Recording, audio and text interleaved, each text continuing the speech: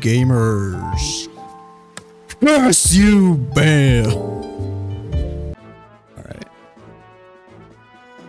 Welcome back, everybody, to the stream. Been a while.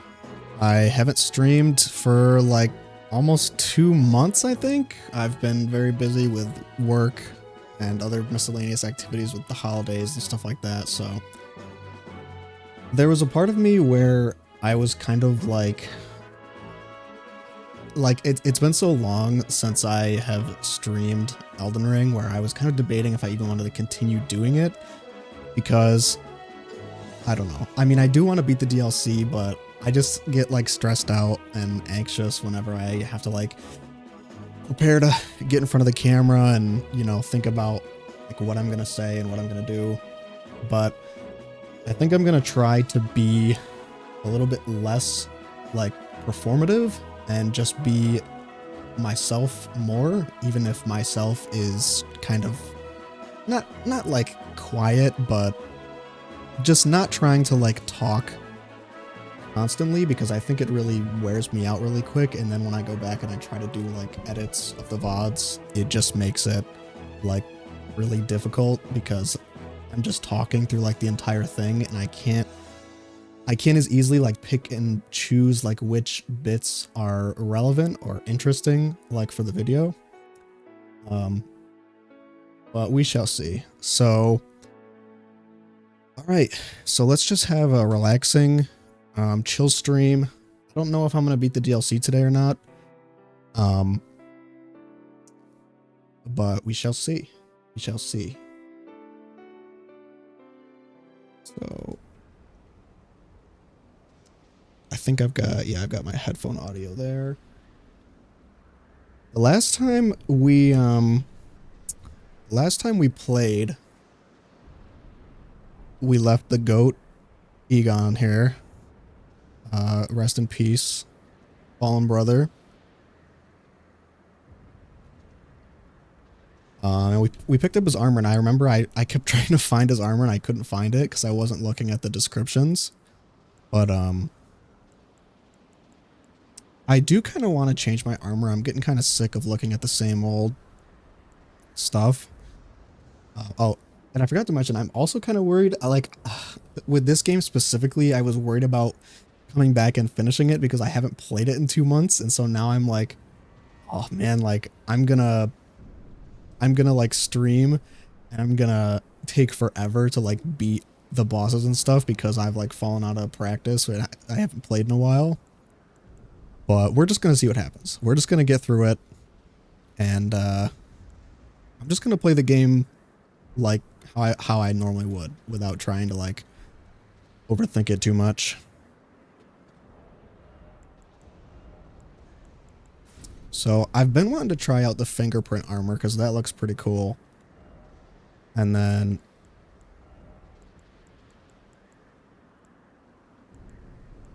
what can we wear as like a helmet? We did get some new armor. Ooh, this looks cool. Oh yeah, that looks pretty cool. Sweet. All right, new look unlocked, and I can still maneuver.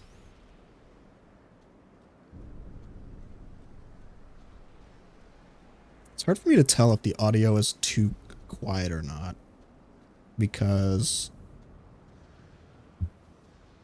I'm listening through my new speakers and it's kind of quiet on my end. So we'll just see if in the VOD if it's too quiet or not. I'd rather it be too quiet than too loud. Okay. So where do we leave off? So we fought Bale in the south. We fought with Egon.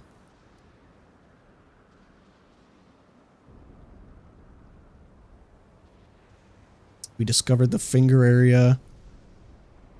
We haven't discovered any of this area yet, and I really want to like find how to get there. But why don't we go this way first? Because I think this is how we continue Letta's quest. So yeah, let's do that. Let's go, if I even can get here. It looks like I may be able to go this way. I'm not sure.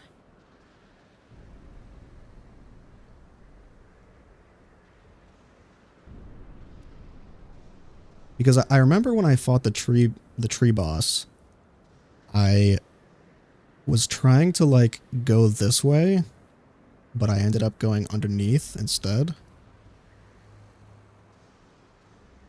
Let's just head here. See where it takes us.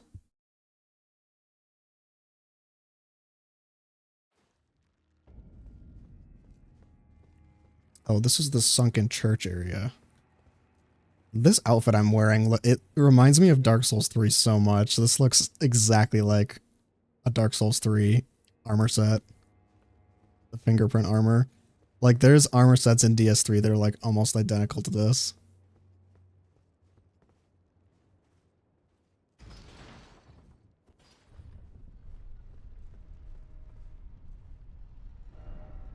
Oh, this is just gonna take me below.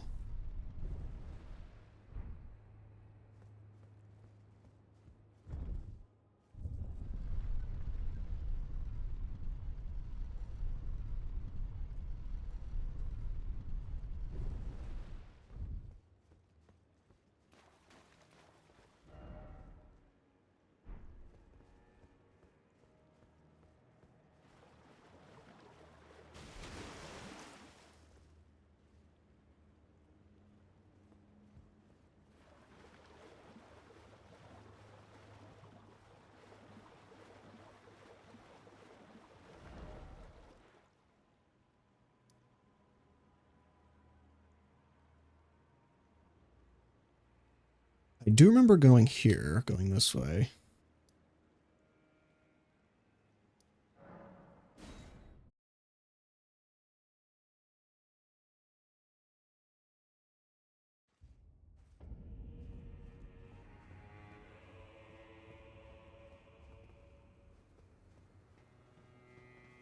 Is there no, like, staircase passageway over here?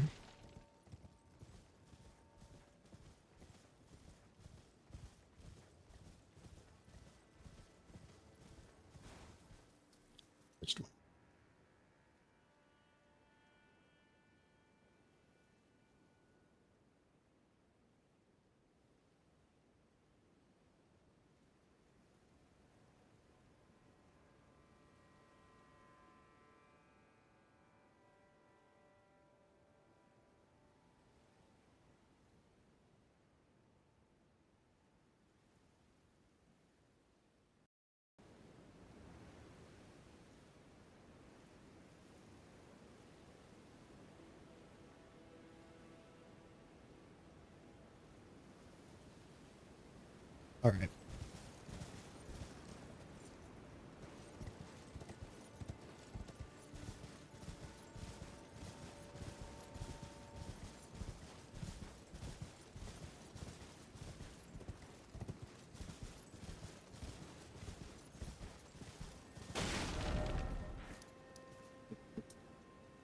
Really loud. I don't recall if we've explored down here yet or not. We went to Bonnie Village because we were trying to get to this place.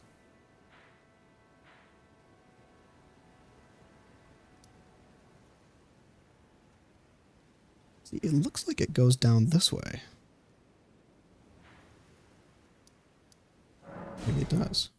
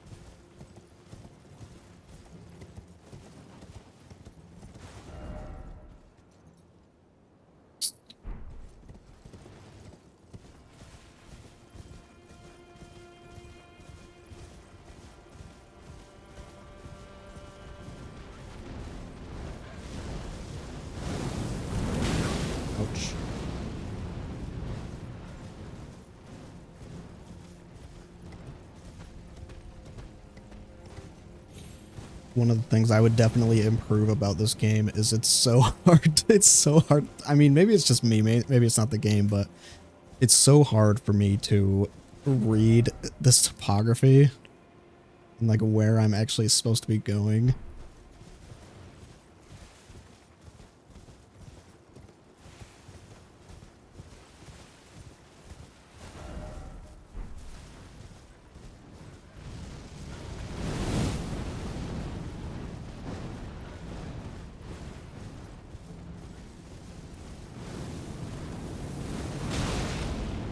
See, this looks right. I don't think it actually leads any.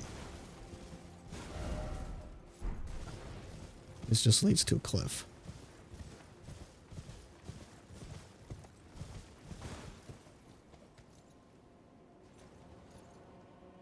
There is a big, like, bridge over there. Oh, I think that's over.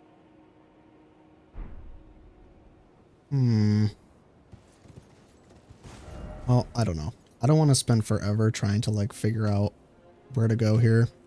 So let's just go where I know I can.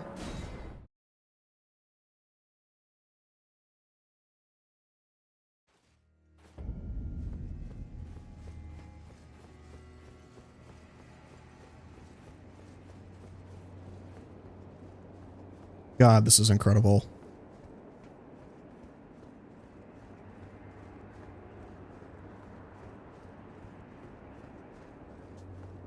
Just amazing vistas in this game.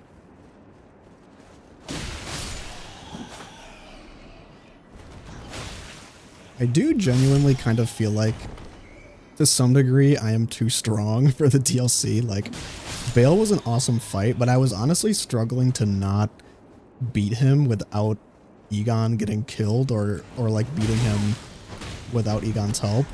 Because I wanted to, like, I very specifically wanted to beat the boss with Egon because it's just more satisfying that way, like, to satisfy his quest.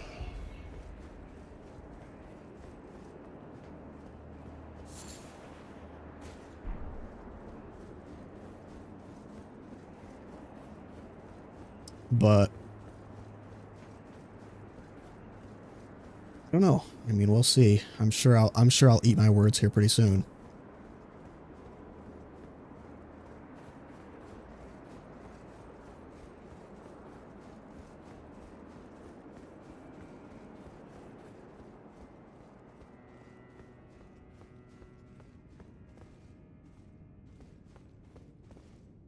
Hello, Gustok.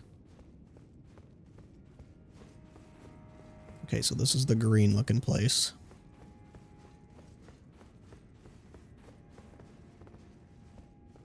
If I recall right.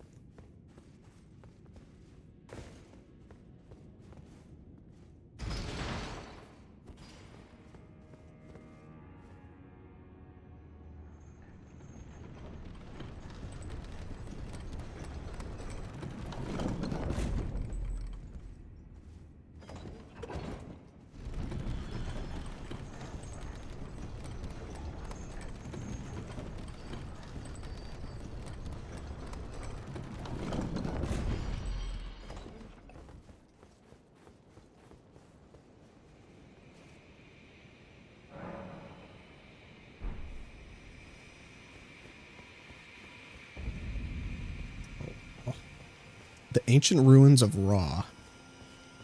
However you say that. Dude, this looks amazing. I honestly haven't seen this much dark green in one of these games, I think, since DS1 with the Darkroot Forest.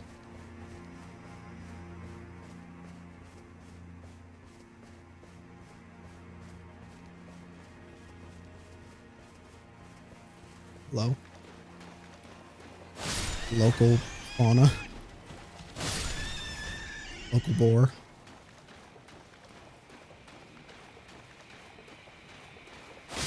Man, I still have to beat Radagon. Completely forgot about that. I haven't even beat the regular game yet.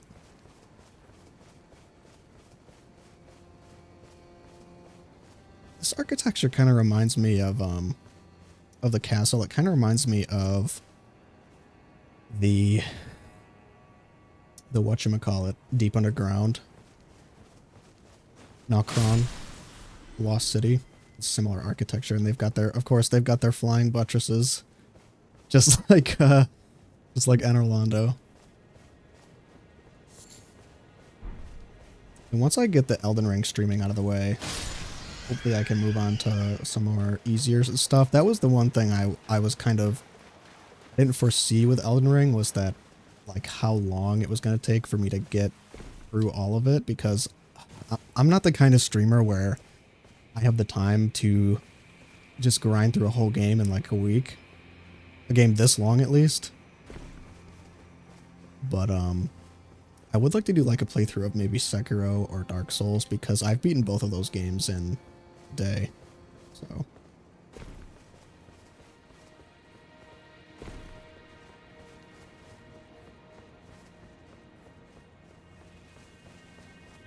not much over here.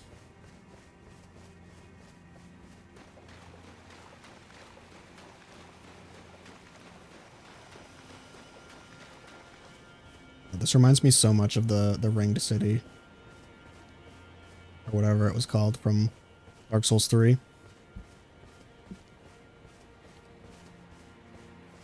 don't know why, it just gives off that vibe.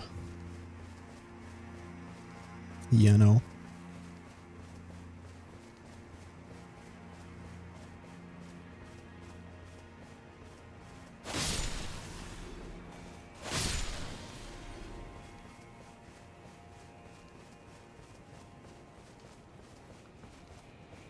Hello. More shadow people.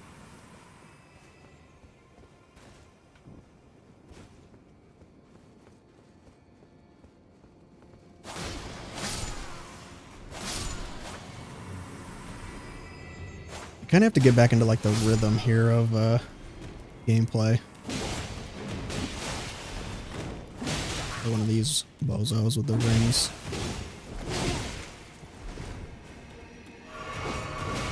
I wonder if you can equip that weapon. It's a pretty cool weapon.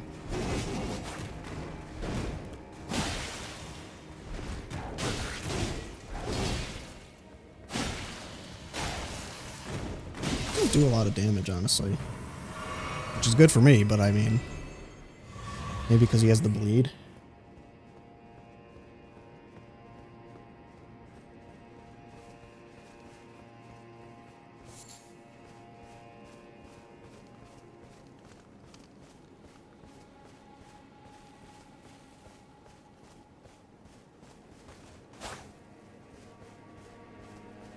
I do kind of feel like with the DLC, like the way it's designed, it's almost like they felt like they had to make it kind of open world-esque because of Elden Ring itself being open world, but I don't know. I feel like parts of the DLC would have been more streamlined if they were just designed in a more linear way, kind of the way the Dark Souls 3 DLC was. Because there's a lot of areas in the DLC where you honestly, you kind of wander around, but there's not a whole lot to find, really. It really seems like they were focusing a lot more on like the story and the boss, like the boss run for this DLC, which they typically do for all the DLCs, but I don't know, it's not really a complaint. It's just, I've definitely noticed how these sections of like open world type levels feel like there's less like things to find than in the base game.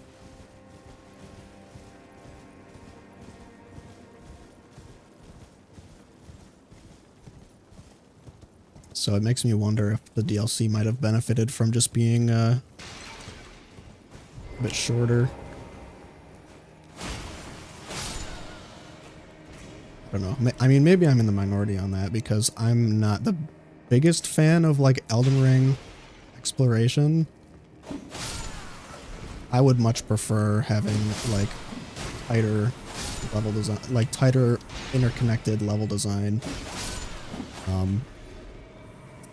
with just like dungeon after dungeon, like the previous Souls games are. Like, all the best moments in Elden Ring are the boss fights and then the legacy dungeons for me. Like, there are cool moments where you're exploring through the open world and you're like, wow, like you come across something amazing and it's just like incredible. But I definitely don't get as much joy out of like just exploration in this game as I do in games like Breath of the Wild.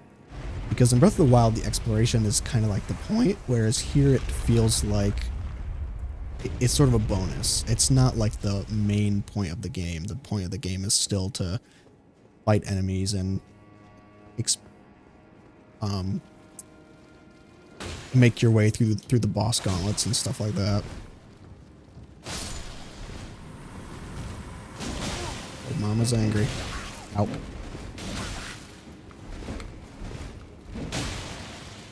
Remember to boss in, or to dodge in. And I always forget to do after a while of not playing these is I like revert back to my instinct of not dodging into the enemy. Even though dodging in is much better.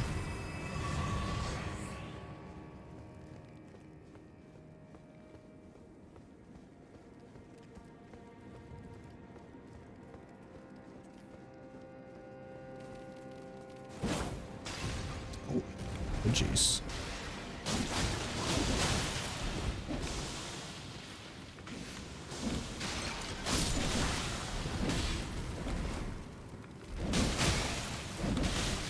Ouch.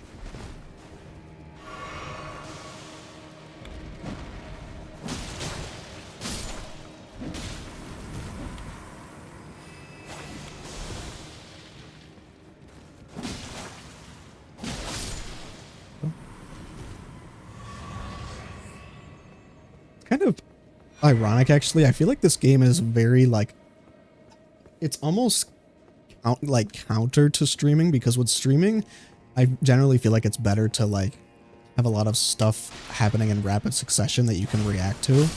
But I feel like if you get too excited when playing this game and like you get like scared of the enemies, you play like way worse and it takes way longer than if you just focus and chill out. Like that whole sequence of me fighting those scorpions, like I wasn't talking or saying anything. I was just focusing on fighting, and because I didn't panic, even though there was 3 like big enemies, I made it out just fine. I definitely feel like it can be like kind of counterintuitive in that way.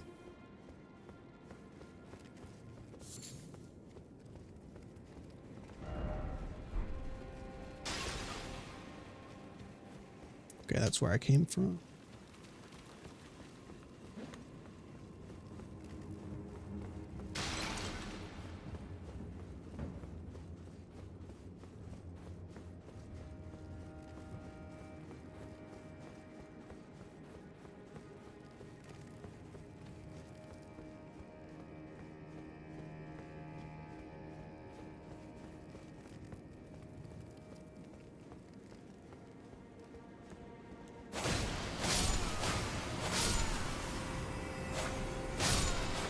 There's definitely a lot less areas in this game where, or in this DLC, where it feels like they try and like gank you with enemies. I feel like the base game does that a lot more. Like you're pretty free to explore these areas because the enemies are just kind of like chilling half the time. You're not getting like overwhelmed with a bunch all at once.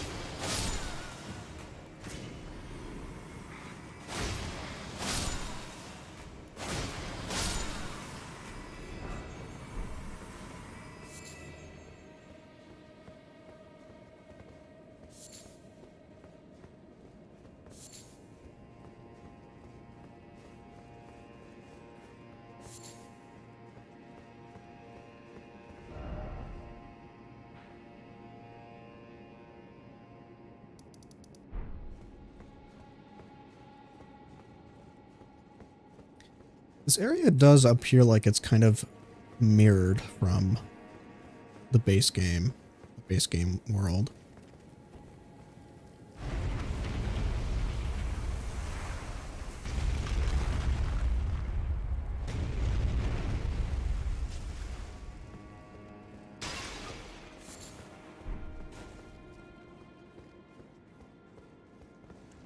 Snails.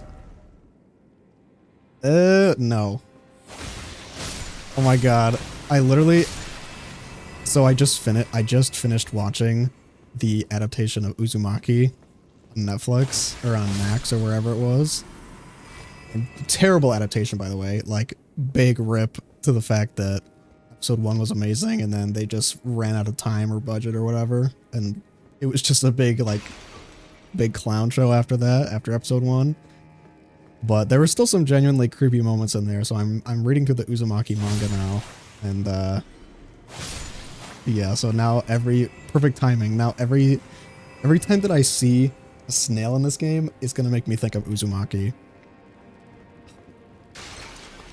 Maybe I'm the only one this has happened to, but do you guys ever feel like you're watching or consuming some kind of media, and then like elements of that media start to appear in other forms of media that you're also consuming? Like, I feel like I've had that happen a lot, and I don't know if it's just like recency bias or bias for like consuming similar media to what you're already consuming, but I feel like that happens to me all the time. Like, right there was a perfect example. Like, I read through, or I watched and started reading Uzumaki with the spirals and the snails, and then all of a sudden I decide, oh, let me get back into Elden Ring, and then there's the snails right there.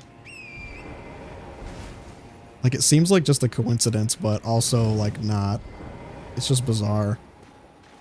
Kind of the same thing with like when I first started really getting into Dark Souls. That was also around the same time I was reading the Berserk manga. When I first got into Bloodborne, there was something else I was doing. Like, I remember having this feeling back when I played Bloodborne for the first time as well, where in addition to playing Bloodborne, there was like something I was watching, like, reminded me of it a lot, or like something I was reading or whatever. But I don't know. I just think it's kind of funny how I feel like I notice trends like that a lot. Like, I'll be getting into one thing, and then it's like the other stuff that I watch or play or whatever will like sort of seep into that, and I'll start to notice like patterns in different media. Oh, you know what it was? It was JoJo's Bizarre Adventure, actually. When I first started playing Bloodborne, the connection that I made, not that JoJo's and Bloodborne are similar, but the connection that I made is that a lot of the sound effect, like the stock sound effects that are used in Bloodborne, like the noise that it makes, like when you're at the start menu and you like hit a button and it like makes like this loud like doom noise, that exact same noise is used in JoJo's Bizarre Adventure, like especially parts 1, 2, and 3, everywhere, where like some big impact happens, like they have an impact frame and they play like this impact noise, and it's the exact same noise as the one that's in Bloodborne. And it was just funny to me how I just immediately recognized it. And I mean, hey, it makes sense. They're both Japanese properties, so it would make sense that they share some of the same stock sound effects.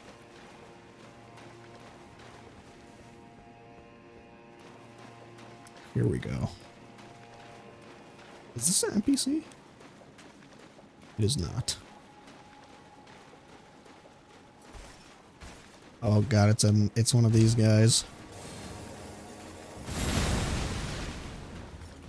If I recall correctly, you can't stagger these guys really.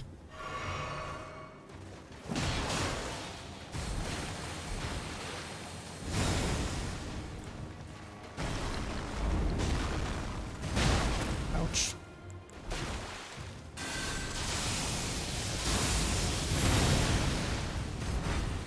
Now I really look like Vike, using the Dragon Lightning and his armor. Ouch.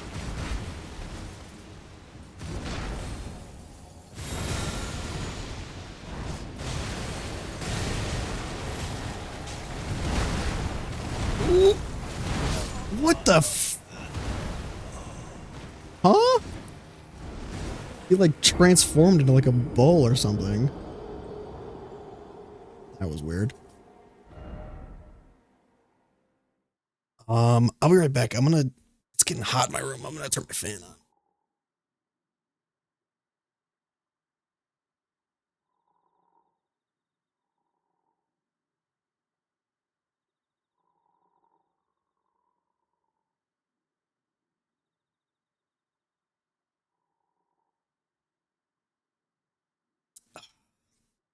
Slightly better.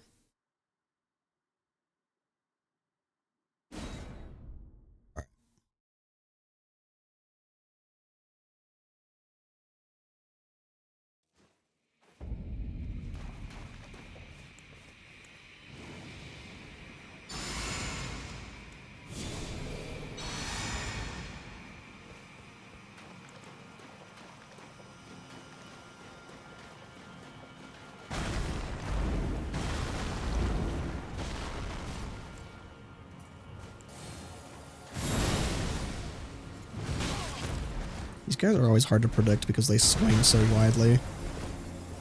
And they wait.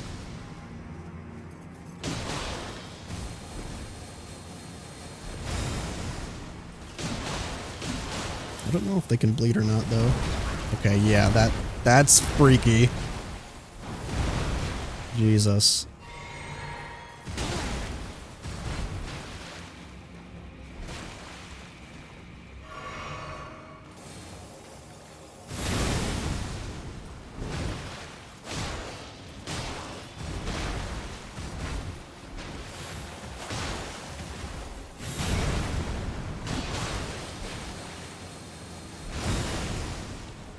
Kind of dodging too early. Okay. All kinds of new attacks.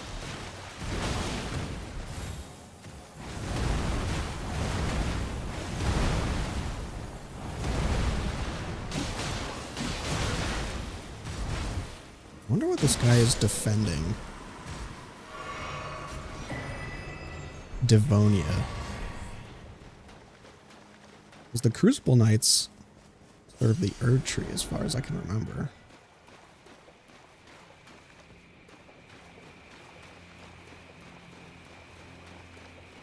No NPCs here for me.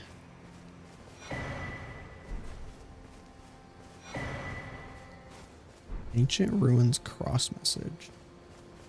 The Parthenon over here.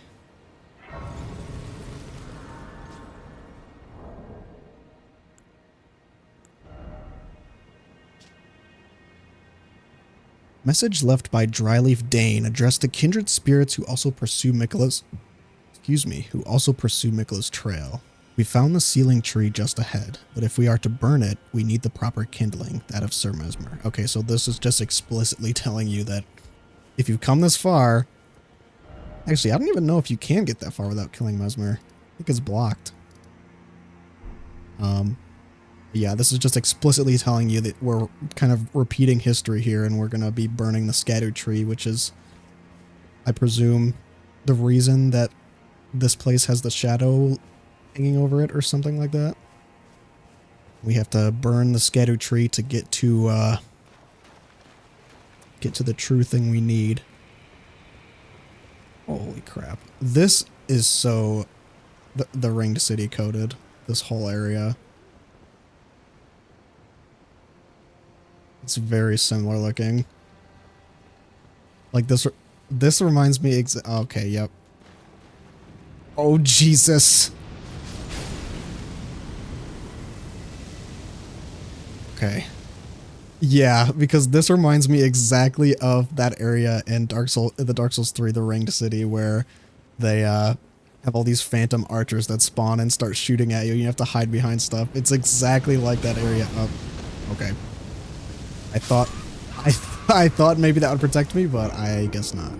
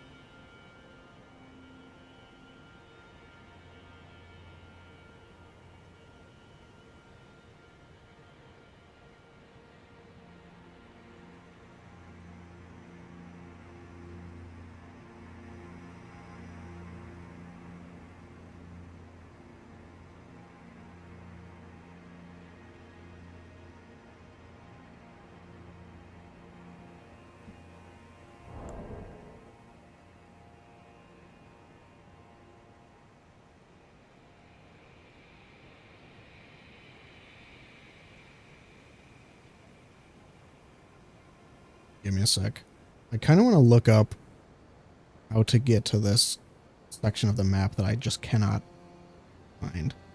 Because I don't want to like get all the way through here and beat the DLC without exploring the entire map.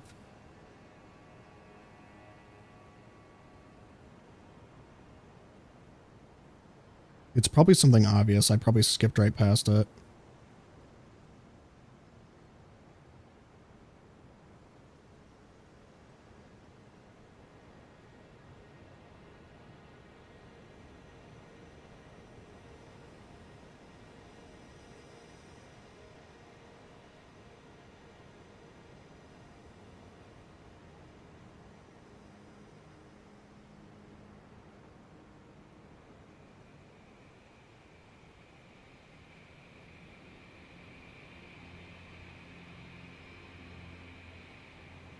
Okay. So looking at my map here, I don't know if it looks like there's a grace down here I have not gotten to yet.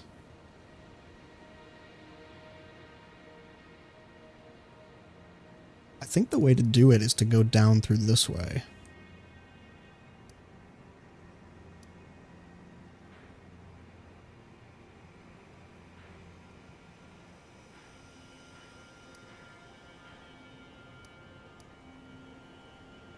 It's misreading.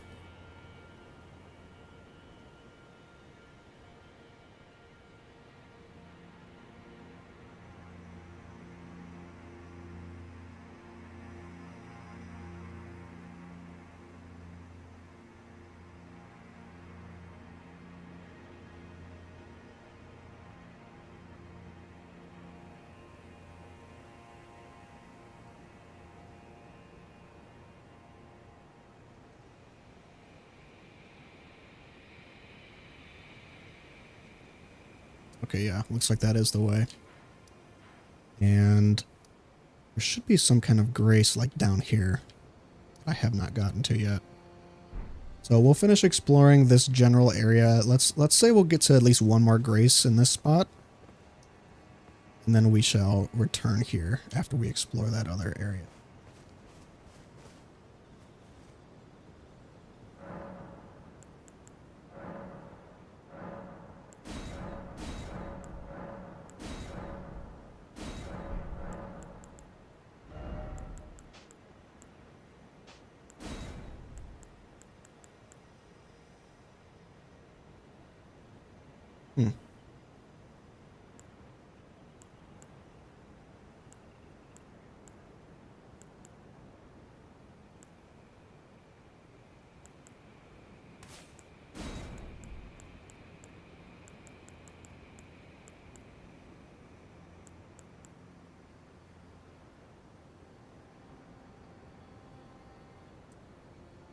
Let's try this guy.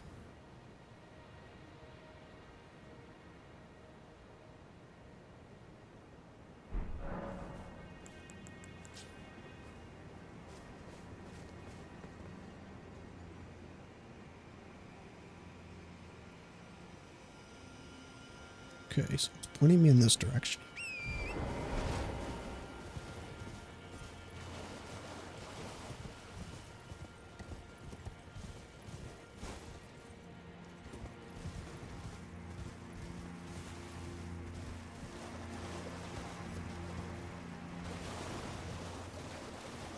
Yeah, this looks identical to, I mean, not identical, but it's very reminiscent of the Ringed City.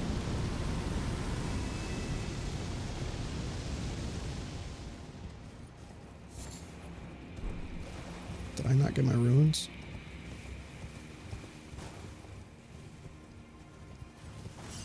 They are hidden very well there with those flowers.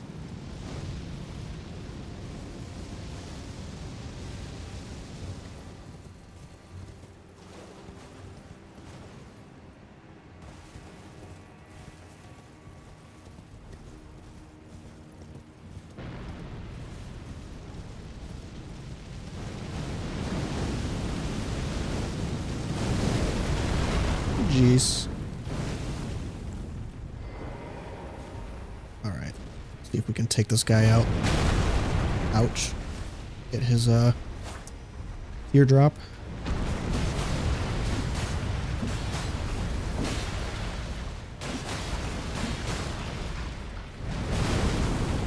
Ouch.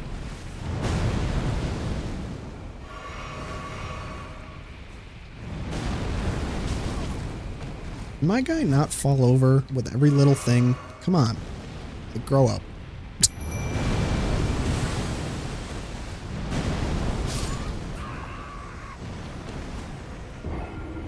Didn't work.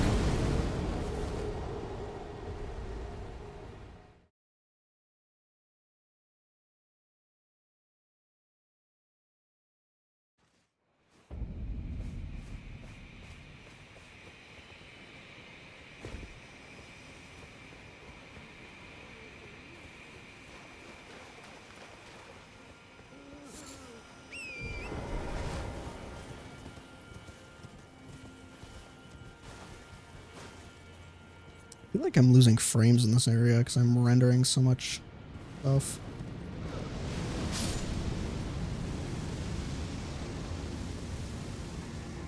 You can really see the curtains up there. Shadow curtains.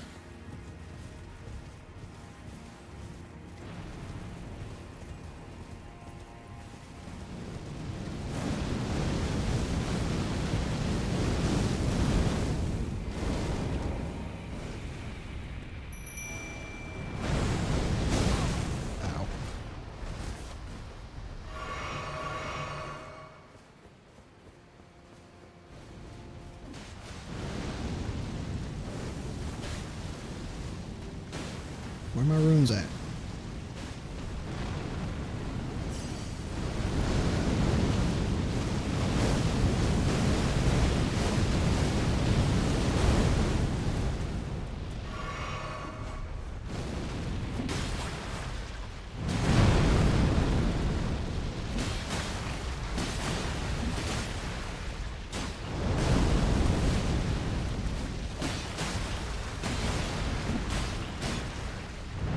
The secret to beating these guys is fucking perseverance.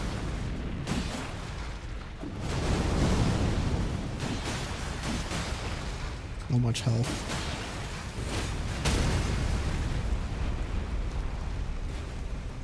Oh, he didn't fall.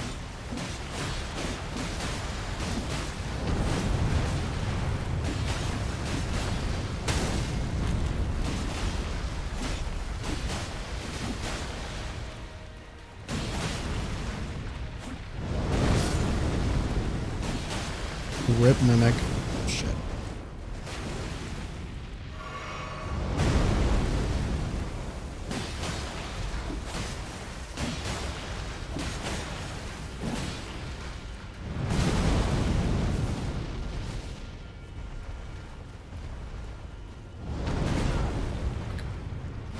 Yeah, I'm definitely having a couple of frame drops here.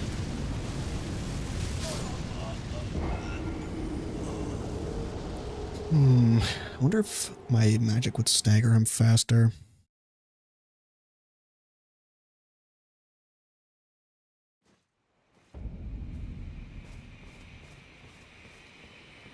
Ancient Ruins of Ra.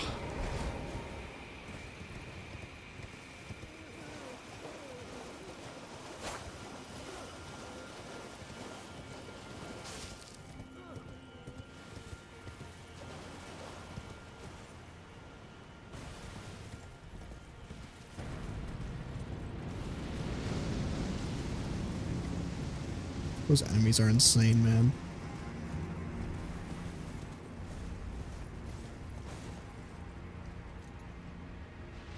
Hello, can I get off my horse, please?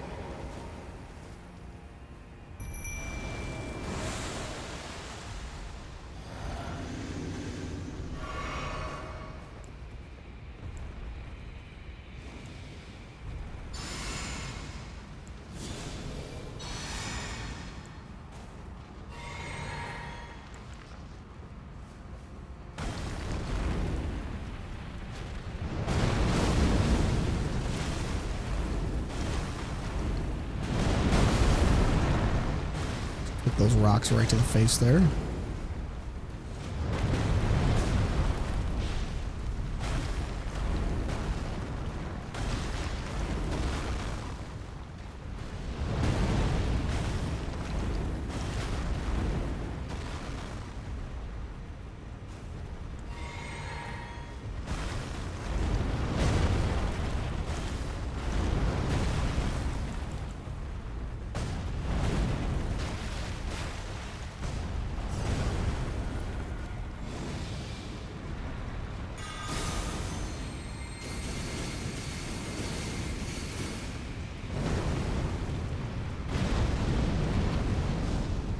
That didn't do shit.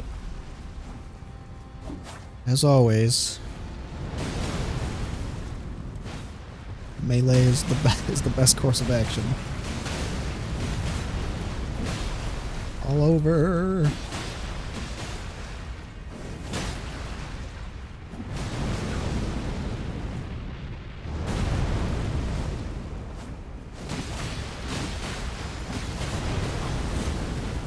Just being impatient with this.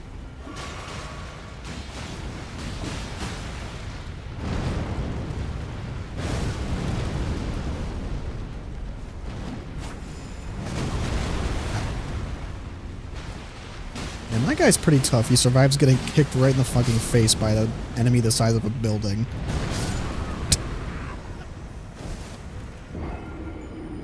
Oh man. Just a pain in the neck fighting these things.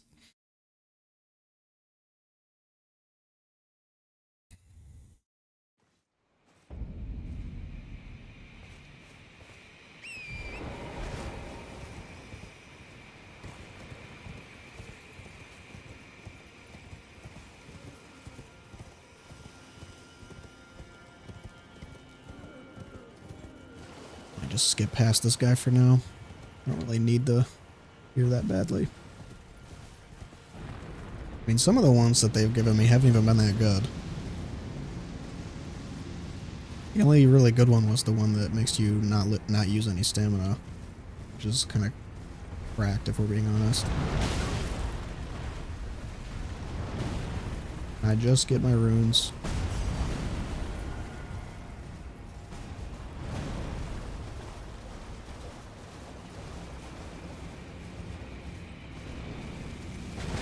What is this way?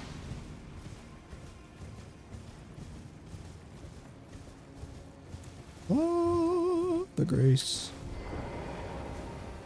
By grace I go. Well, grace.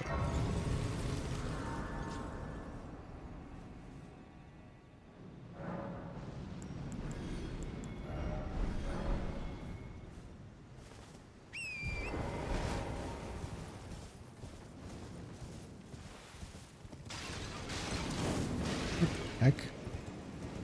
Like a bouncing flame spell? That's pretty cool.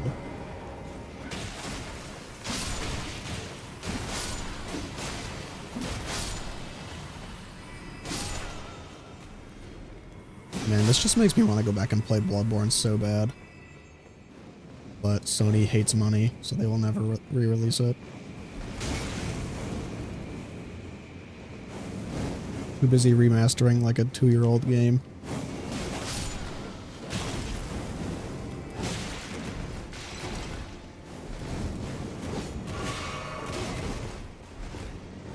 Can you even backstab these dudes?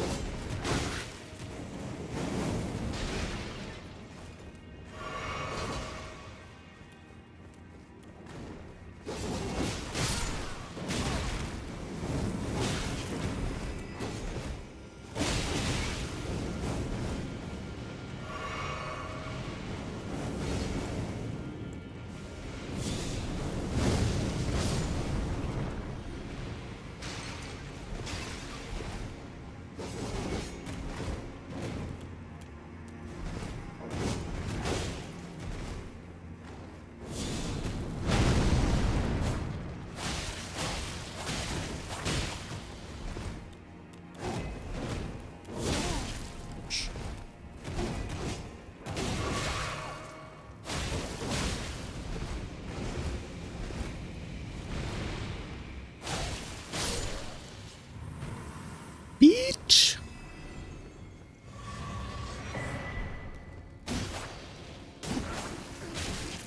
These guys are such a fucking nuisance, dude. Every dungeon they're in.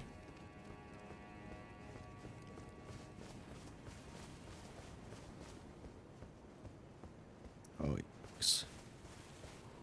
They're big guy. Two big guys.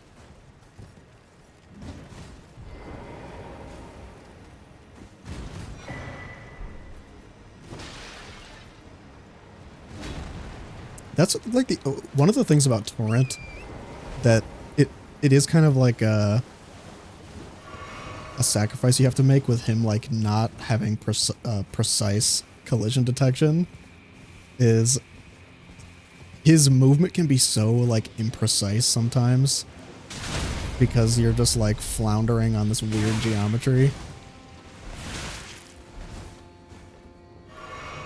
Is this rot? Yes, it is. I thought it was blood at first. This looks like a Bloodborne level. It's a lake of blood.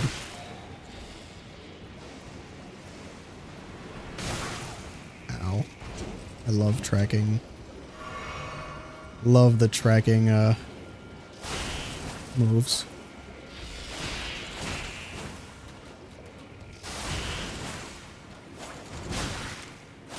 Don't they say you're not supposed to kill these guys in the DLC? But maybe these ones are different because they're red, tagging me.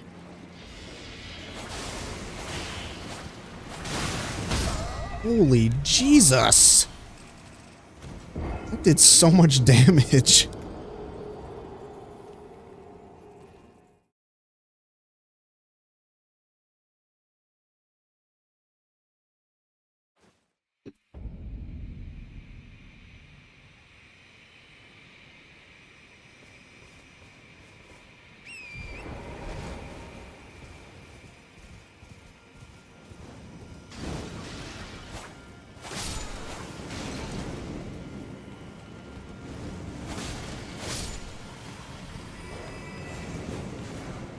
It should be moving through here on foot. Make it a bit easier.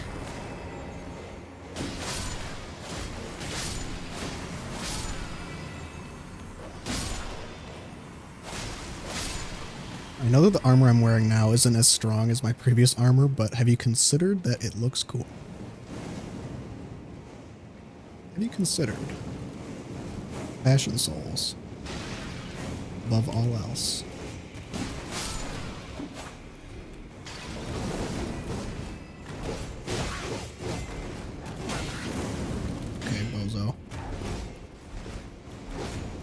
Man, they really like the parries in this DLC.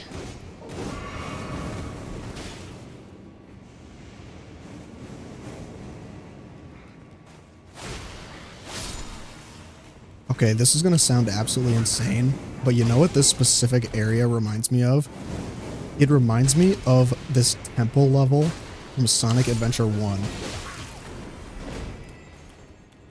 Maybe nobody has any idea what I'm talking about, but shout out the temple level from Sonic Adventure 1. It's like one of the super late levels in the Sonic path where you go through this temple and you ride on the back of this like this snake made out of stone. And that part of the game used to frustrate me so much because like the collision between objects in that game just fucking did not work, and so I would fall off the snake every single time because it would go around the water in a circle and the water would like push you off of the snake. That game used to be my shit back when I was a kid. Sonic Adventure 1. Don't listen to what the haters say. Goated game. Except the cat sections. Those parts suck.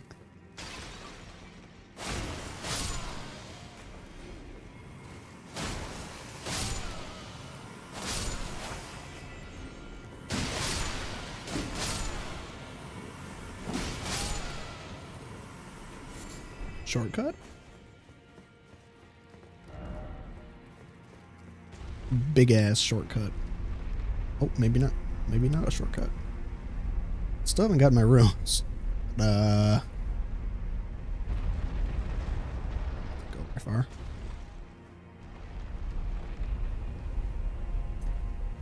I'm guessing there will be at least 2 bosses in this area, maybe not counting the final boss. Well, I'd like to at least fight 1 boss here and see if I can beat them before I do what I said I was going to do and go explore that other area.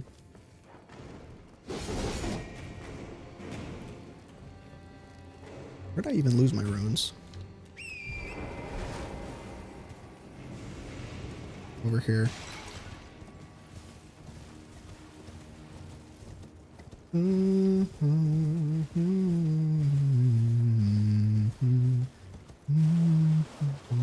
got Porter Robinson's new album stuck in my head. One of my favorite music artists. And that new album is so good.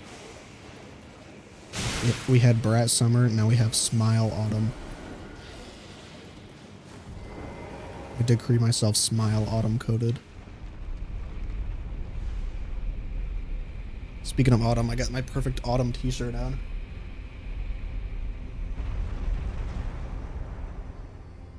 Just 2 frogs sitting in a tree. This could be us. What if we were 2 frogs sitting in a tree? Imagine. This could be us.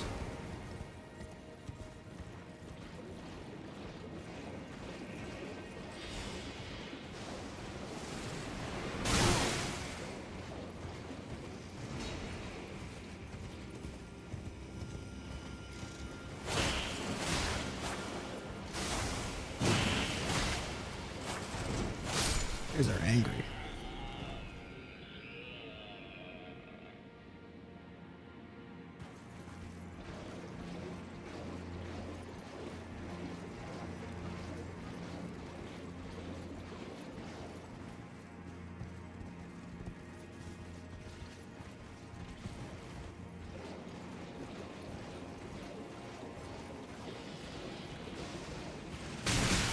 Holy Yeba.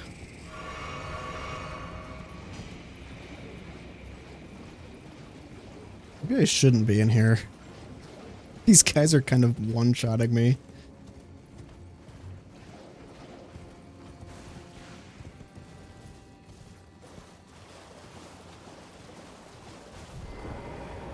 Figures after right at the start of the stream, I was like, oh, Elden Ring DLC easy.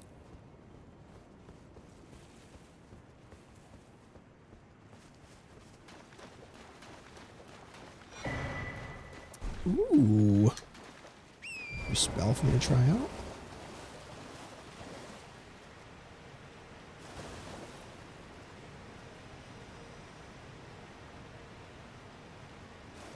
Can't tell if I've been down there.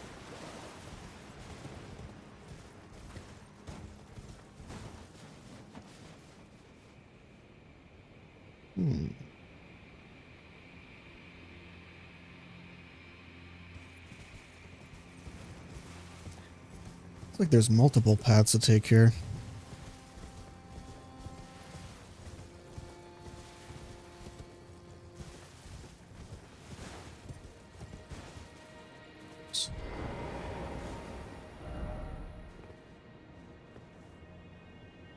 Fuck.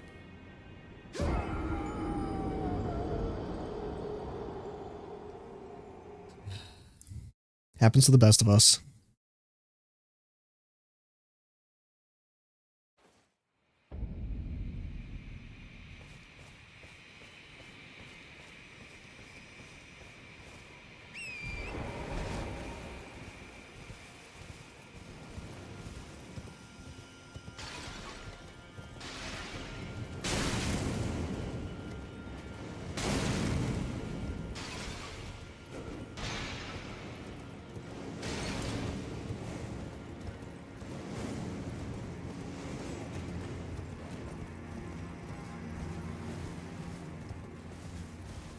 So I kind of want to know like what these ruins are, because it says Ancient Ruins of Ra, but I wonder if like that's the name of the city or the name of like a people, or maybe like the Hornsent used to live here. It's very like Greco-Roman coded. which is kind of interesting because there's a pretty interesting history between like the Britons and the Germanics and the Greco-Romans in real life history. So I kind of wonder if that's trying to like, if they're trying to reflect that in the game here, like this relationship between like the Land of the Shadow and the Lands Between, where the Lands Between is basically like Wales and the UK, and then maybe this area is meant to represent like some kind of Greco-Roman-esque civilization, which came in went into conflict with the Lands Between and America's regime.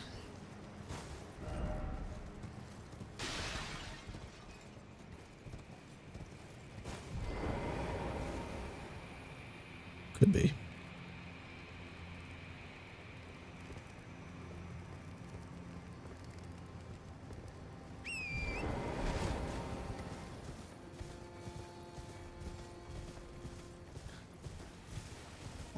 All the Gaelic peoples were just chilling, and then Rome was like, "Hey yo, what up?" Was that Rome? I forget. Some kind of history where like Wales and the Gaelic peoples. I forget the order. Pretty sure it was the Romans, and then it was the English afterwards. No, I mean I know the English are more recent.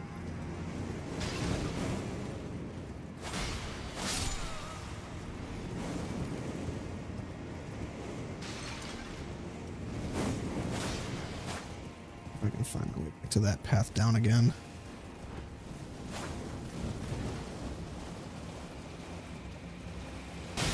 Oh, whoa! Look out, dog.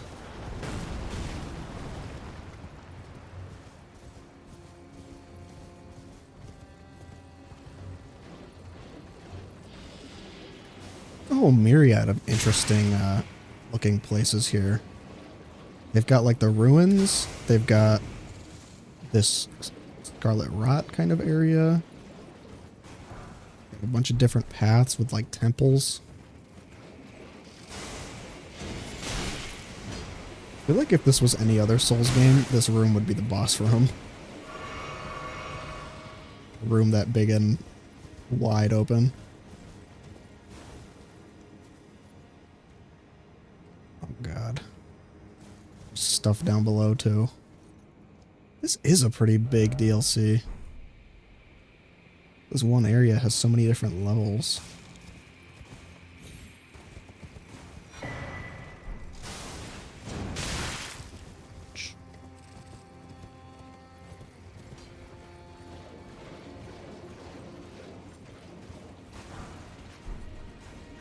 Smithing Stone 2.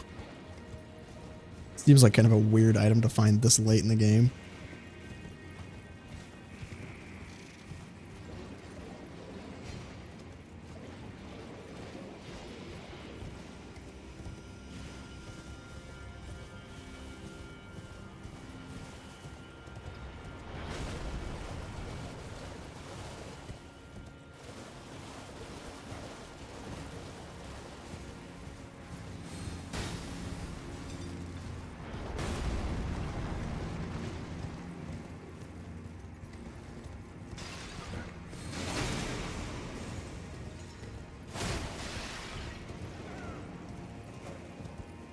Here we go.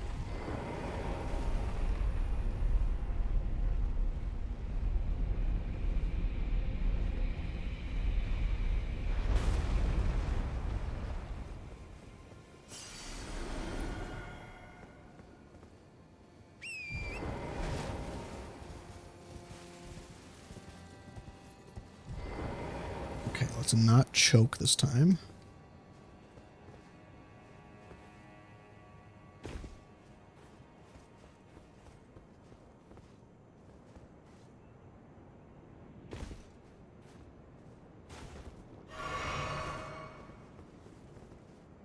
Whoa.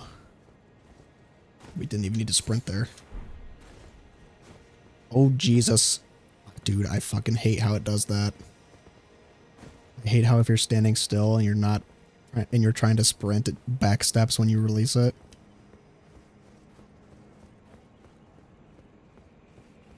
I've inadvertently killed myself numerous times because of that mechanic.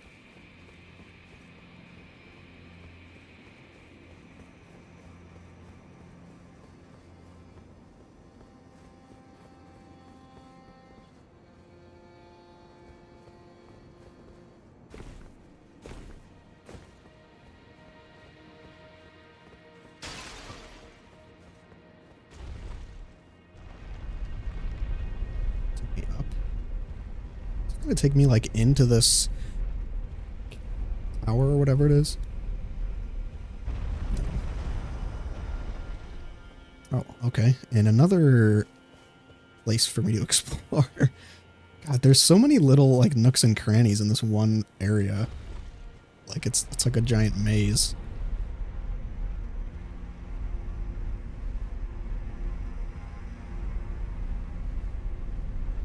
Let me go around here first.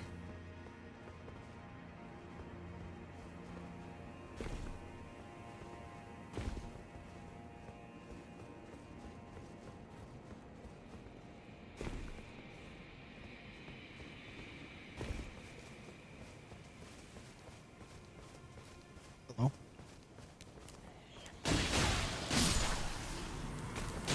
Weird looking sage people.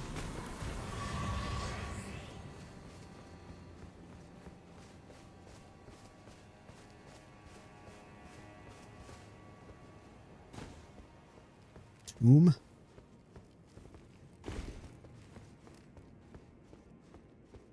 Why do I feel like Patches is gonna show?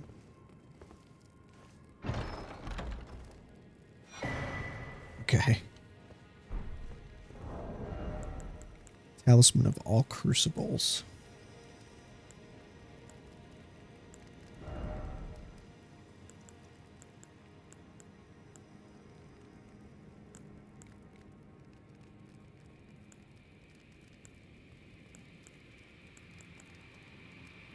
Okay.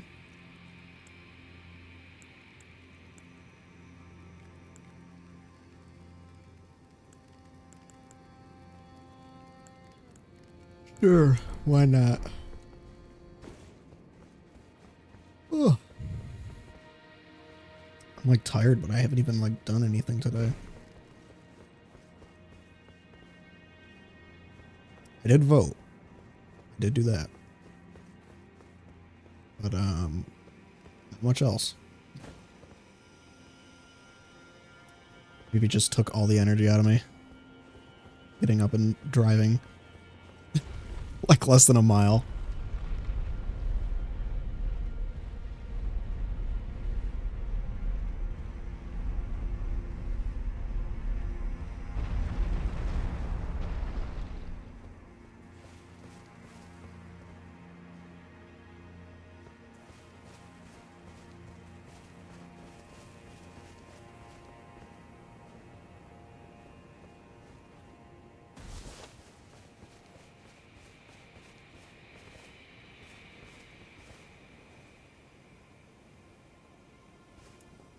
Okay, so, oh.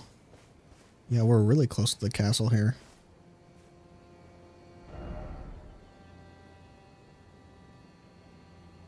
Didn't even get, Matt pregnant. Yeah. Looks like it's down here somewhere. Maybe in the lower level. So, let's go find that.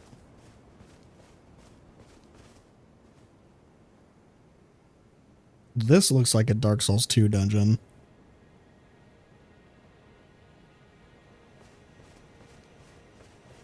Very Dark Souls 2-esque. Dark Forest vibe. Reminds me of where that chariot boss is.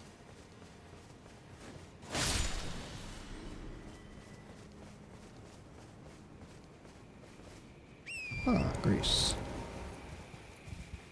Man, this area is pretty.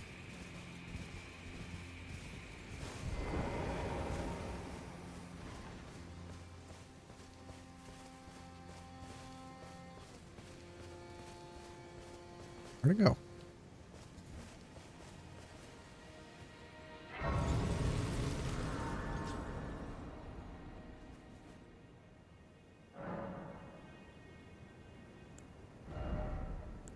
Almost there.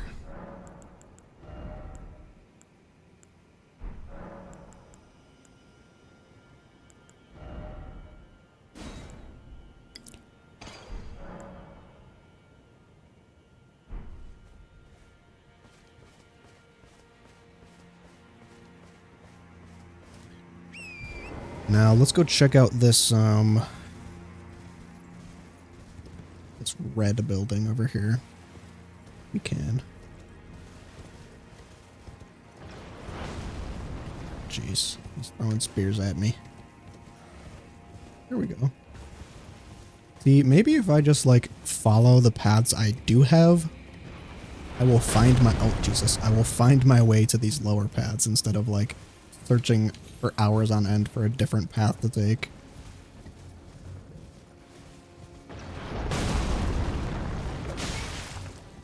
It would be interesting if you could make these guys stop attacking you like you can in Dark Souls with the giants. I help anytime.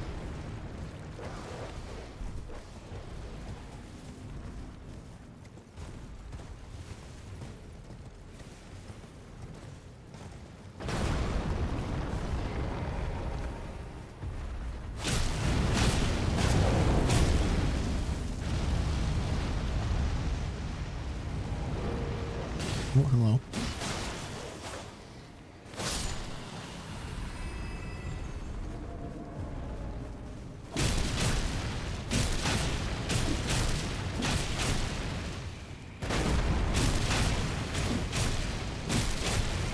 You're going down, bud. It was kind of weird. Did anybody else just see that? Like the way my character moved when I dodge rolled there? It's like I got kicked backwards before my roll animation actually finished.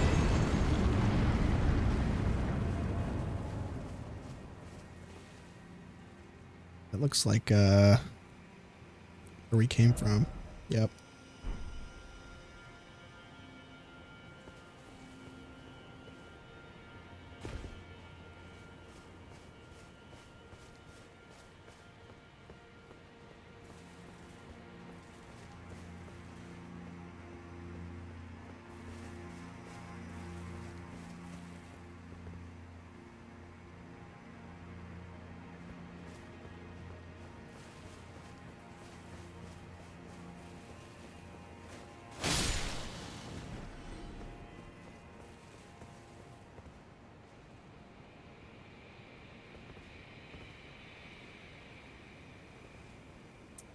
This game really loves their collapsed bridges.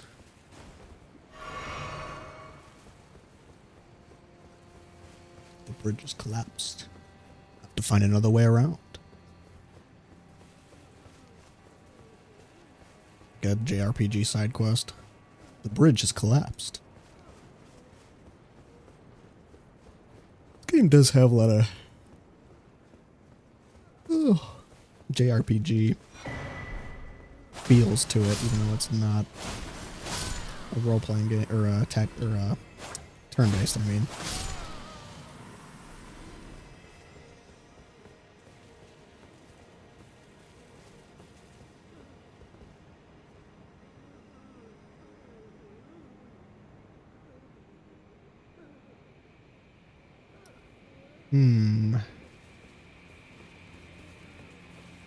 could this be dead end?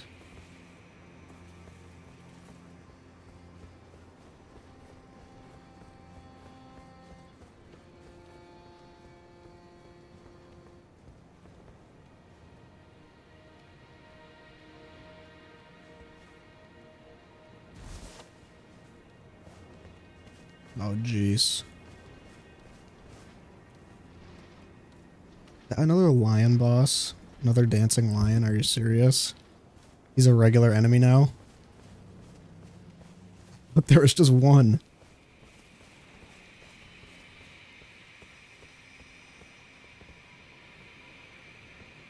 I really don't want to fight that thing right now and lose my runes.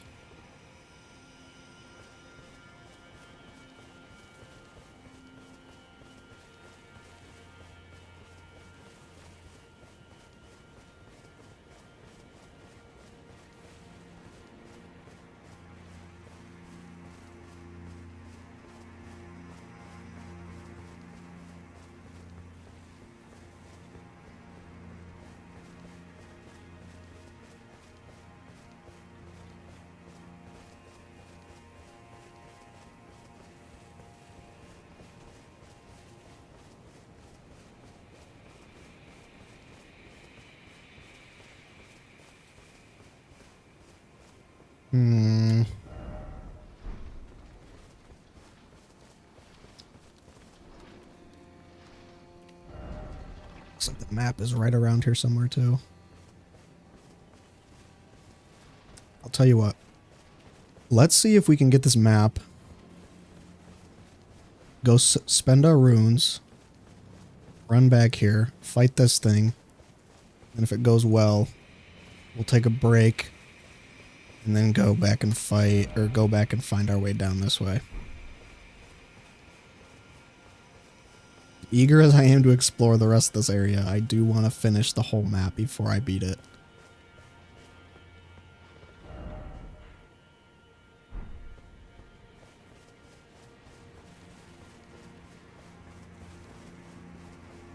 Don't tell me the map is even further down.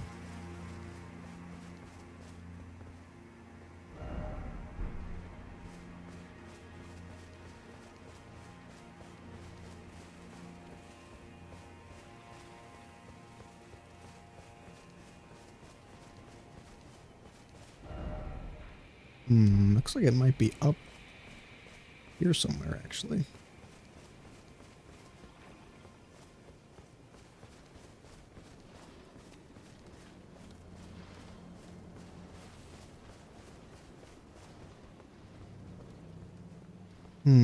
Well, let's teleport back here. Spend our runes. Or I get caught and carried away.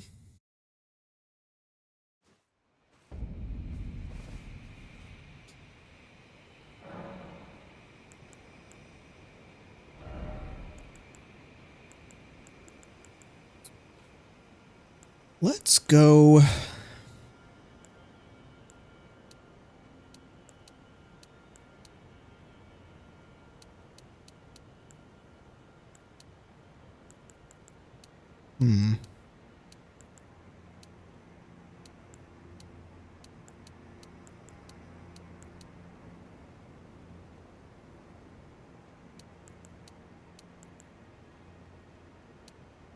I feel like we do want to keep scaling our faith, but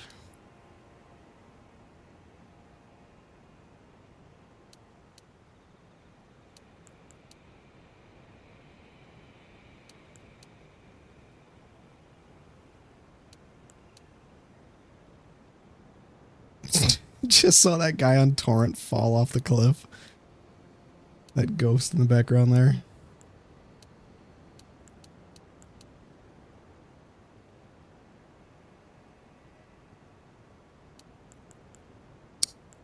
Let's do faith again. More damage. Not that it makes a huge difference at this point.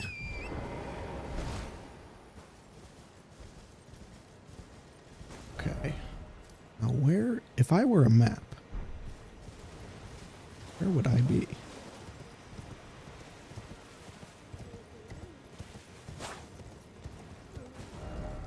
Oh, this is that one area. I didn't realize it was going to take me this far back. I thought this Grace was one of the closer ones.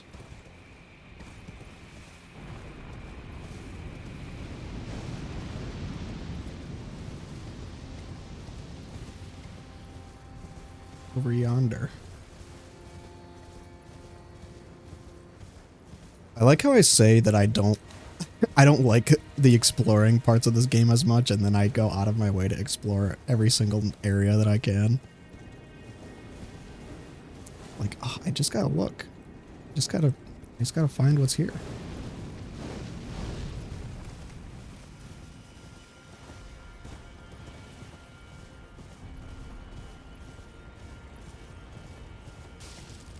Open world is best. Yeah, I mean, it's hard to argue because the open world in Elden Ring is so good. I can't complain about it too much, even if open world isn't like my favorite. Isn't typically my favorite kind of game design.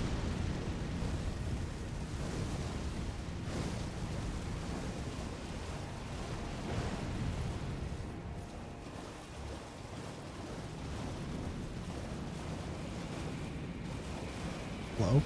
I thought this was an updraft. Fuck.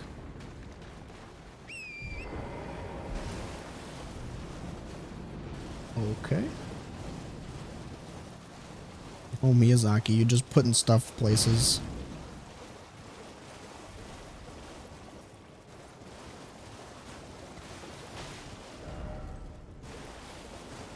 First off, west. And offer ranged bet.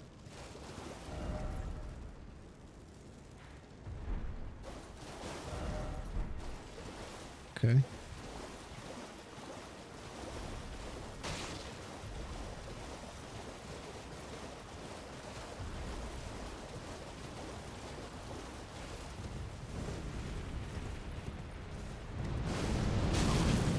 I don't know if I can go west here.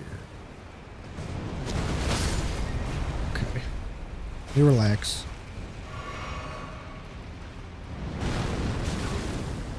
This guy is more of a fucking world hazard than he is an enemy.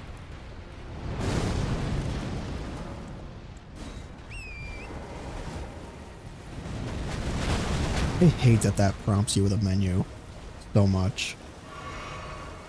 It's like, I hit the button combination to resummon Torrent. Do you think I want to use a flask? Yes.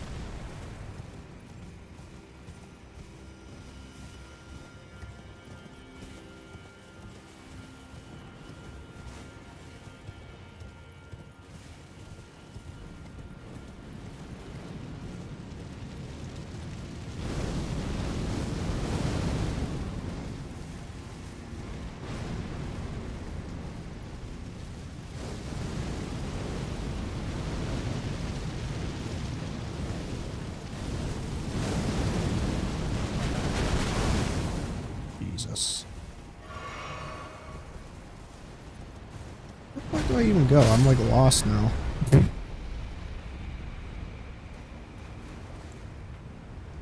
Oops.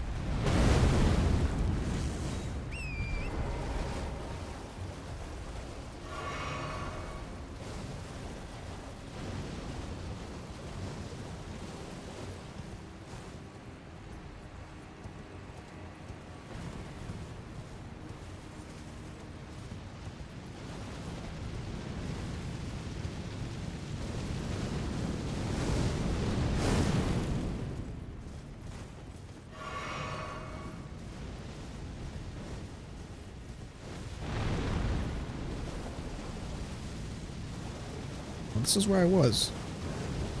Bro, am I dumb?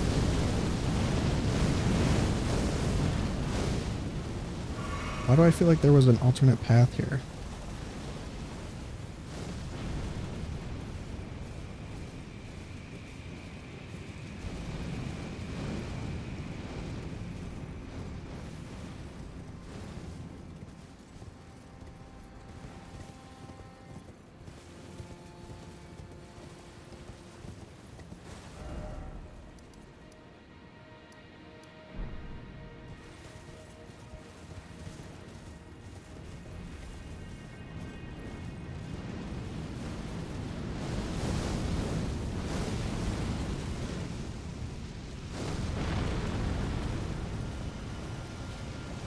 Here we go. This way.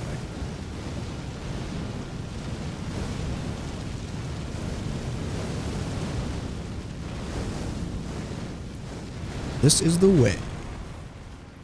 Okay.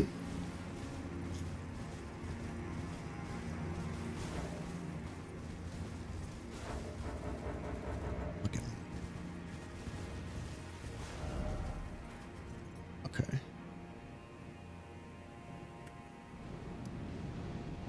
Looks like this is down below here, wherever this is.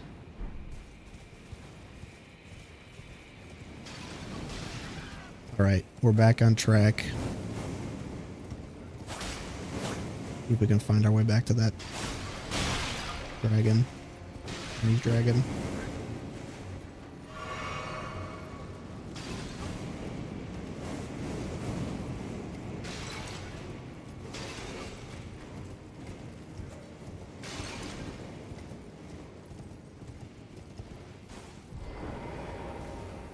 What is this? Another path. Unless this is a shortcut. Well, this is the elevator. I'm a dumbass. I thought this was a door.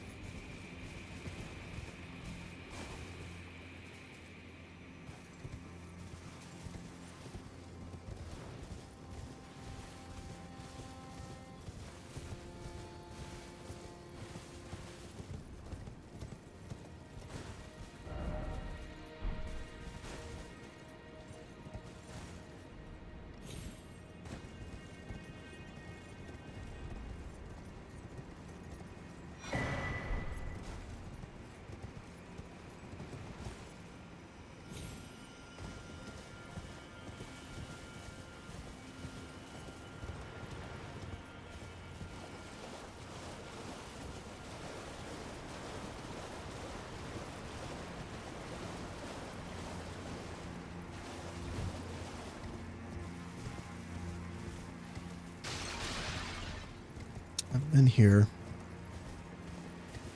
I think if I drop down to that one spot again, that's how I...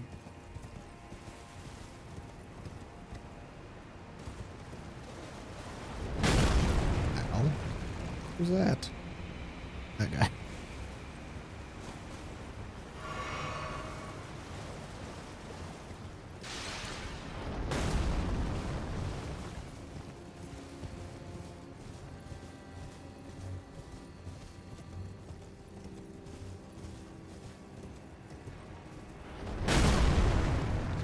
Maybe not. Here's that one thing down there.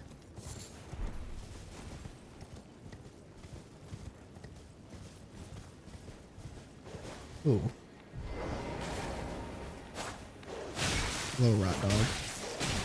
Okay. Getting dog mechanics. Bite you 50 fucking times.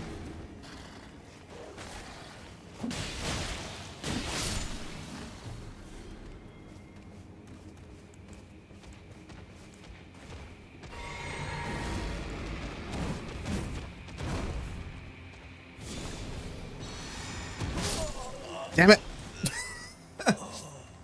Oh.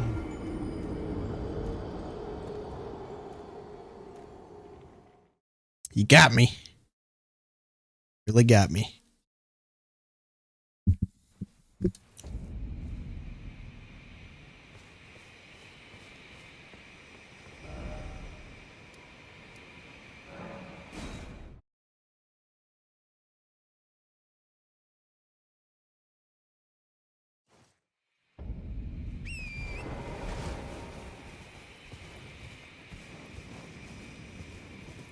I just want to get back to the Chinese dragon thing.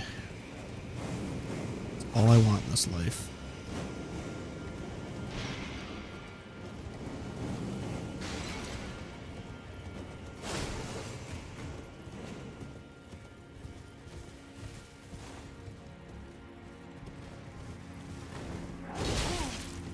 Dude, these fuckers ganking me all over.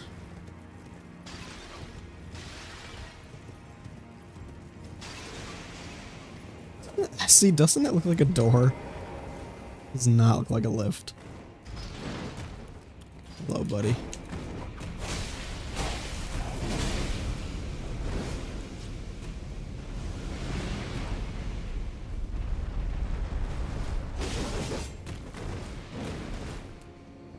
Dude, these enemies are so annoying because they attack 60 fucking times in a row like that. Oh my god. annoying, bro. Like, I just want to get where I'm trying to go.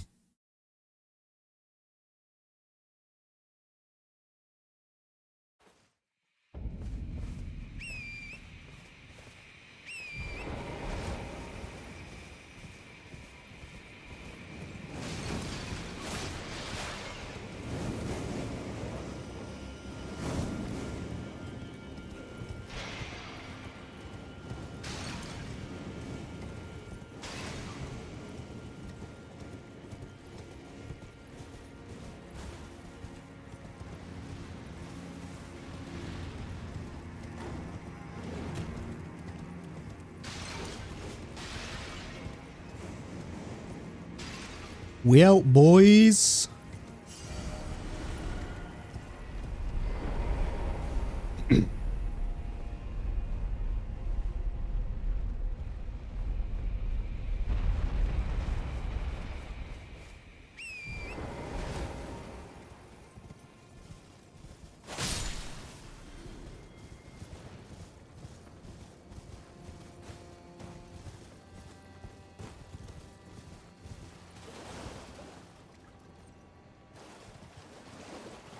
They're just here.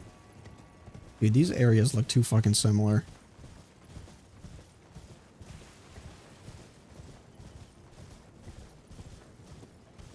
Tripping me out.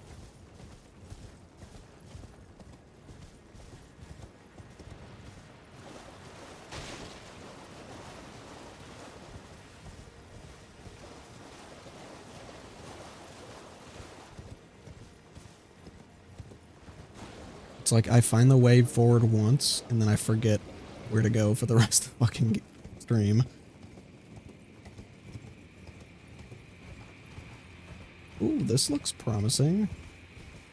First boss. And it looks like a giant Scarlet Rot church. I'm sure this will go very, very well. I'm sure this won't go badly at all. Okay, let's get our flasks back. Let's see what this has in store for me.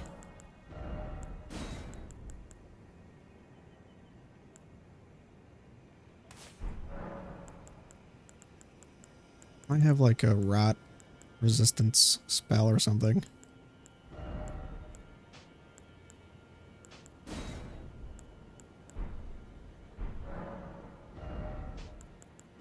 I haven't used any of the dragon spells in a long time, actually.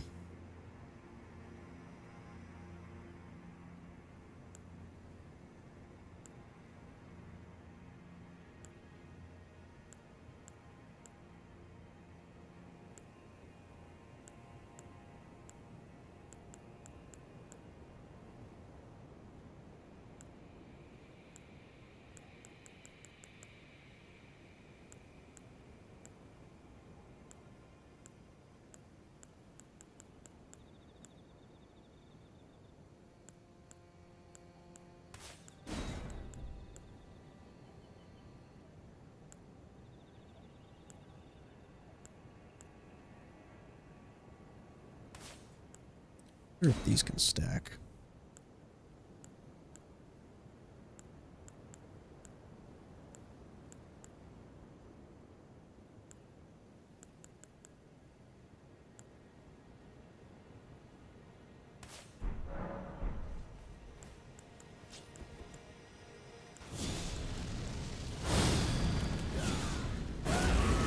They do stack. I think. No, no they don't. Okay, whatever.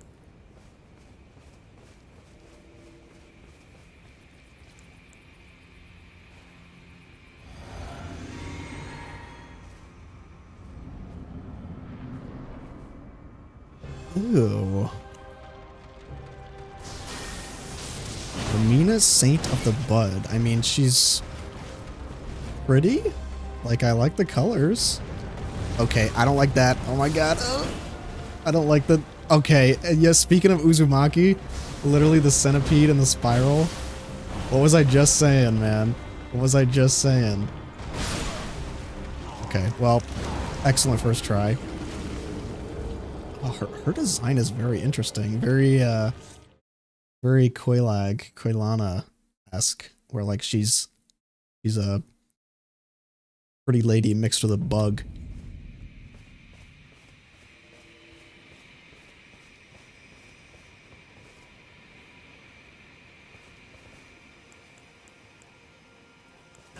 She's a bug. I wonder if flames will be good against her.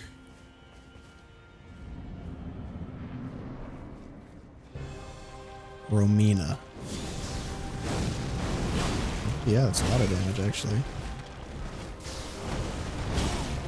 Okay, she attacks very fast.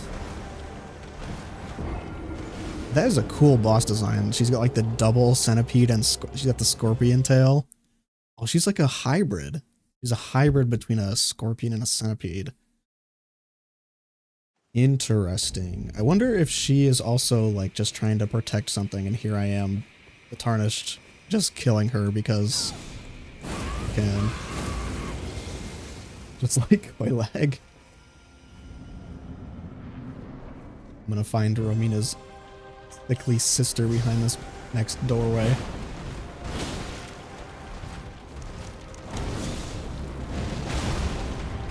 That's a lot of damage.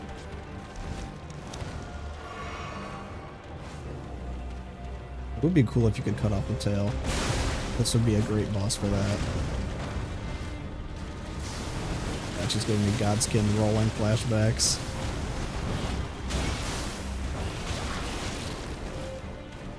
He kind of looks similar to that one. Okay. Awesome. And she has rot.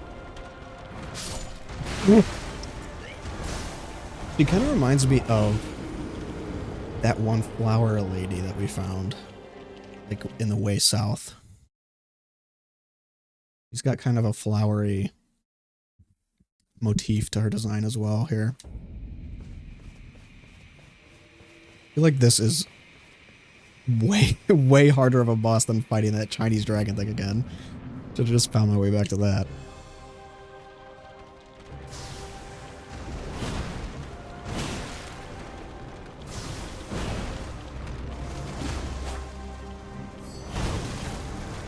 And her range is huge. Maybe just better to spam fireballs this fight.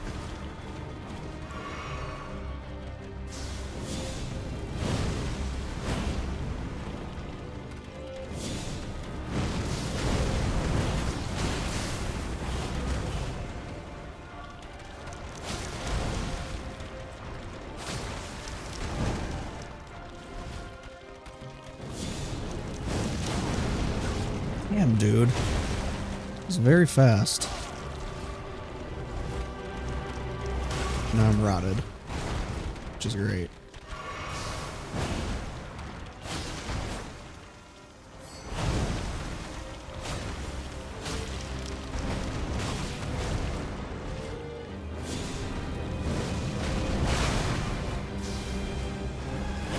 I wonder if the black flame would do more damage or not.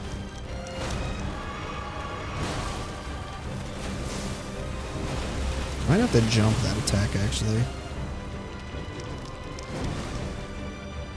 Oops.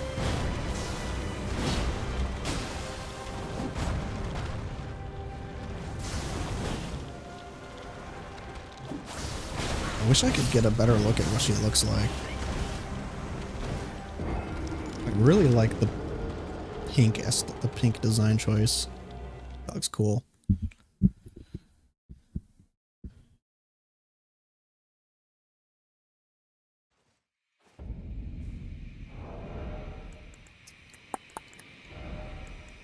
If we've got any resistance things here.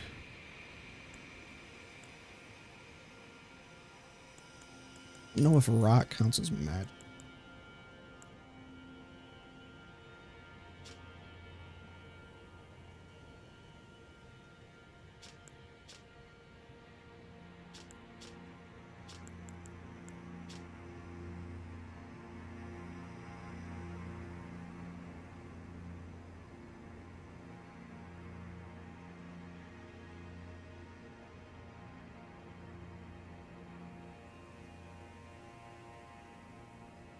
So this will grant me resistance to rot.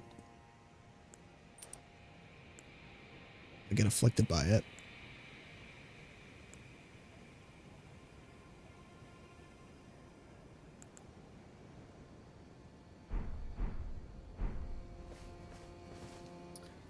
Let me try the Black Flame spell, because that casts faster and might do the same amount of damage, honestly.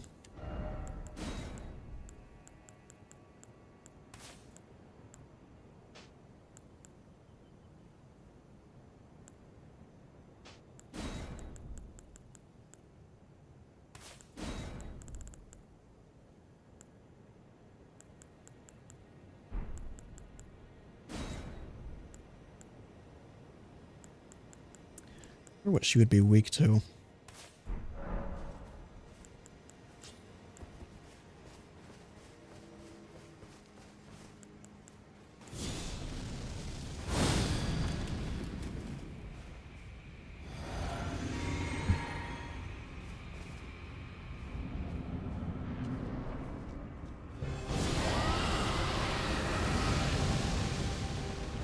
It's a decent amount. I don't know if it's worth spending a whole flask on, though.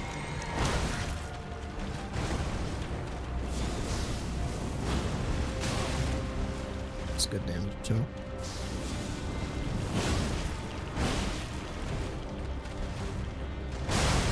Bro, relax. Oh my lord, bro. Okay, so I've got rot resistance as well. Nice. That's really good, actually. That's a really good charm for this fight. Negates the rot issue. This is where Scarlet Rot stems from. Faint of the bud. Like maybe there's one bud that produces all of like all of the Scarlet Rot. Like that's where it originates from. Would be interesting.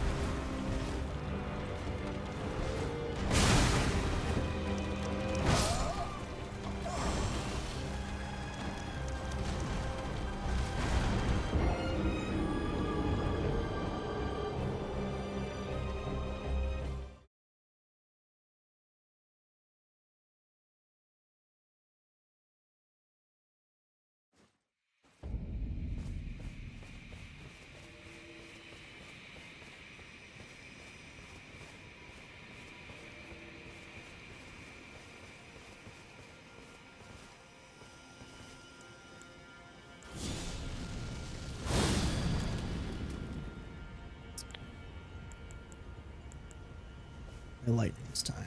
Who's this? I don't remember this guy. Oh, there he is.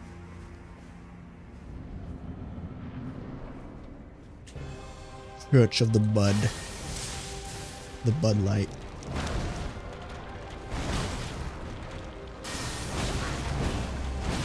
I need to find the best way to dodge that attack. Dude, some of these have very little pel.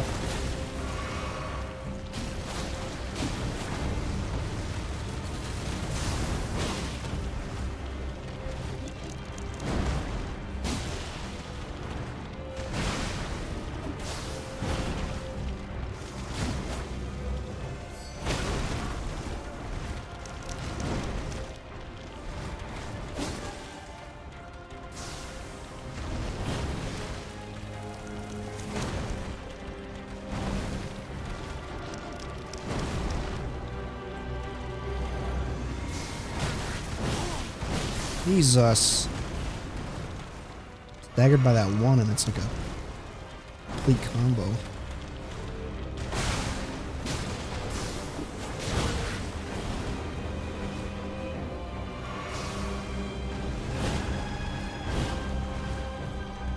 This fight's kind of like a dance. Kind of reminds me of Dancer.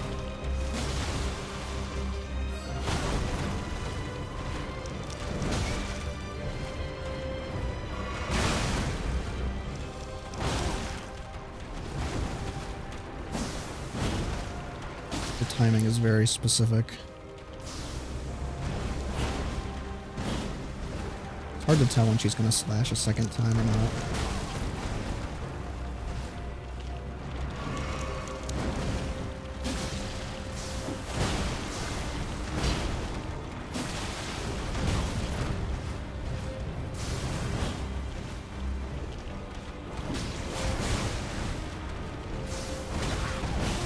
Fuck. It's so hard to dodge.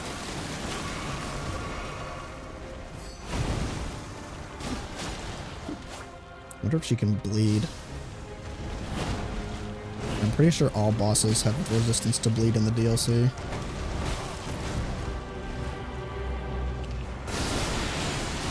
Holy shit. Okay, and she's a butterfly now. Okay. Is that not a second phase? That was just an attack?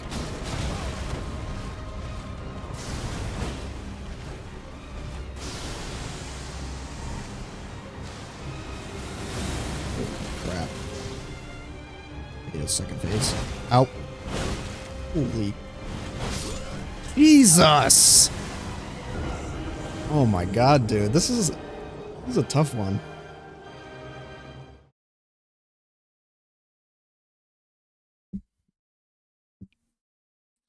She does a lot of like follow-up combo attacks, like really in quick succession.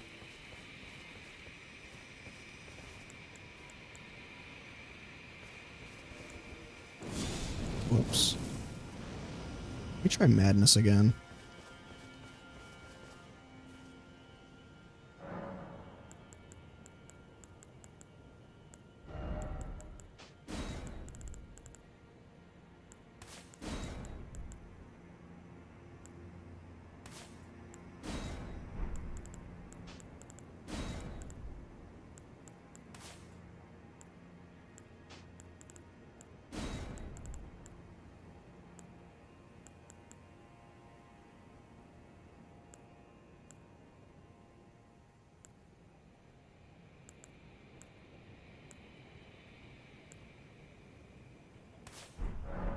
Just get a bunch of fire abilities.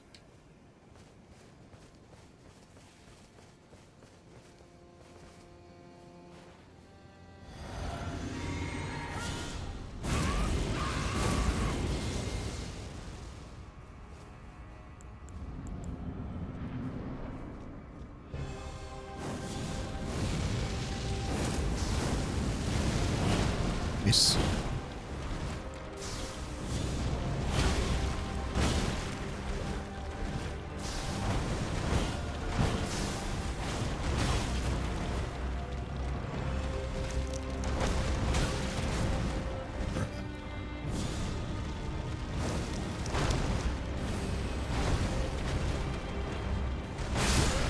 Jeepers creepers, man.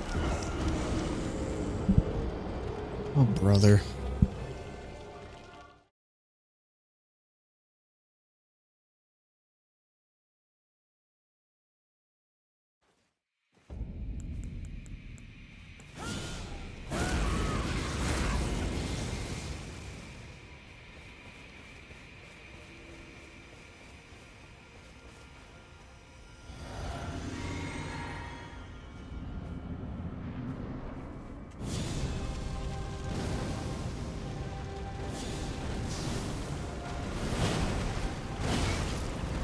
Very fast.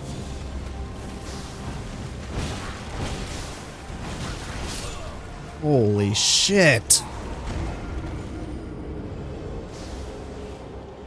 I think I'm getting worse.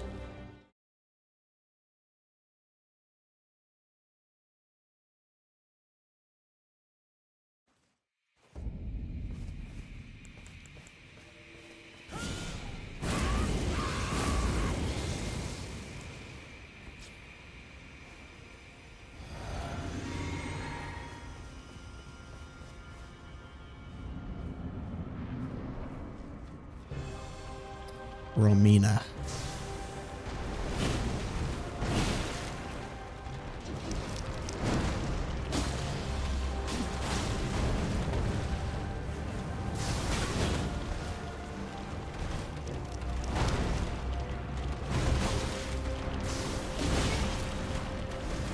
hitbox too.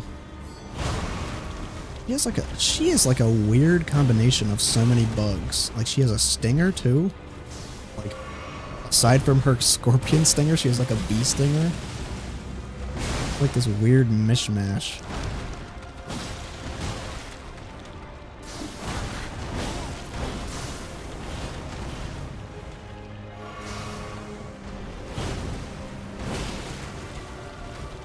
Question is, would you still hit? Every hole is a goal. Can't say that. I'm gonna get banned on YouTube. I can't say that. I'm gonna get banned.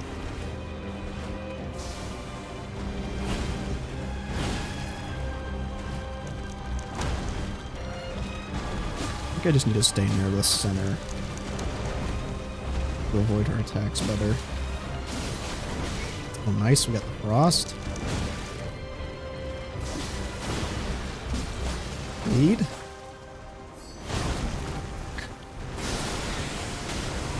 Oh. Okay, phase 2.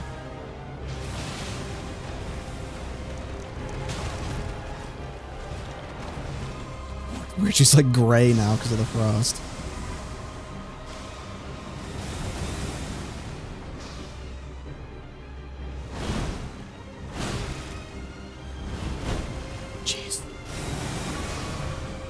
That attack is kind of like, it's kind of like a mix of Malenia's AoE in her second phase with the second phase of Bale where he charges at you. Dude, how do they come up with this many interesting boss designs? Like, who designs this shit? Perfect for a fantasy game.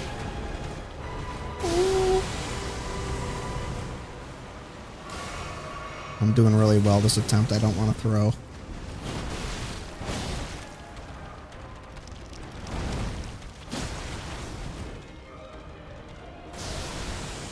Bro, please.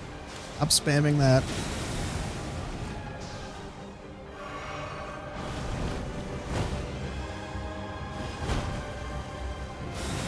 Ow.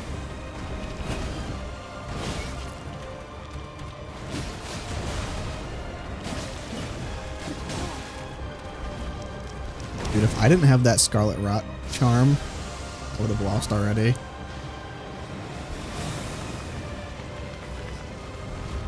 Oh jeez, that was... Oh jeez, that was close.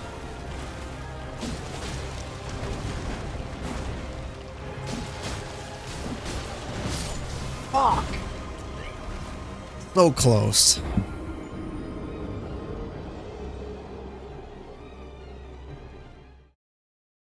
So close, man.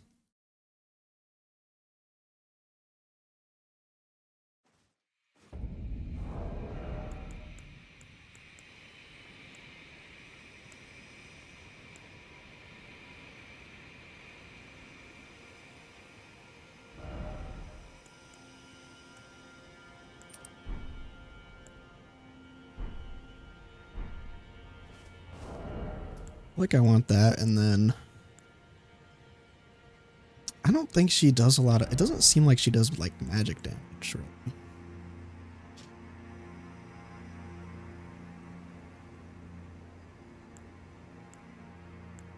Why don't we try, bring this guy back, the healing one.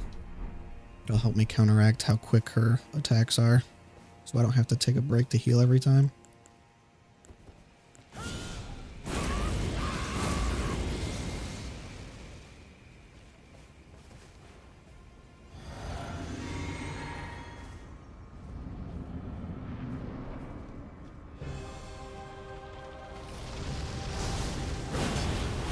I got a big... Holy fuck, that did a lot of damage.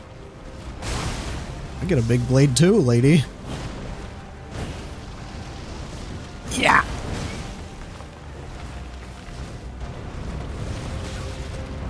Maybe I can just speedrun to second phase with this.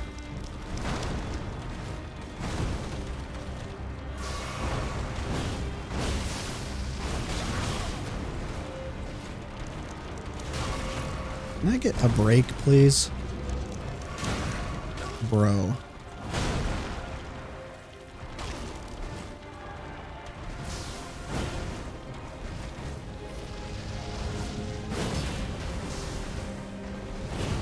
Just does gray health.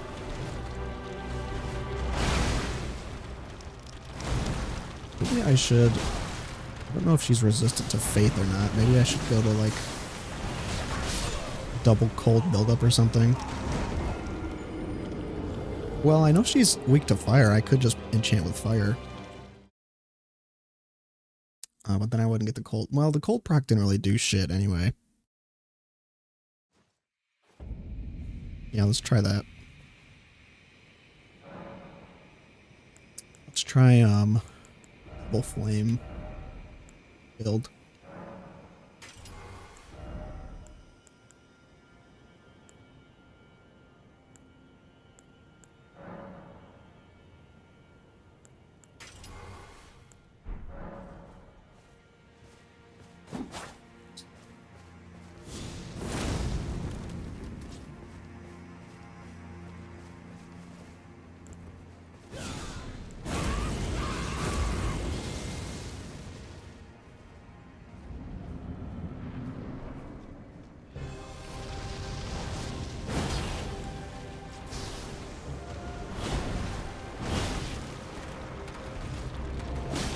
Holy shit, that's a lot more damage.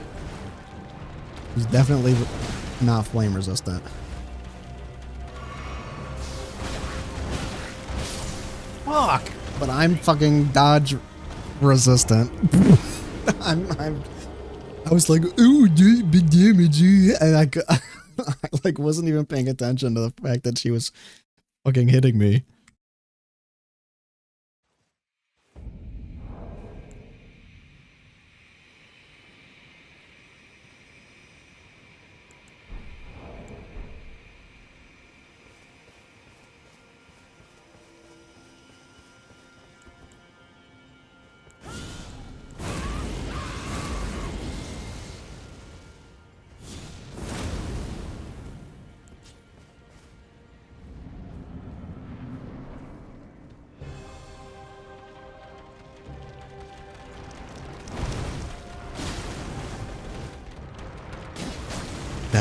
That's really beneficial when the boss model accidentally carries me with her movement.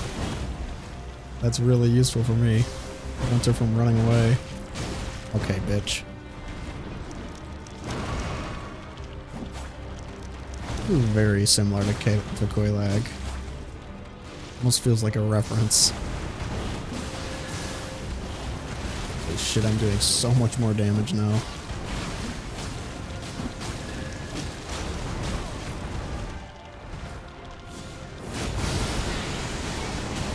Oh, fuck.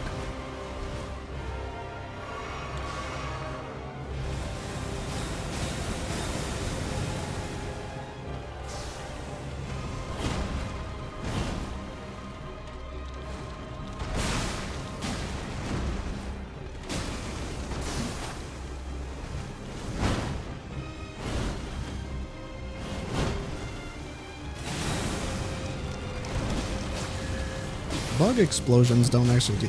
I got bleed off, so she can bleed. Bug explosions don't actually do that much.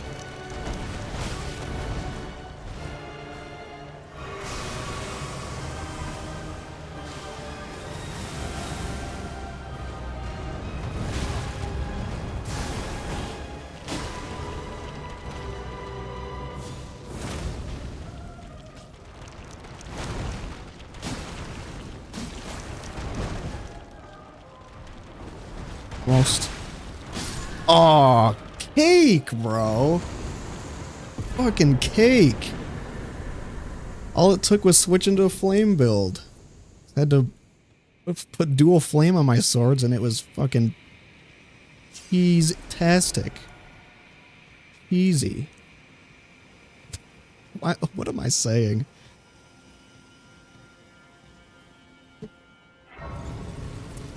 Well, that was fun. That was a good boss. I wonder what she was guarding. wonder if it's a reference to Kaelana.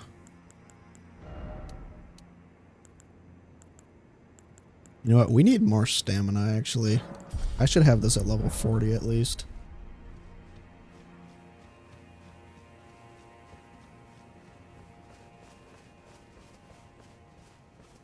Oh, was she guarding the entrance to the Scattertree Tower?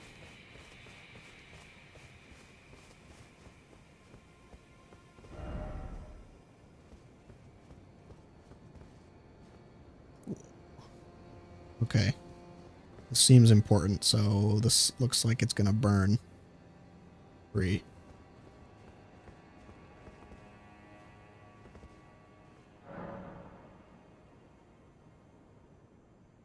Okay. Yeah, we're gonna come back here because I don't want to get locked into like a. Oh, this is this part. Yeah, let's do it. I thought this was like the end.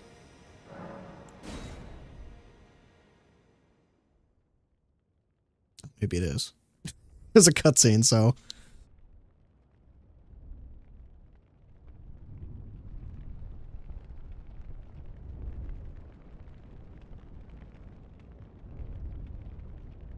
Well, this is a lot more peaceful than burning the Erdtree was, where the whole thing just lights up in flames in the sky. That was a little more subtle.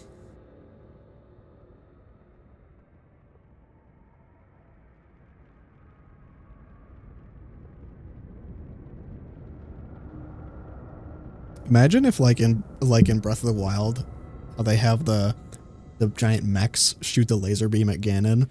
Imagine if it was like that for like burning the Erdtree, like Melina sacrifices herself and she gets the power of the flames and she just shoots a fucking laser beam at the Erdtree and blows it up.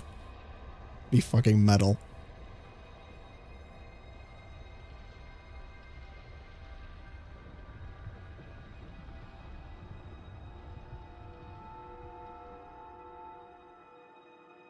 Very nice.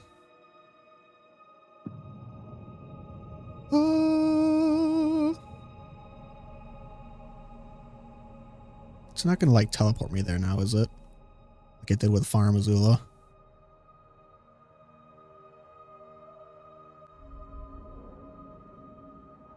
Oh my god, it is. Fuck.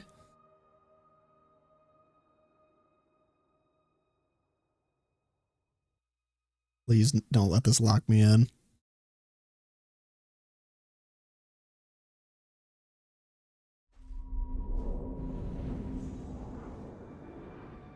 Okay. It's the new area. Door's locked.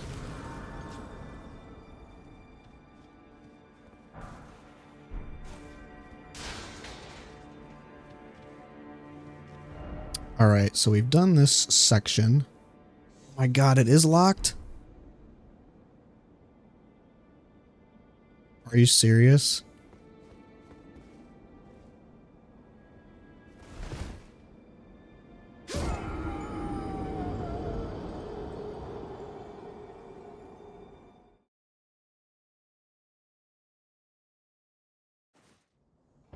Fuck. Well, guess this is what we're doing now. Oh no, what the heck? What?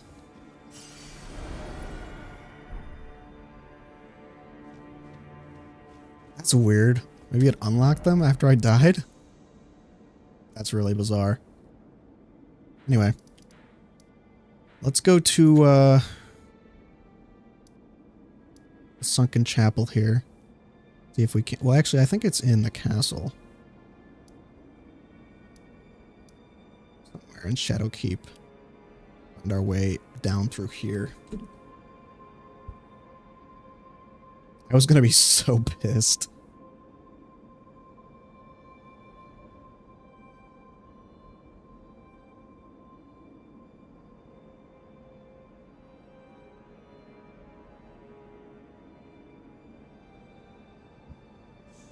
Okay, I need to look at how to get to this part of the map. If we could finish the DLC tonight, that would be crazy, actually. I've only been streaming for 2 hours.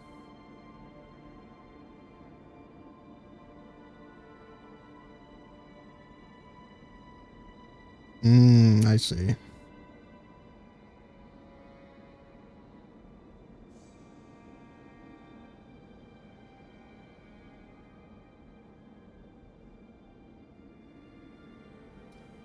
All right, let's go explore the Shadow Keep. Apparently there's some coffin that I missed. There's so many of these like secrets in these fucking games where like there's so many. I mean, it's great for like replay value and you know, you can go back and find areas that you never saw before. It's not great when you have a map and you can see that there's areas that you haven't been to yet. And also when you're trying to stream, because that just makes it like, oh, I know there's a spot in the game I haven't been to yet, as opposed to just blindly like not discovering it.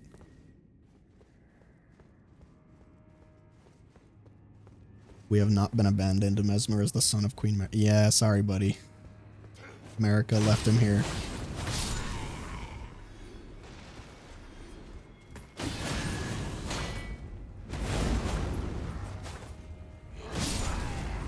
Kind of rocking with the dual flame swords, actually.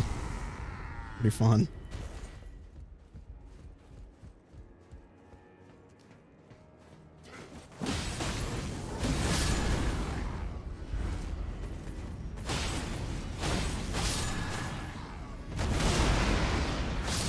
I feel like the cold has been using it for so long, but it hasn't been as useful in this DLC as it was in the base game.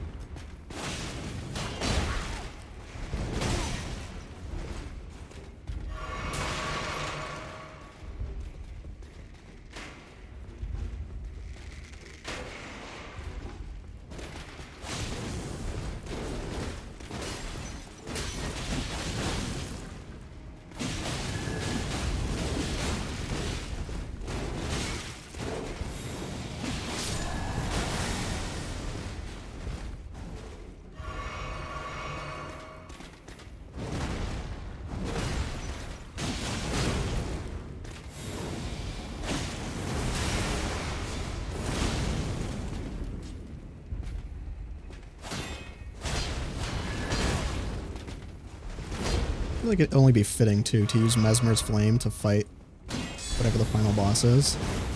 Like that would be cool.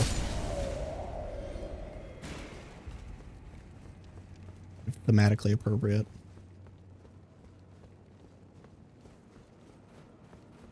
You can stop Miquella from doing the same shit that Marika did. Becoming a god. Or becoming the host for a god.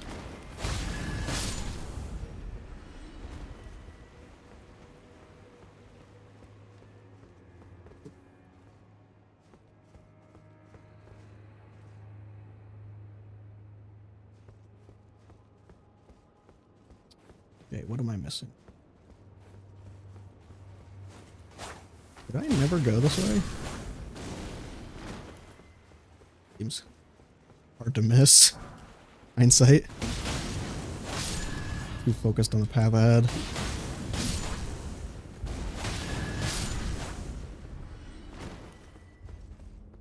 Oh, is this just a shortcut?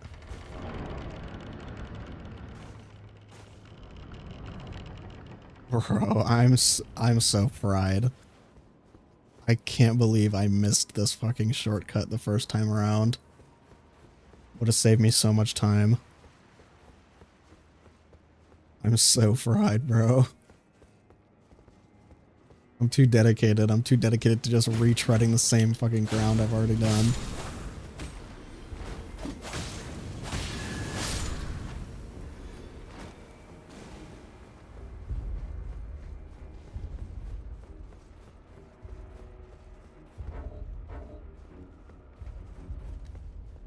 Here's Perry guy. Yep.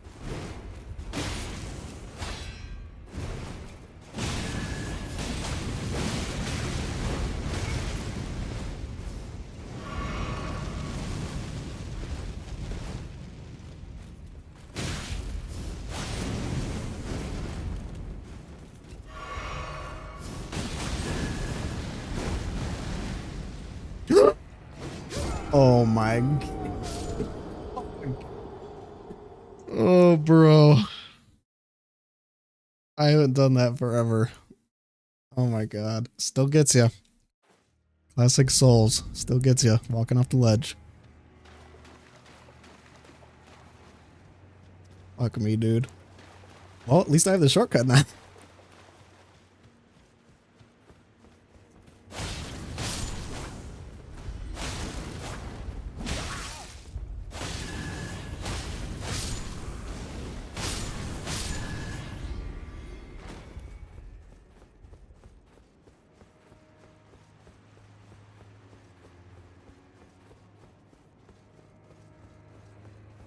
I can't believe I just did that. I was so focused that I just waltzed right off.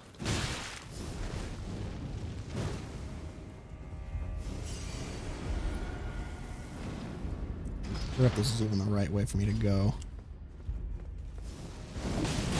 I'm going too far.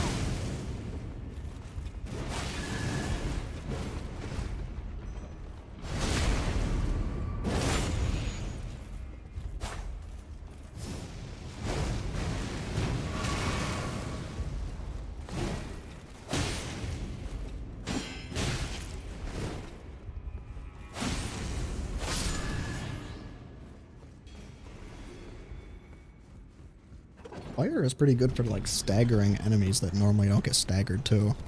It's pretty nice. I never thought about that.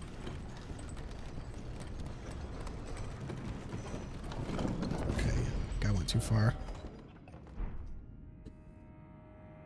Stand by.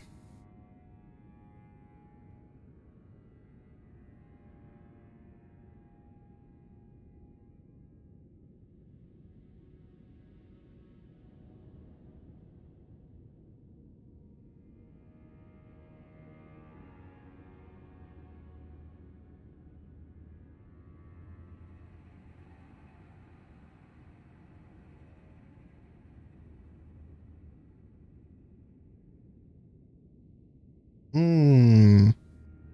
I see. Yeah, there's a ladder I missed.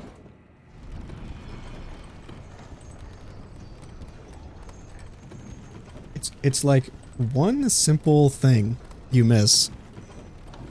Like one ladder, one little and you miss like an entire area of the game on your first run because you just weren't paying close enough attention.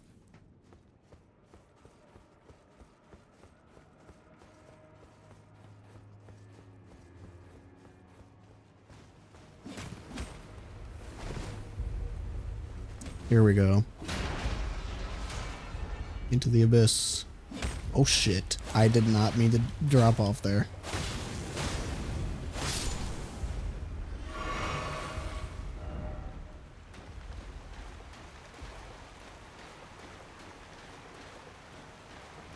See, this is so hidden. This is so like, how would you find this? Fuck. I'm used to playing like Dark Souls 1. I kept hitting B to drop, to fast fall. Oh my god. My mind muscle connection is still on DS1 because I was playing that for so long back in like September.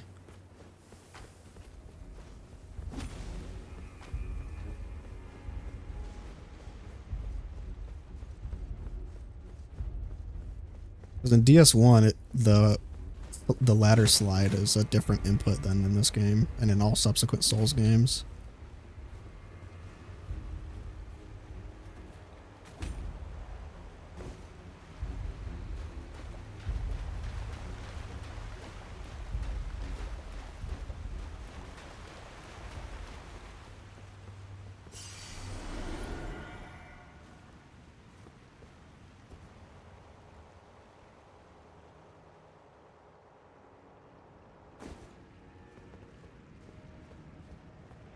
Please, no more jar abominations.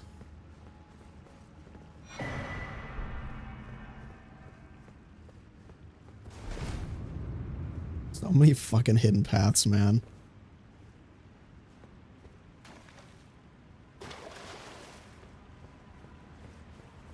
One of the few later games to actually bring hidden paths back. Here we go.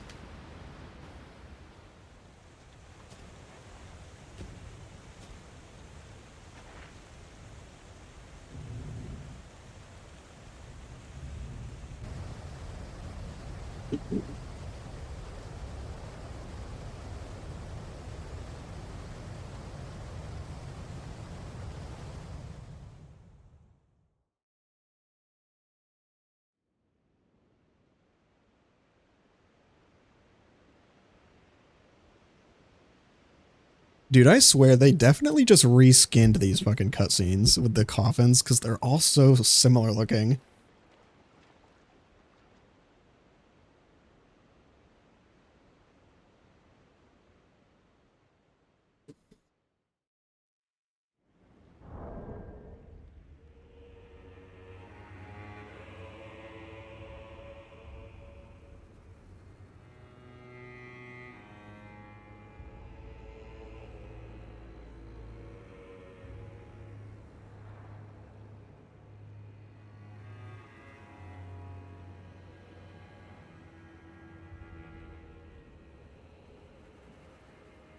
Okay, my stream is not weird. I thought it was looking weird on Twitch.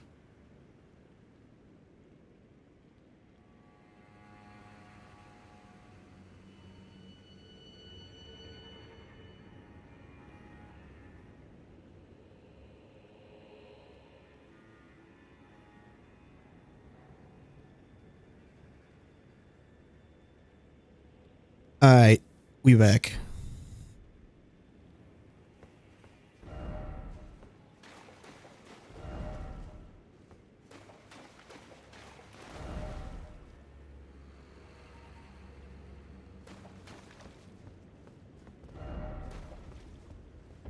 Don't give up. Don't you dare go hollow.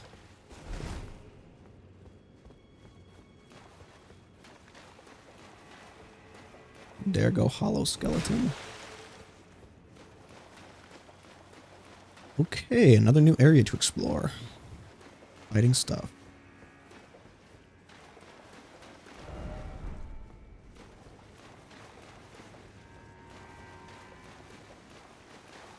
Is there going to be a boss down here? Grace.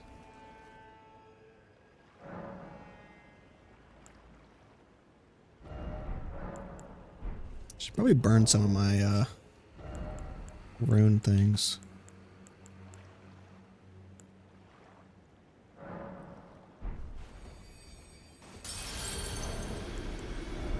They really give me that much.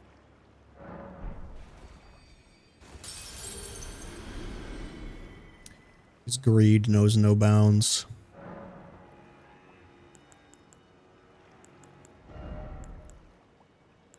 Shit. Still more.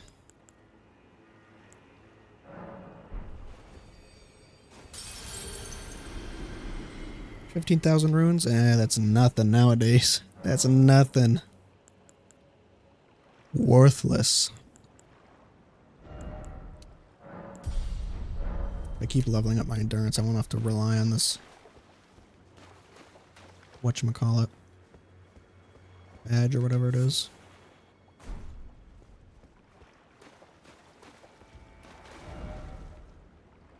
Okay, great. There is gonna be a boss here.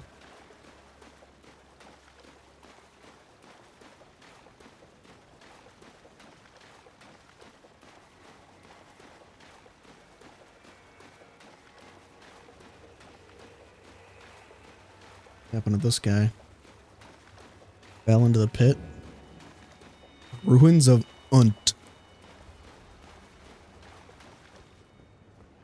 Ruins of Unts.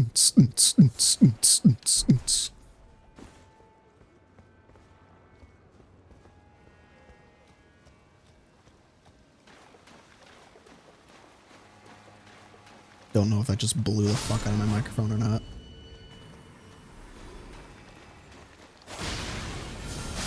Oh. Hunger shadow people.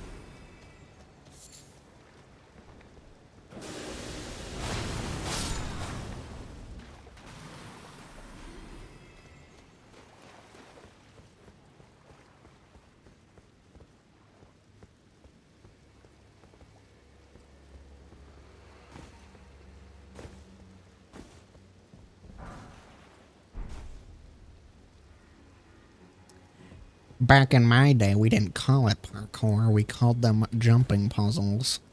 I was thinking about that the other day because I watched Ludwig's video on Parkour Civilization, and it got me thinking about how, and I'm gonna age the fuck out of myself here, but it got me thinking about how back when I was a little kid playing Minecraft, we didn't call it parkour. We called them jumping puzzles. Like back before like sprinting was in the game. And they honestly weren't that popular. Like there was kind of like a niche community, and there were like people making custom maps on Planet Minecraft and stuff for just doing jumping puzzle stuff. But now it's such a big thing. I think mainly because of things like Hypixel Server, which kind of like back in the day like really kickstarted like all the minigame stuff, like all like the minigame community of Minecraft, like way before Bed Wars, way before like all this stuff. It was like parkour came out and was big, way before Spleef. Parkour was big, probably still is. Survival games was huge. Just don't mind me just dating myself there. I played Minecraft before there was a negative y-axis. Back when diamonds was y equals 12 or y equals 11.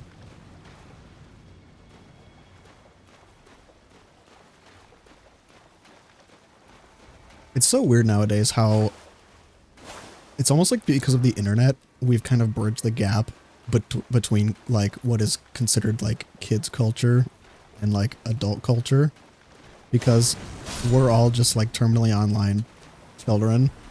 And so everything that we think is funny, like we see online on YouTube and Instagram and TikTok. But because like my generation are the people making those memes, like kids also see that stuff and think that like that's what's funny and that's what's popular. And it's so interesting now to see how like kids can make references to stuff and they will like understand, and adults will like understand what they're talking about. Like you can reference, like you can say like Skibbity or Riz, and like some random like 13-year-old would be like, whoa, like how do you know that? It's like, bro, it's like don't cite the ancient magic at me, witch. I was there when it was written.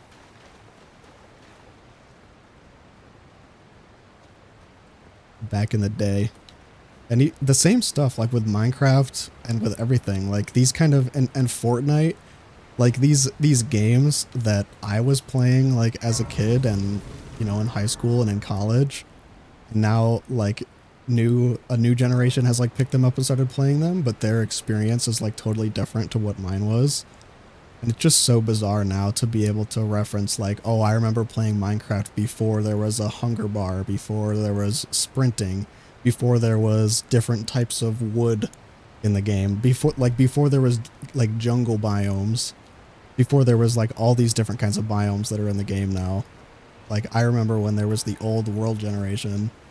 It just feels so weird to like think that game has been out for like over half my life, and that I've been playing it so long, and that it's stayed relevant so long, that now like kids who were born in 2005 through like 2010 are like the new generation of like picking it up and playing it, and like playing it in new ways that I will never be able to like comprehend or understand.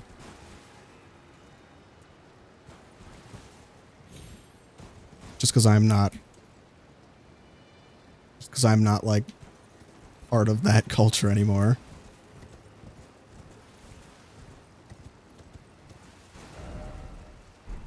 Okay, we are on the right path here, definitely.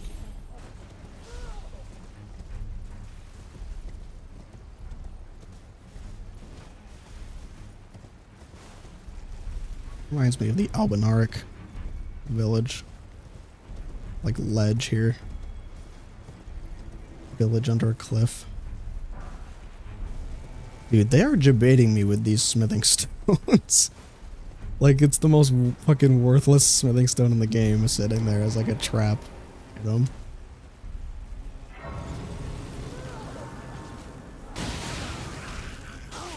Ow.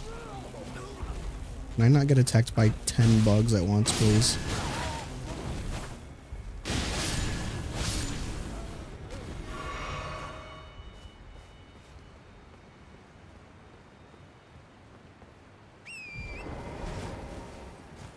Dude, I think my final wisdom tooth is coming in.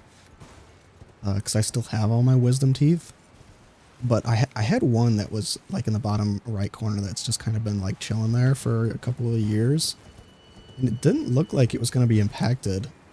And I think it's finally coming in now because the past couple days I've been feeling a lot of like pain around that area. I mean, I hope it's coming in. It's not getting impacted, but we'll have to see. Because getting your wisdom teeth out is a bitch. Bitch and a half.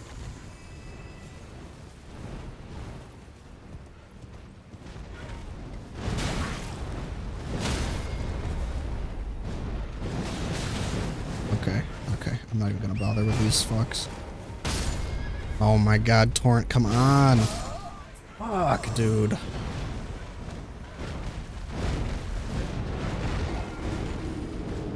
Are you satisfied now, fucking birds?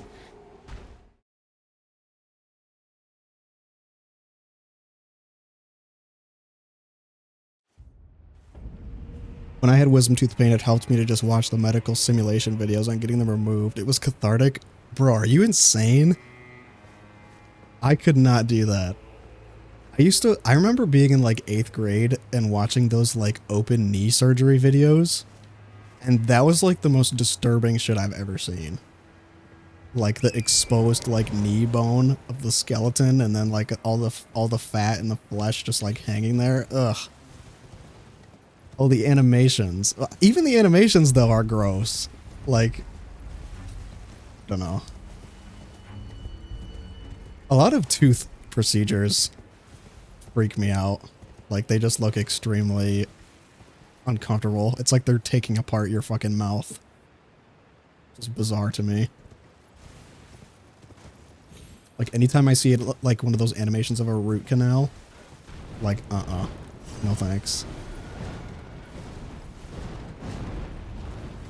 I'm so glad I've always had good teeth. Oh, man.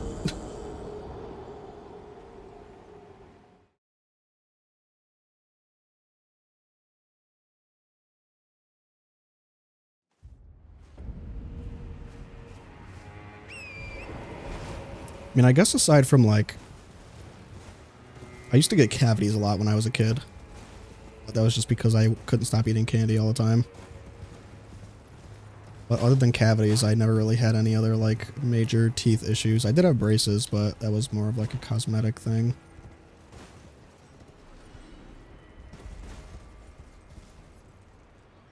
Even when I had my braces, I only had them for like a year and a half because I was actually diligent about like wearing my rubber bands and all that shit. Because I think the estimate they give you for how long you're going to have to wear it is like, they factor in the assumption that you're not going to do what they say. So they give you like what they think the time is going to be. Like they extend how long it's going to be, like 2 years, 3 years, whatever. So they told me like at least 2 years when I first got my braces on. But then I got them off after like a year and a half just because I wore my rubber bands like every single day. And I did like all the stuff that they told me to do because I was just like a goody two-shoes back then. But also I just wanted to get them off. Like I hated having braces. They were so like uncomfortable and painful. So thankfully I was able to get them off like relatively quickly, and I haven't had any like, I like barely wear my retainer too, and I haven't had any what do you call it, any like relapse in my tooth position really. I've been really lucky with that.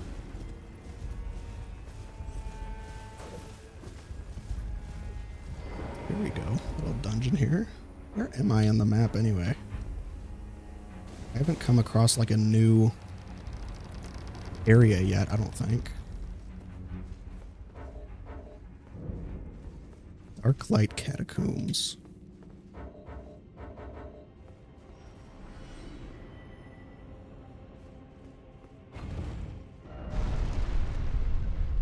Well, maybe this will take me to the new.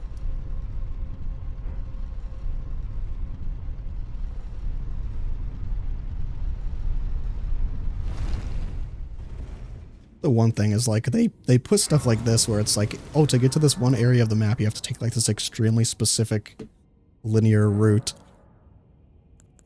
And it's like, and the route's not obvious. I wouldn't care if it was a linear route if it was obvious.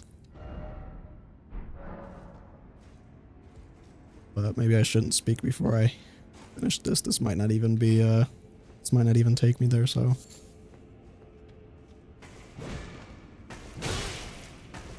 My favorite enemy in the game. Goblin dudes.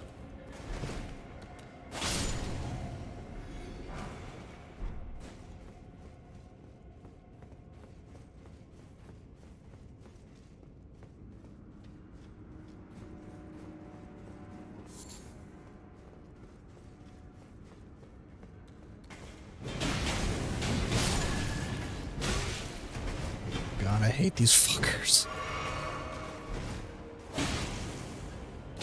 All of the stone enemies in this game piss me the hell off.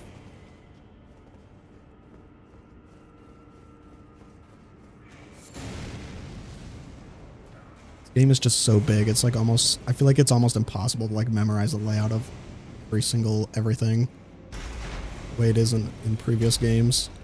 Like DS1, I have like the entire map layout for every area memorized just because it's very contained. So I turn the lights on. Get out of here. I feel like I'm doing way more damage now that I have the double flame. They're both scaling with my faith. I just could not give up that frost proc. It was so much fun. Maybe I'll do like a frost build in when I play Dark Souls 3. Could be interesting because I've never done like a full like frost build in that game before. With a frost weapon, I'd like to do like a frost scythe build. That feels like it'd be really fun.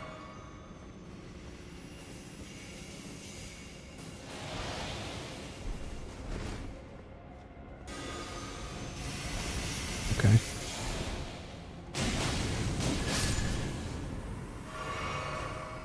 That healing thing is putting in work right now, that healing badge. Or talisman or whatever they're called.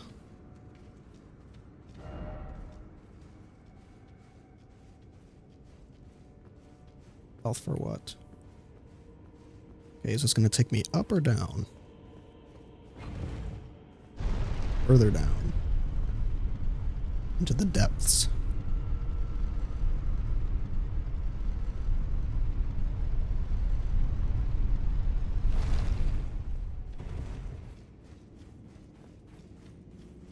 Wait, was that a Stake of America?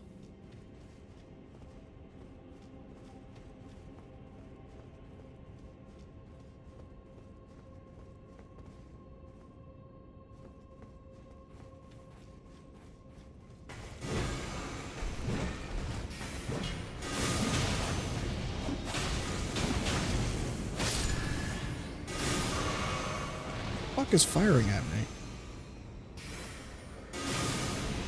Okay, bouncing magic.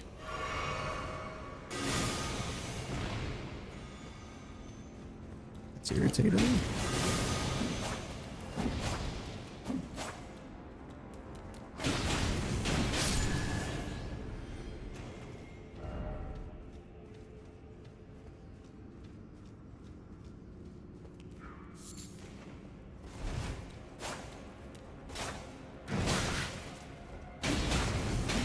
His cannon is his face. I didn't even realize that. You looking, dude. Now I am become Mesmer's flame.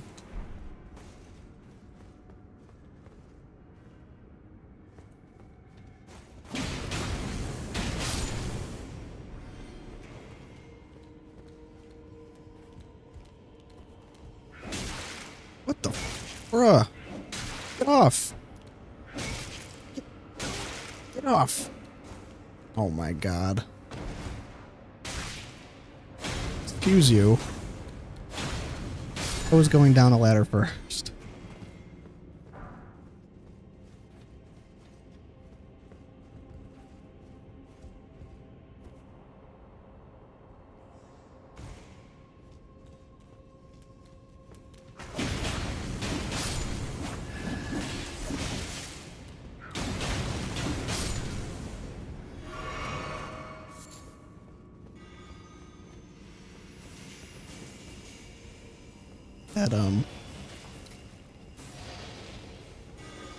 That, what you call it spell. Miquella has. Not Miquella. Who's the other twink in these games? From DS1.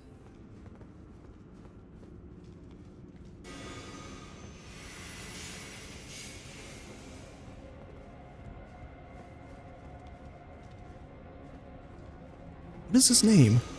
Gwendolyn. That's right, Gwendolyn. The OG Miquella.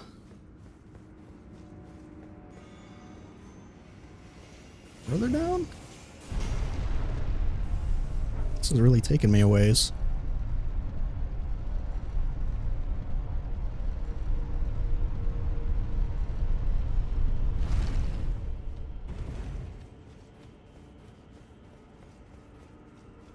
Holy shit.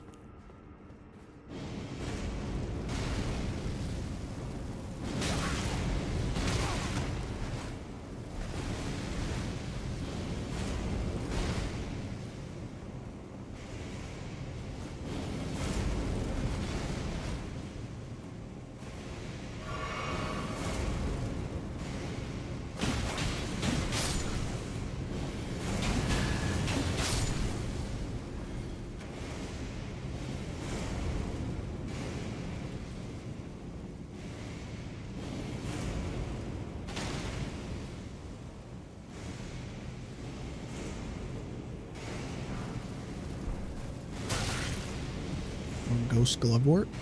Very nice.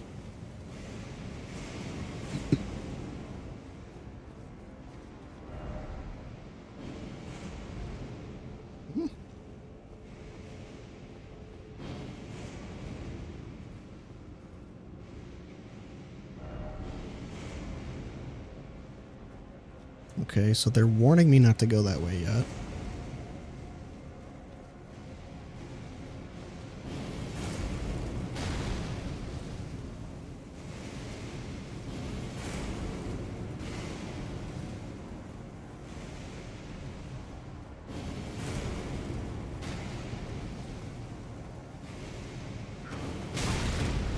Okay. Fuck. Well, took that right to the fucking face.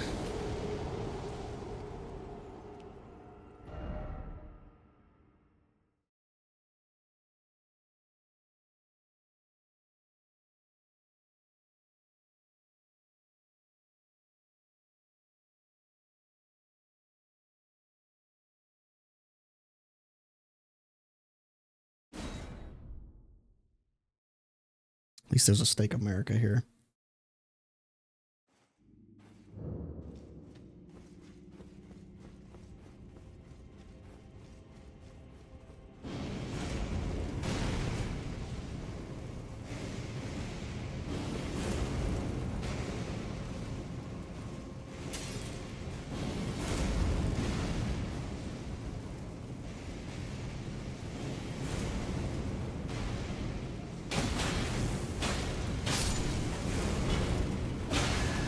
I'd like to do some other streams on here too. Like I've been watching a lot of Squeaks lately. I feel like it'd be fun to stream like some Nintendo games if I can get away with it. I'm not sure what I want to do yet. I kind of want to stream like a lot of my first times playing certain games. Like I've never played like Final Fantasy VII or Final Fantasy VI or Earthbound or there's like so many games that I want to play. I just haven't found like the right motivation to play them. And I feel like streaming them might give me that motivation. I feel like it'd be an interesting like stream idea to like play a game that I've never played before like that. Oh my god, you fucker. Bro, he lied to me and got me killed. Never listen to Dark Souls notes. Never do it. Community is out to get you. Try finger butthole. Hidden wall ahead my ass.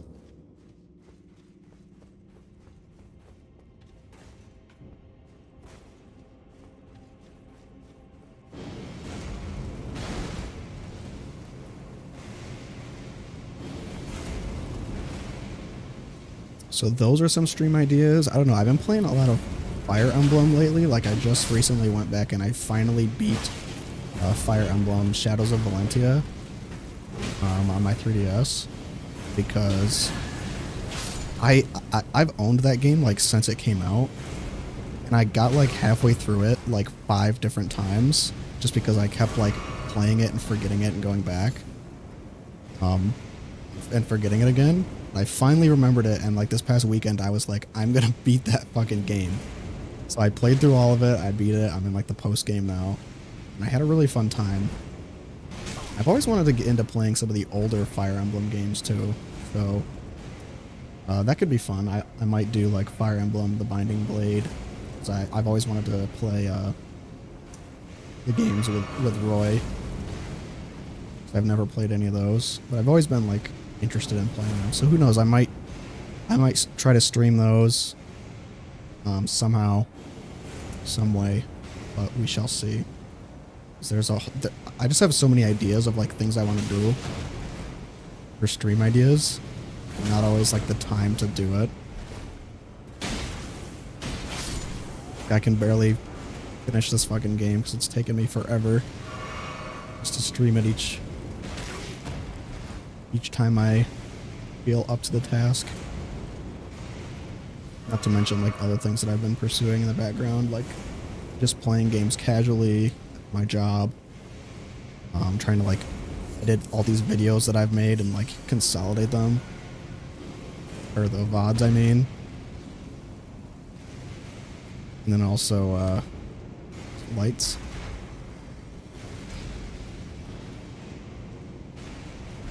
And then also, I've been inspired recently to continue with my my music production pastime, and I feel like I've gotten like really good at it. Like I just picked up a bunch of new plugins for FL Studio and like actually the time to sit down and learn them. Like I picked up Serum. I really taught myself how to use like 3x OSC. I bought Manipulator. I've been doing a bunch of like vocal effects and stuff. I've been having a ton of fun just doing that. Okay. That cat was really weak. So who knows? Maybe in the future I'll be able to make some of my own stuff. I'm really inspired by artists like Porter Robinson, because he's been one of my favorite artists for probably a little more than a decade now, like since I was probably in like middle or early high school when I first got into him when his album Worlds came out. And I went to Boston and saw one of his most recent concerts for his current world tour, which actually just ended today, the North American leg of it anyway. And going to that like concert tour and hearing his new album and his music like really inspired me to continue to pursue my dream of, you know, like music production. One of my multitude of dreams, but yeah, so I've been working on that a lot, like in the past too. Is there seriously no other way to get out of here? There we go. So we'll see. Who knows? Maybe you guys will hear some music from me on my main channel in the future. Actually, like come out with anything that I actually like, and I think is worth releasing.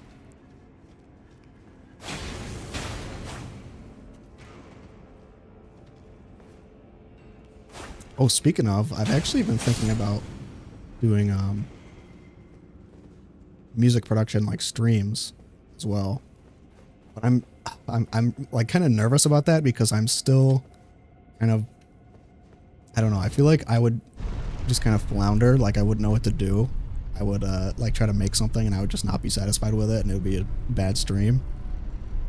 But who knows? I mean, I'm kind of trying to come to the grip with like the fact that if I were to do something like that, I wouldn't like make a perfect song in one stream, you know? I mean, maybe some people can do that, but I would have to just play around and just get used to like being creatively vulnerable, I guess. So that could be coming in the future too. Because I feel like doing a musical production stream would actually be really fun, and it would kind of free me up from having to focus so much on the game and get so exhausted. Like while I'm streaming, I could just kind of relax and produce music and have fun the way that I do when I'm alone.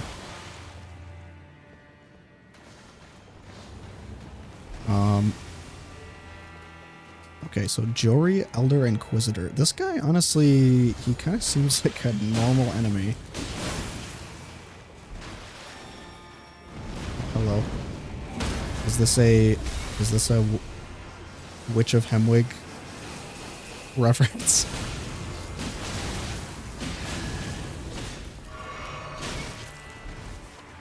Oh. The fuck? Bro summoned Snorlax. He said, Snorlax, I choose you.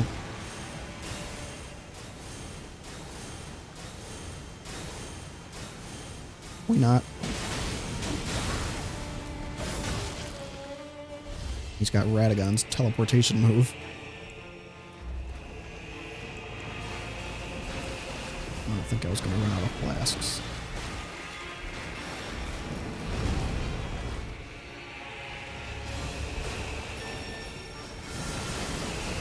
Ow, okay.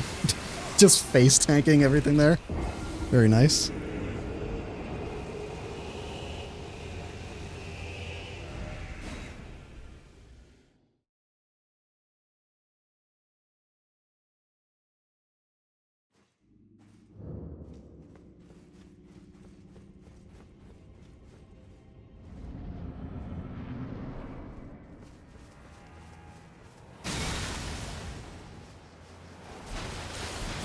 This area is very Bloodborne-y.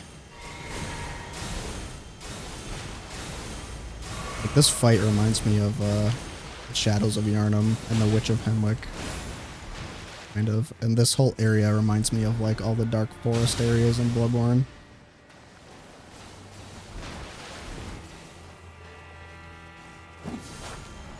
So far the DLC feels like it's taken a lot of like inspiration from the previous games in terms of like area design. I definitely feel like the Farron Woods and the whatever it is in Forsaken Woods influence here.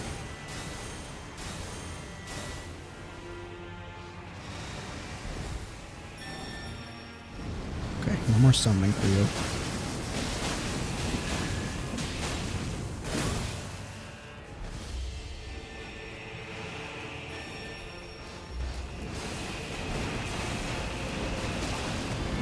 Okay, Snorlax. Buddy.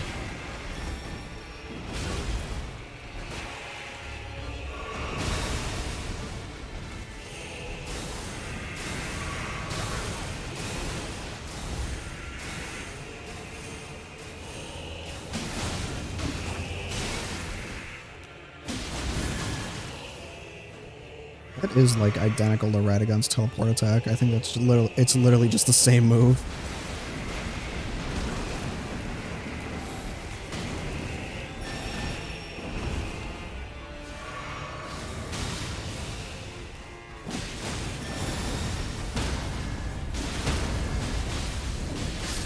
Go.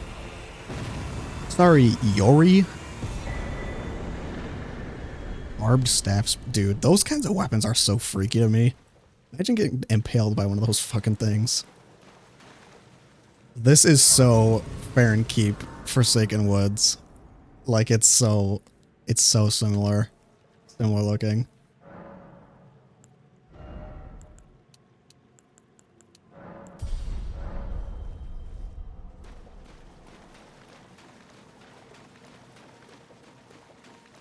What is this going to be called? The something woods.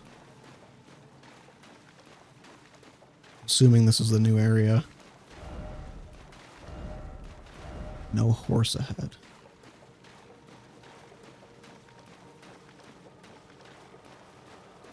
Dude, this literally looks identical to Forsaken Woods. Me when woods area in game.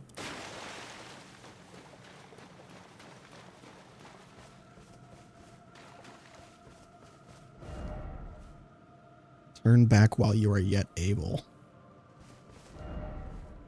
Area of death. Okay, that's kind of threatening.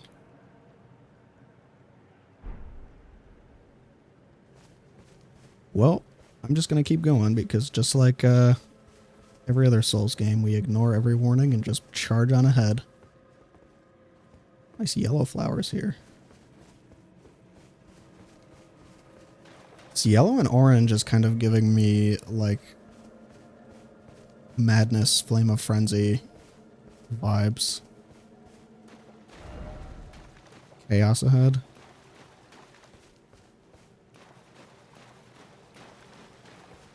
Isn't that what Shabriri says? He says like let chaos take the world. Is this gonna be like a Three Fingers thing? Okay, yeah, this really looks like Abyssal Woods. I was right. I knew it was gonna be called something woods. It kind of looks like these trees. They kind of look like the trees from ES1 and 3. The ancient trees. Very, very similar looking area here. Okay, yeah, all these yellow and orange. It's really giving Flame of Frenzy vibes here. It cannot even be touched. Ominous.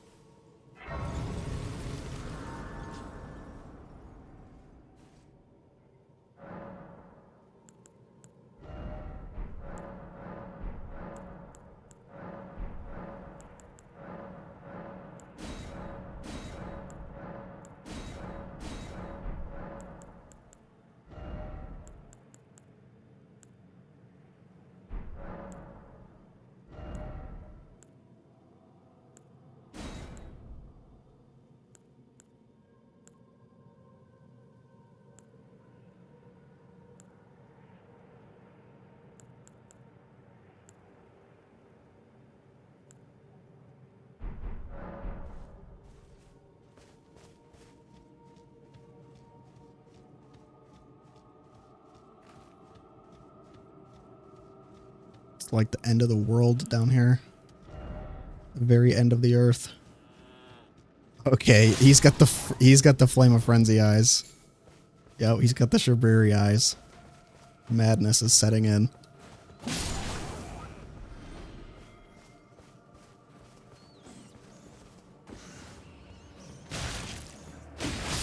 There's some kind of something down here having to do with Frenzy. Which actually is pretty cool because I feel like they didn't like have a lot of like Frenzy related stuff in the base game. Like the only real thing is like they have like Vike, a couple of areas early on that are like have madness attacks. And then the Three Fingers, and then like that's it. Like there's only like a couple sprinklings of like the whole Frenzy lore and mechanics in the base game. So if they're going to expand on it here, that would be really cool.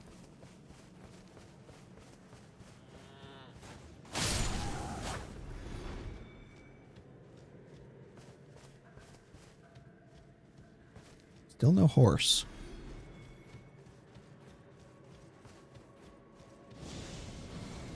Whoa. Okay.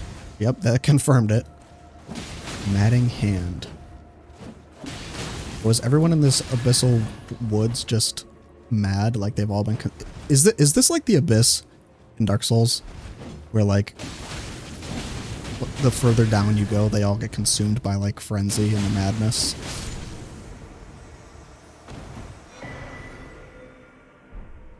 Kind of seems like what it is. Like frenzy is like the equivalent to the abyss, basically, where it just drives them insane. Same with how what happened to Artorias. Maybe that's what it is. Maybe we're gonna find like some Artorias type knight or something down here. A big area for not having your horse.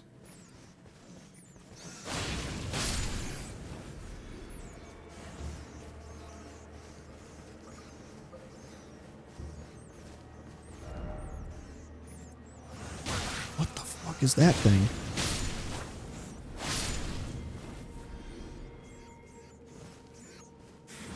Hide yourself, make not a sound.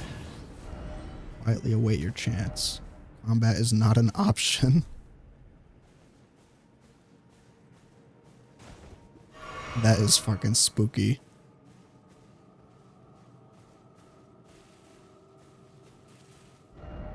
Is this gonna like instantly frenzy me from a distance the way it does in Bloodborne?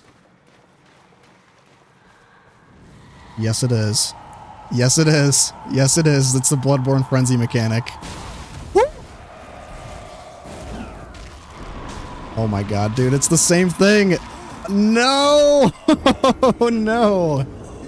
I knew it. I called it, dude. I called what it was gonna do. It's literally like the exact same kind of enemy as the giant brain enemies from Bloodborne, where they frenzy damage you from afar. I knew it, man. That's freaking spooky, but just look at that image. Like you see it walking. That's so like, that's such a good image for like, for Halloween time, especially. Reminds me of like Over the Garden Wall almost.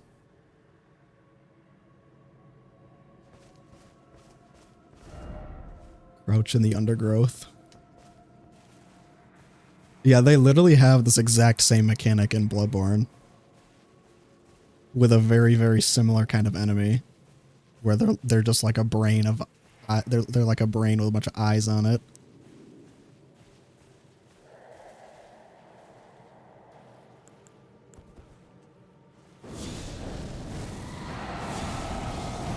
Wait. Does it not take damage? Like, actually? Oh my god, it doesn't! It's just a specter. That's crazy. Okay. So it did surprise me a little bit, because that wasn't in Bloodborne. You could at least kill the enemy in that game. Yeesh.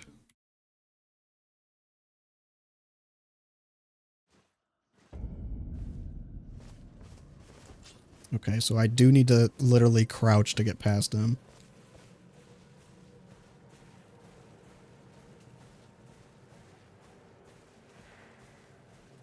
Is there gonna be a bunch of these fuckers?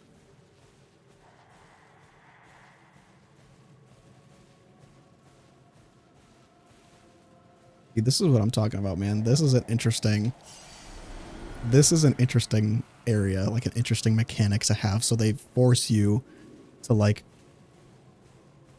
think about how you're gonna make your way through this open world area, this open section, instead of just blazing through it on torrent.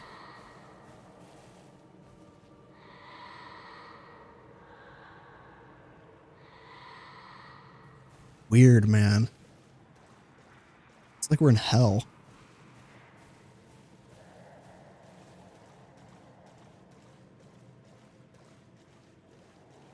What are these? Oh, fuck. Whee! It's like a bell.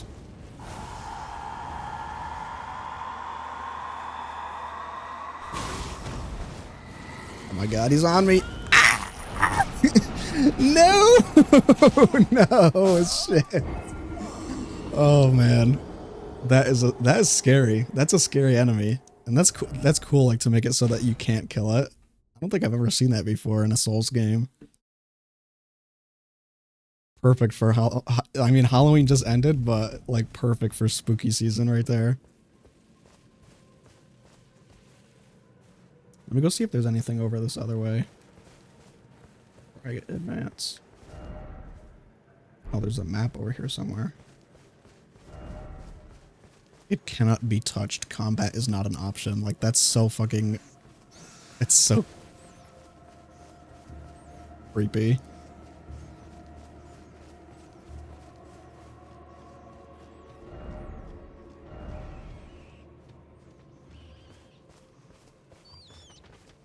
It's like a dream.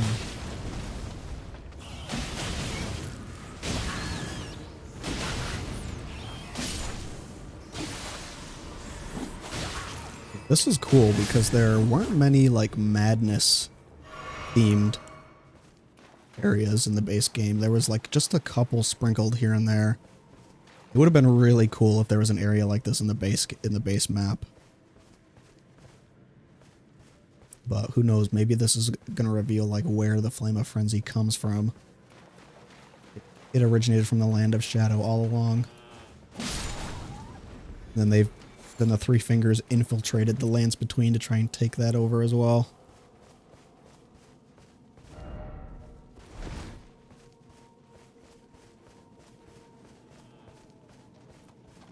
Although goat. Or sheep or whatever you are. And there's a church. Interest. Abyss.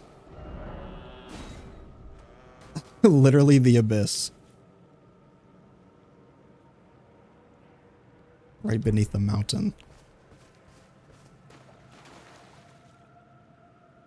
Very different from the Dark Souls abyss, but...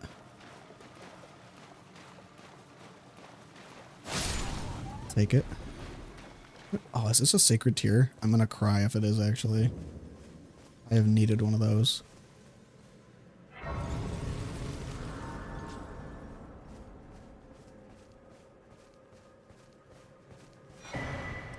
Oh, what was I thinking? Of course it's a scatter tree fragment. Fucking useless. Indeed, flame perfume bottle. They added so many items into this game that you can't get until like way late into the DLC. I mean, unless you can craft them, but still.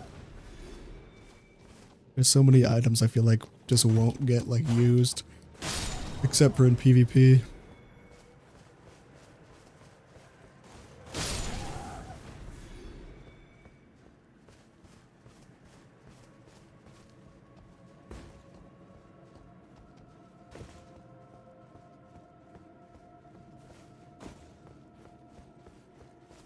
This was cool. I'm glad I came back and explored this first.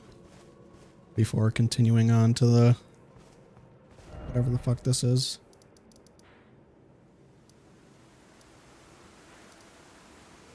So Enir Ilim... I'm guessing this isn't going to be like the final area. This is like... this has something we need to get to the Skadu tree. So... whatever boss is for this area, I think we'll probably end stream after this area because I want to kind of relax for tonight. And I feel like every time I do a really long stream, I get burnt out by the end of it, and it's not as like entertaining when I'm just like screaming at my computer for fucking being tired and being bad at a boss. So I feel like once we get through this area, maybe we'll do this Enir Ilim place, but I don't really want to just like steamroll to the end of the game in this stream. I kind of want to save it for at least one more stream that we can just focus on like the end game.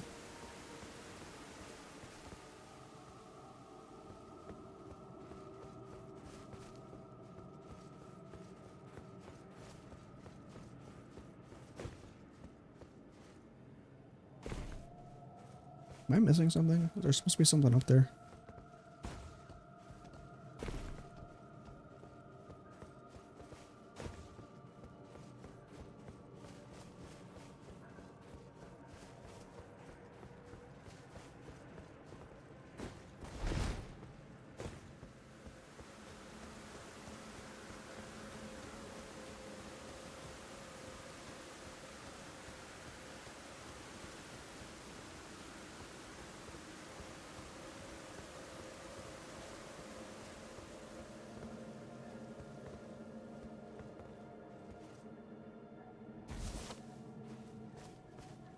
Yeah, this area is very Bloodborne-esque.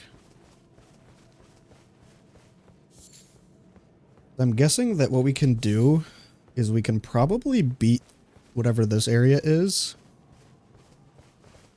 And then maybe finish exploring, like get the map for up here and finish exploring this area. Because there's a whole, it looks like there's a whole area here too we haven't found yet, maybe.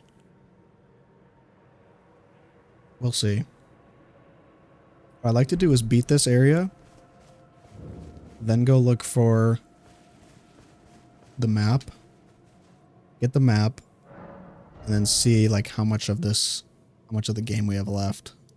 Because we have to explore this, and the rest of this area. We got to do Enir Ilim, and then we have to do whatever the final dungeon is, which I'm assuming is like near the tree. We could probably wrap it all up in like 1 or 2 more streams at most. He's frightened? Bro, that's how you know this place is fucked. Torrent is frightened and will not come out. Like, that's crazy. That's cool though, because like I said, it forces you to engage with this area of the map in a unique way, which makes it memorable by having you hide through the bushes to get past these things.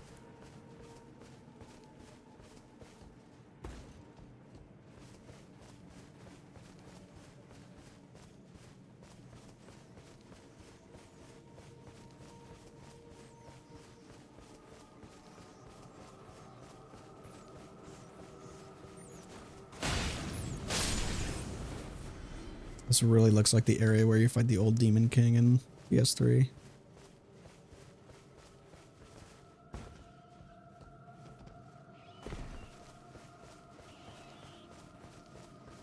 Might as well be.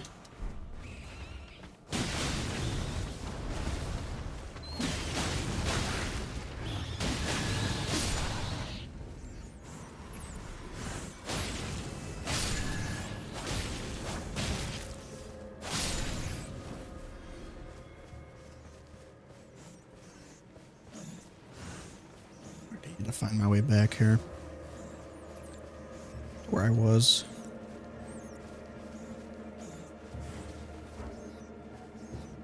It's so weird how they had that whole area with like the fingers and everything too.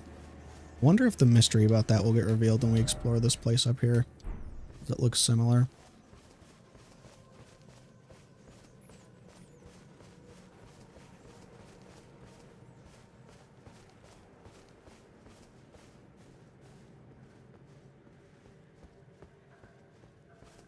Okay, so I'm gonna have to play this very fast-paced action combat game like a stealth game now. It's gonna try my patience.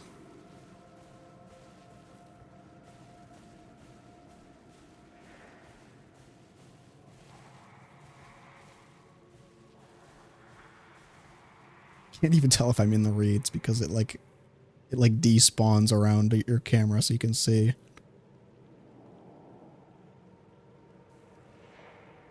It's so weird. His head like swells up when he spots you.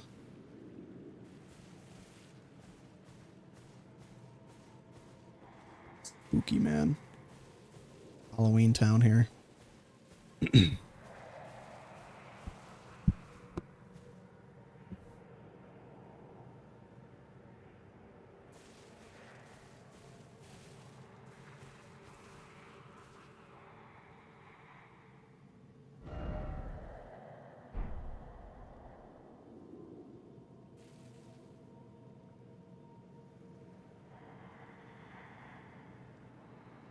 Around, bud. It's like a game mechanic as old as time. Walking through an area where you have put sentries pacing back and forth.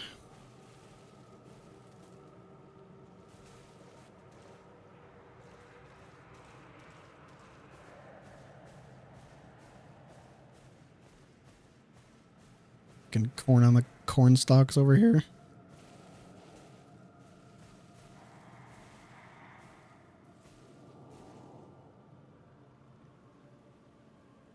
Spooky game.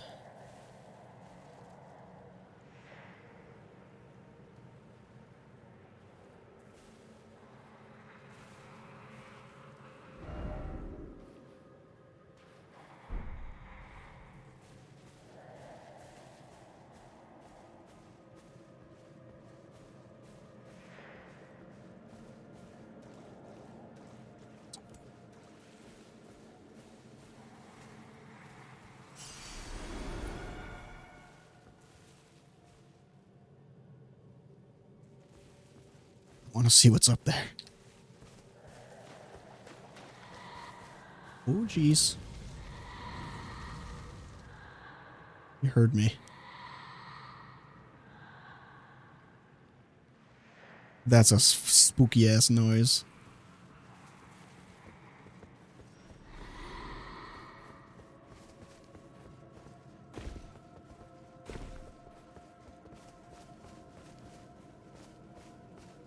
Nothing up here.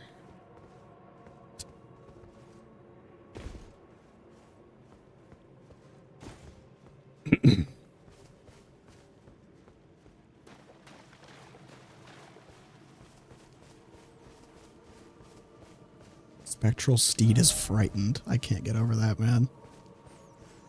Like what we are approaching is so dangerous and so evil that like even Torrent, who has been with us to the literal ends of the earth, like will not come out. Like his survival instincts are kicking in.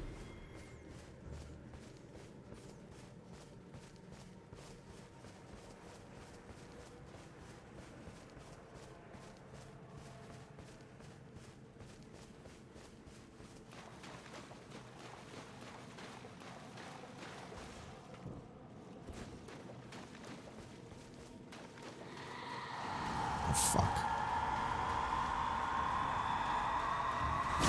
Jesus. Okay, well, I'm dead.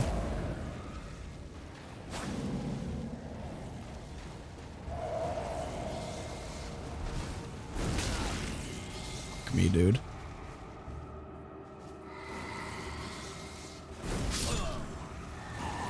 How was I supposed to know he was gonna be in there? Jeez, man. Give me a break.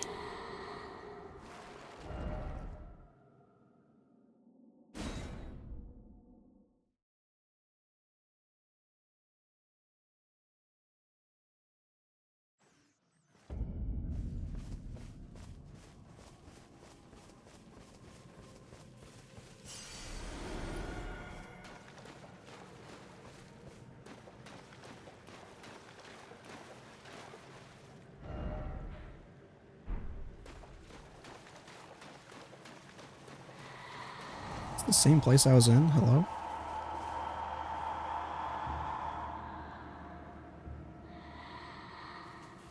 Dog. Oh, there he is. Hello.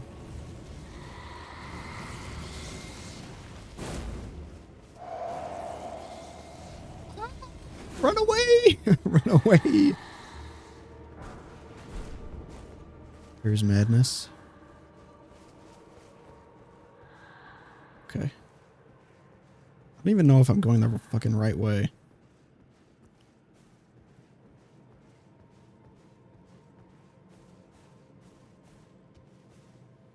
Gonna creep around the woods here.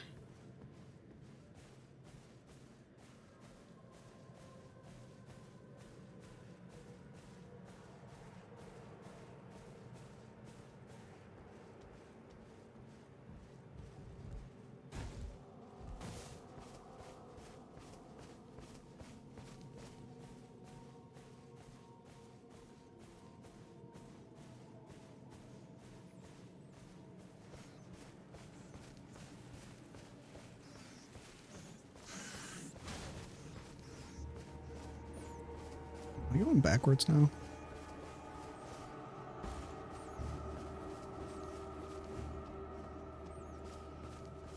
I don't think so. Okay.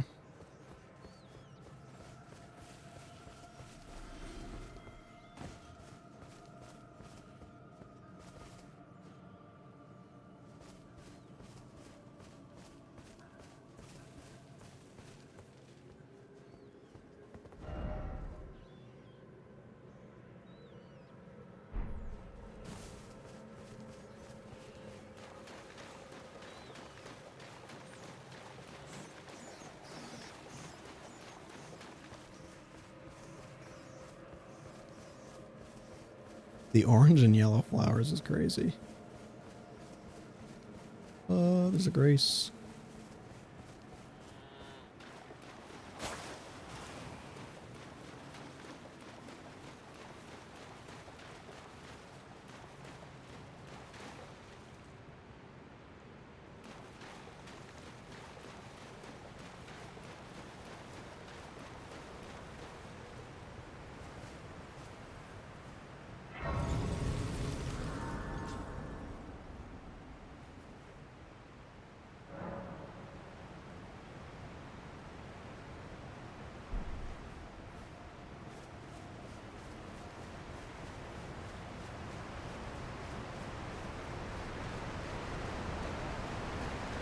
It is kind of annoying to not have Torrent with how big this place is. But whatever.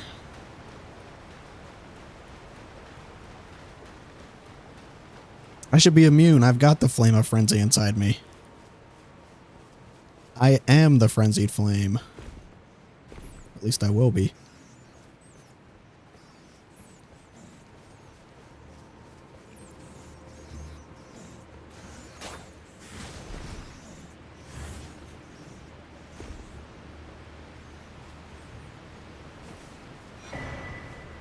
Nice.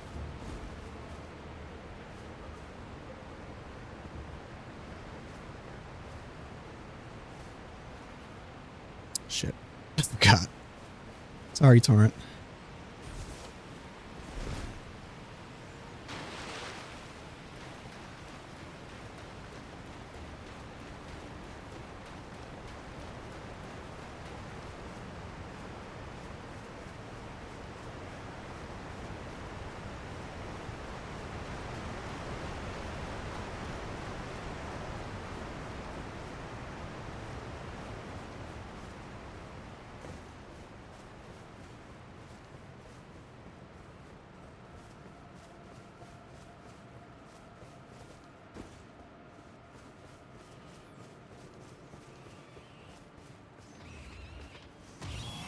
Is there anything down here? Besides those specters? And there's got to be some kind of source of the madness, right?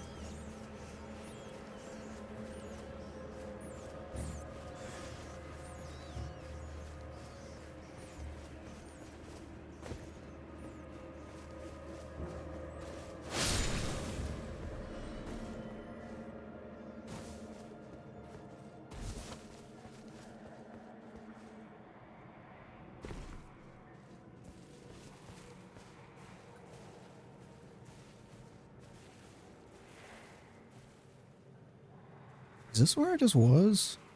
Like, I'm kind of lost now.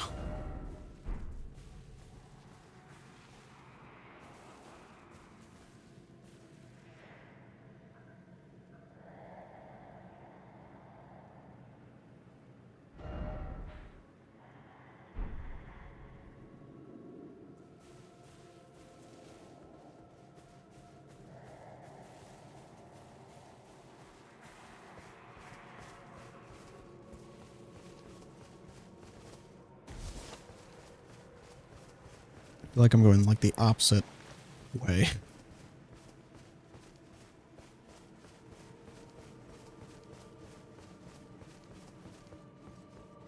But I also don't.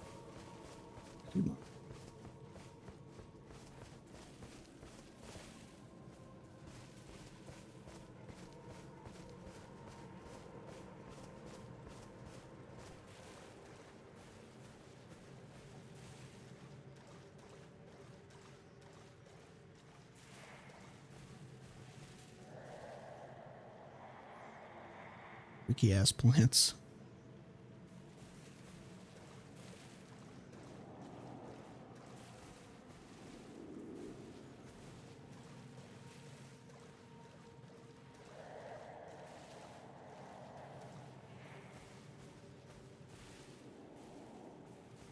Oh, yep, there's a Grace up there. Okay, I gotta be going somewhere.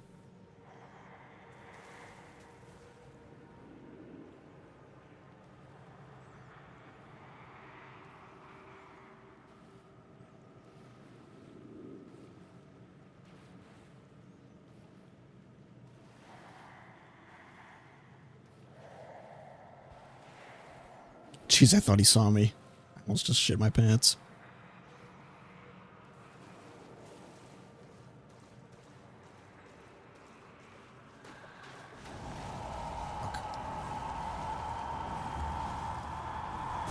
Jesus, that scared the shit out of me. No! No! To the grace! Ah! Oh my god. Oh! Jesus! Oh. Rest, rest, rest. I can't rest. Oh my god. That scared the absolute shit out of me, dude. Oh, holy crap. Made me jump. Perfect for Spooktober. Although it's November now, I guess, as I'm recording this.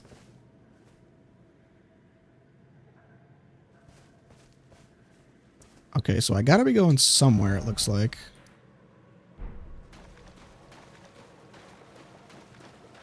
This area is just kind of open. Oh.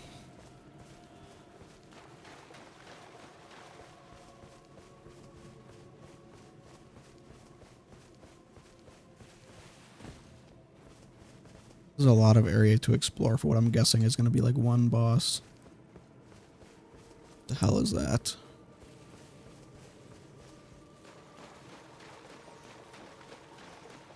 Oh, rap.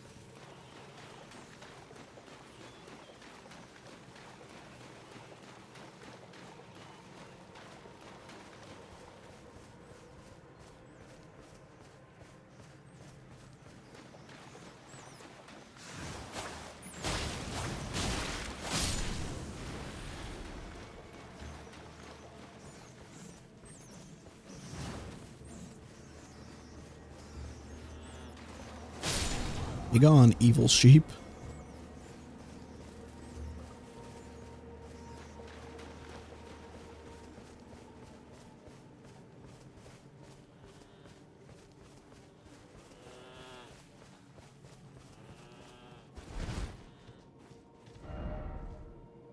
And then this goes back towards the church. Right? Yeah, I've already been this way.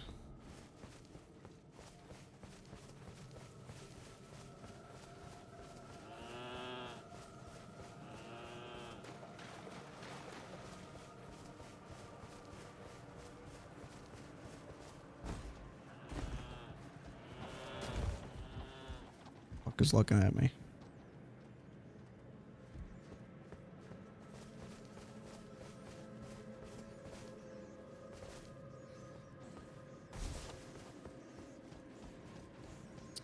I'm willing to bet they just copy pasted these trees from DS3.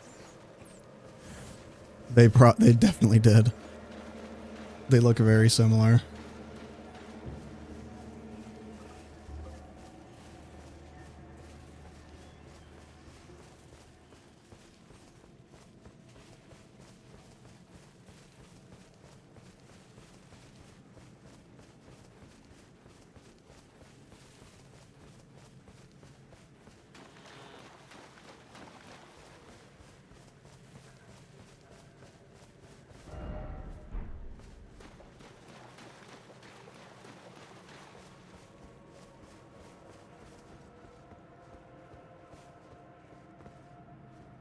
Yeah, I think I am supposed to go this way.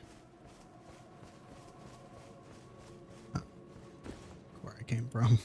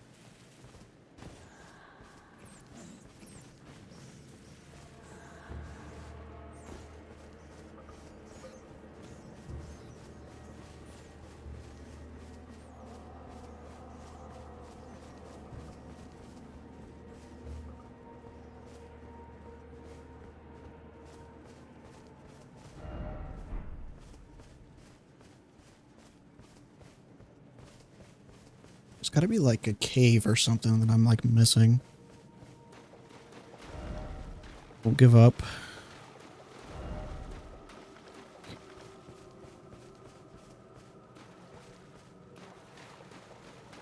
So this looks like the right way.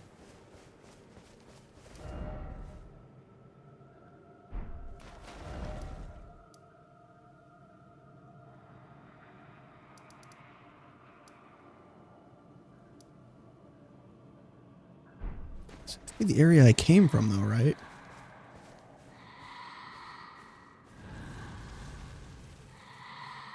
Yeah, I think it is. Try the graveyard. I must have missed something.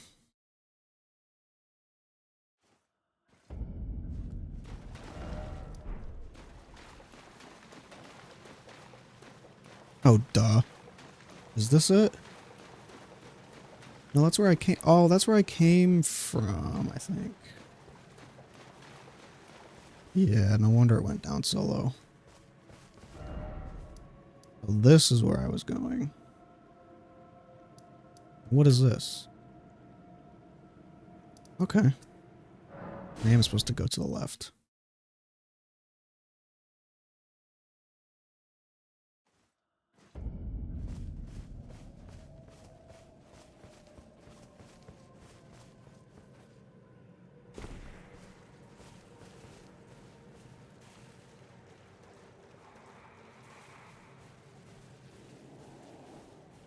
Uzo! Get go! Yeah.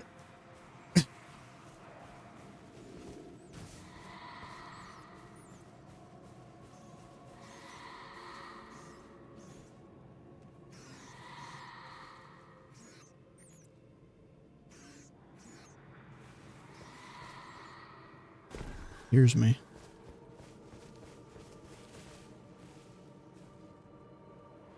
Run away, run away!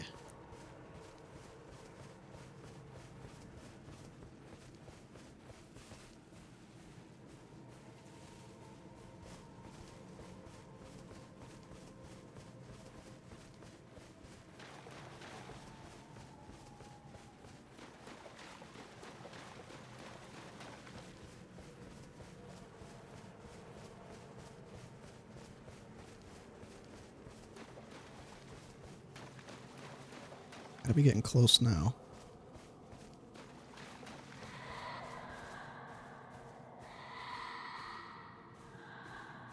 Their breathing is so freaky, man. Oh, jeez, there's one right there.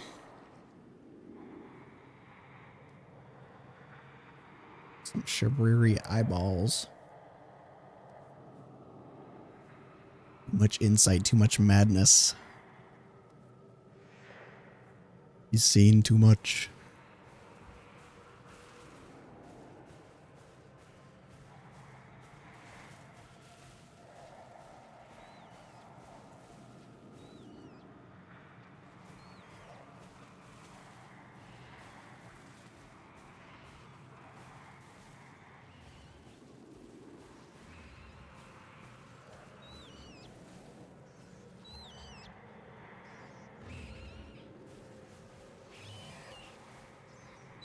Oh, hello.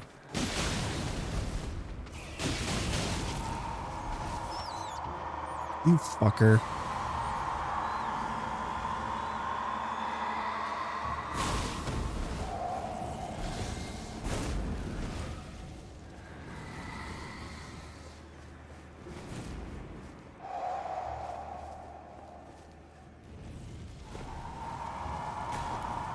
God, he sees me.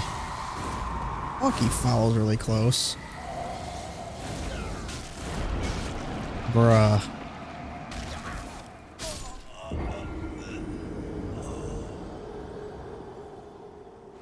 He's annoying now. Just want to get through to the boss, man.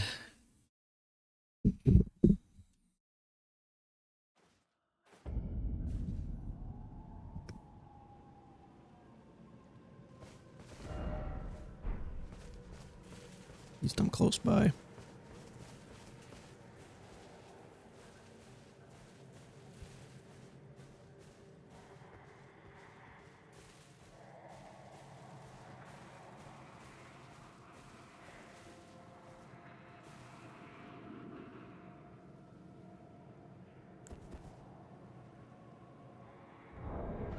wonder if I have any like sneaking.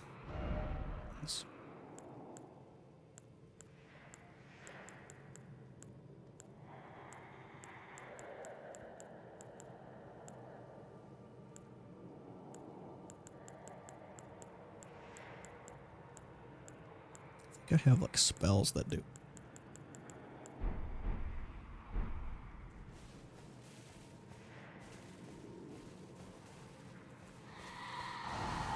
Like growing Shabriri grapes in here.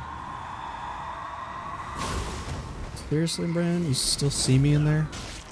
Okay, whatever.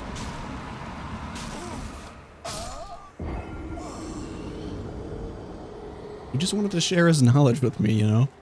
He just wanted to say what's up.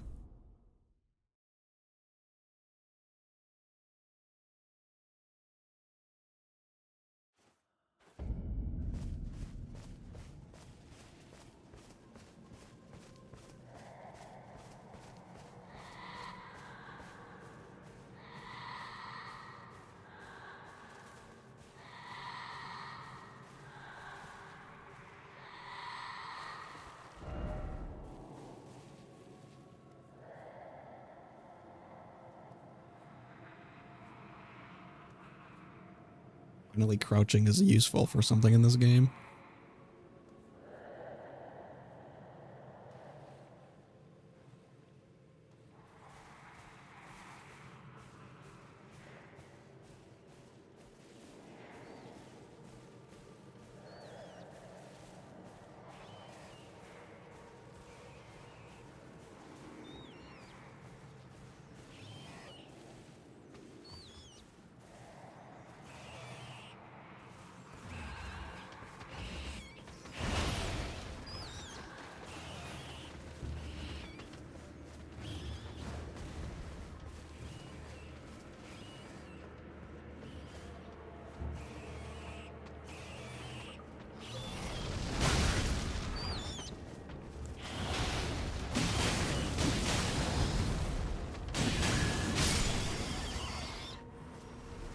Imagine if they alerted to like anything that you did, like you attack any enemy and they just teleport to you.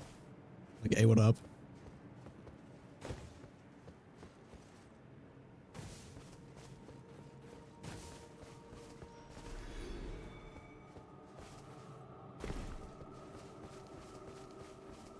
We're here.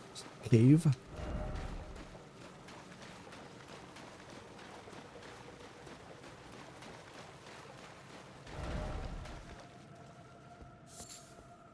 I have a yellow. It's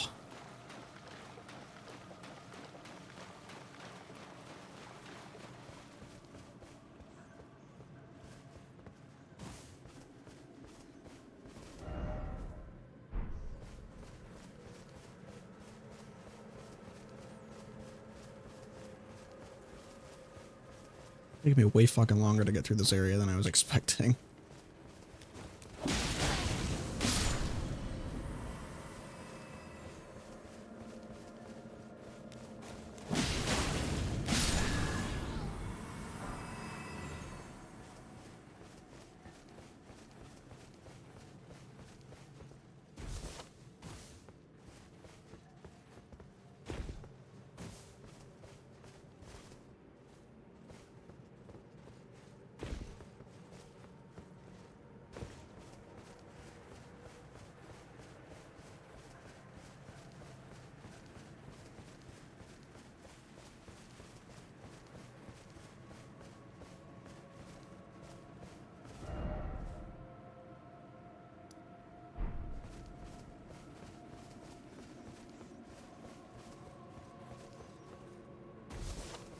Wish it was a little more obvious where I'm supposed to go.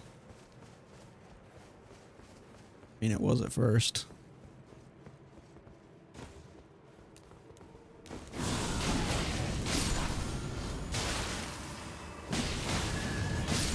We gotta wrap it up here. I'm kind of tired.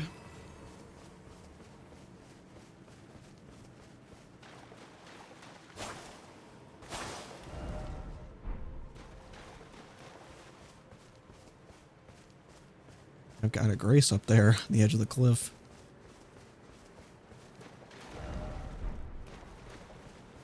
Where is that at?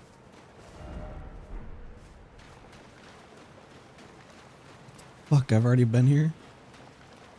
I am going in circles, man. I'm fucking going crazy.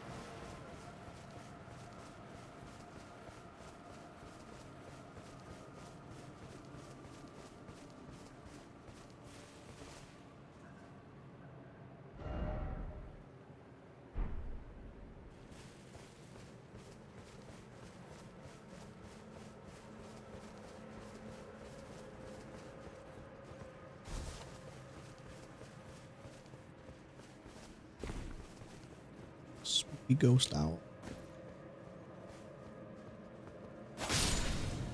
Hello. Goodbye.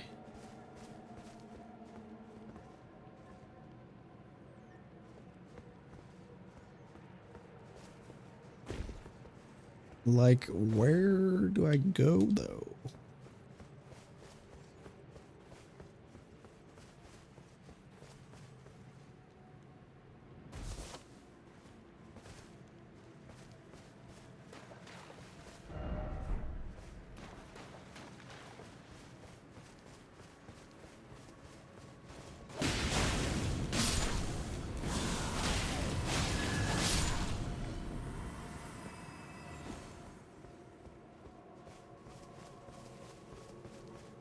Like, am I crazy? I feel like I'm inclined to, like, follow, like, the river where it feels like there's a path, but there is no path.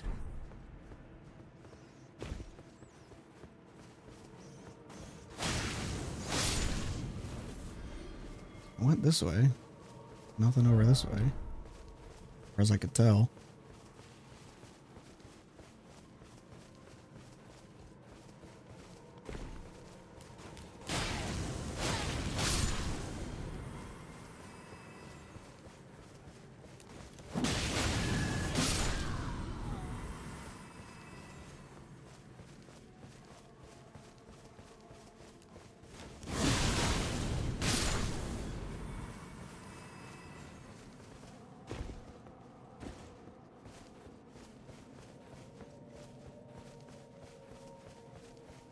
Maybe this is it. Maybe I need to ascend.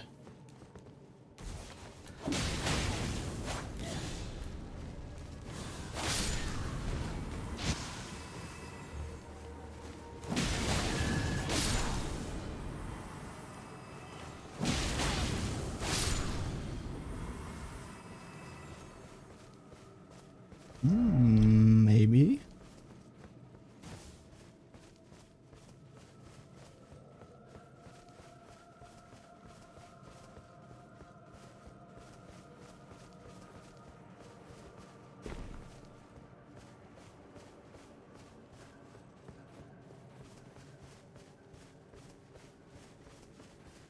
See, this is kind of what I mean about this open world shit.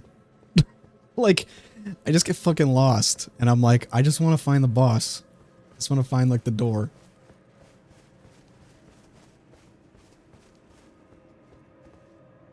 Is that a house? Oh, is it this way? Like, down here? It's like an ancient mansion.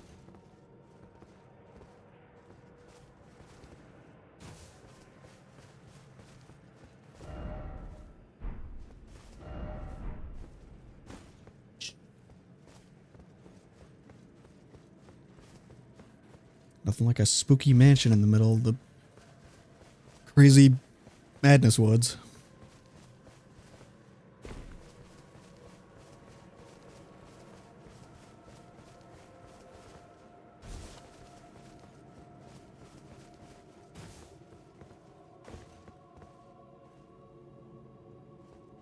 See that before.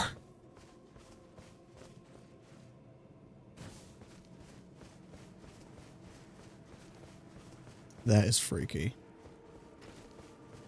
Cool, but freaky. Look at that.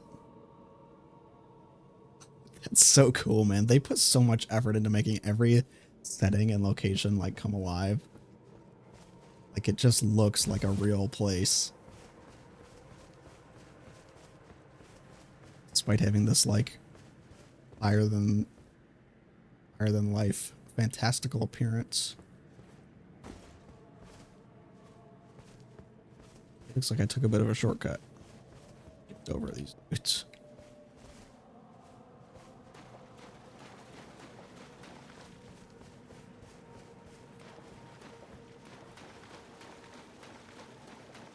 A manor. Heck. That's creepy. Dude, this is literally like Halloween, the DLC map. Reminds me of I mean, it's literally like a haunted mansion.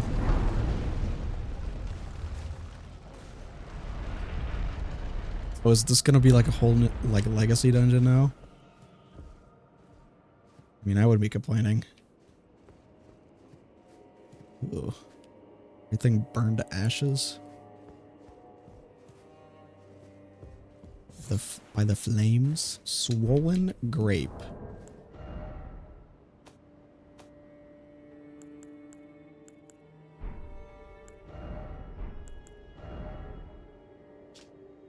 An eyeball of the frenzied flame that has swollen from within. Material used for crafting items. Marked with fingerprint burns. Proof of having been touched directly by the three fingers embrace. So how come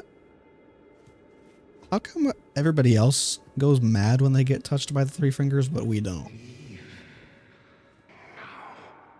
Come no closer. No closer, I say. The madness was. Midra's Manse. What, Midra's Mansion? This is spooky. This is literally like right out of like a Lovecraftian, maybe not Lovecraftian, but it's like right out of like ancient storybook horror type deal. Find this haunted like mansion out here.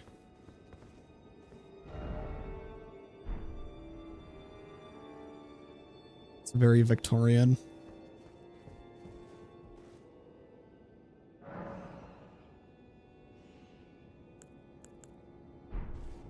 I'm really digging this. For a game filled with like Lovecraftian shit, it's cool to see that mix with like this kind of storybook, like textbook horror, like vampires and shit like that.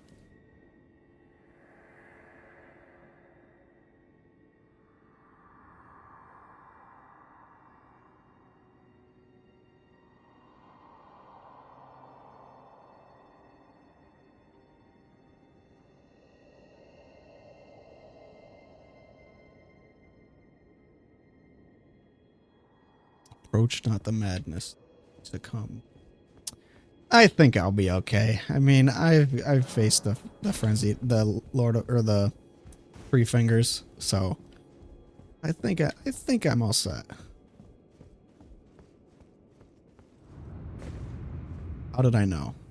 How did I know that was gonna be a hidden wall? I don't know why. I was thinking of like Super Mario jumping into the paintings. I just knew that was going to be a hidden wall somehow because there was nowhere else to go. Classic, dude. I'm so fried. I'm literally like FromSoft brain wired. Like I'm straight cooked. It's over, bro. Like I can just see hidden walls in my sleep.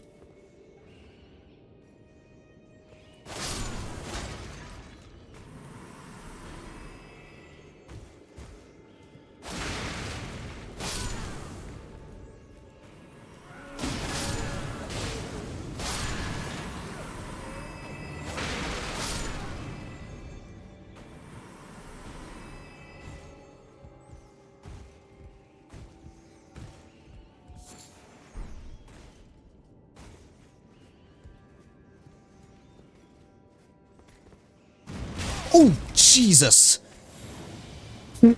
Scared the fuck out of me. Holy crap. He just ganked the shit out of me, dude.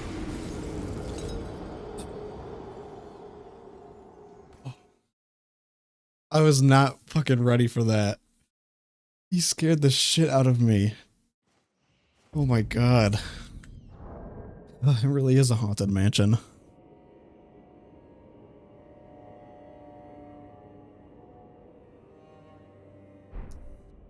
Jesus. It scared the fucking piss out of me. I didn't expect him to be fucking standing right there, and I didn't expect him to body me that fast. Couldn't even tell if he was actually an enemy at first. I thought he was like a statue. But what do the horn scent, these golden horn things, have in common with Midra? Frenzied Flame. Was Midra like a horn scent? Who like succumbed to the three fingers or something, like we are going to?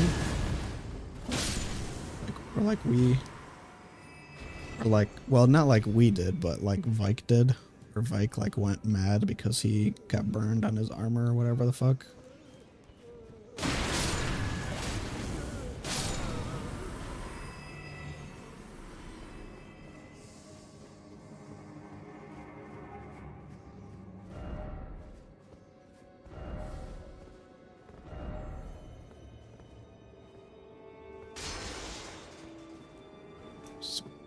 Okay.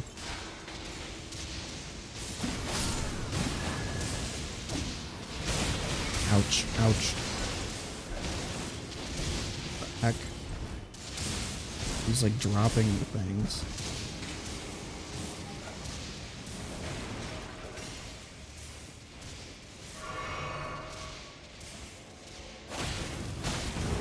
You not backstab those.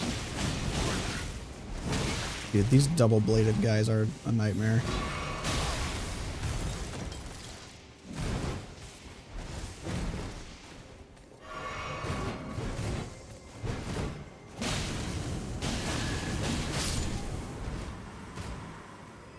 I think I do a butt ton of damage.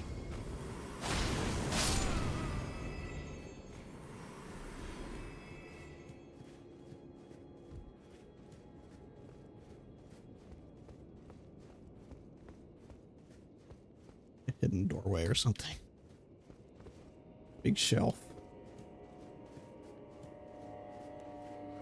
Oh jeez. Thank you for eating me, sir. Now we're cooking. Now we're getting covered in blood. Just unlock the door? Or does this move that bookshelf?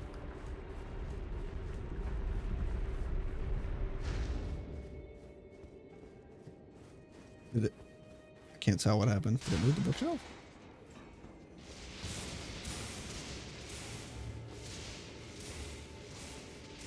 I'm so fried, dude. What did I say? I literally was like, yo, this looks like a hidden door. And that's exactly what it was. Dude, my ability to read this the intent with the environment and the game environment in these games is crazy. Like, how did I predict that? How did I see that was a hidden door and not find the fucking ladder for the entrance to this place? Like, you win some, you lose some, I guess. But dude, I'm so FromSoft brained. It's crazy. Like, I can just predict the way these dungeons are designed like too accurately now.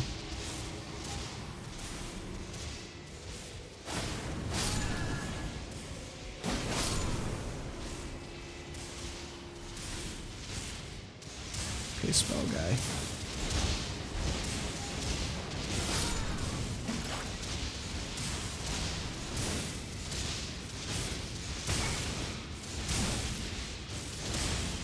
Okay, are we done? Over here.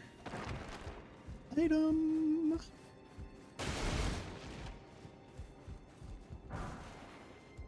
Surging Frenzied Flame.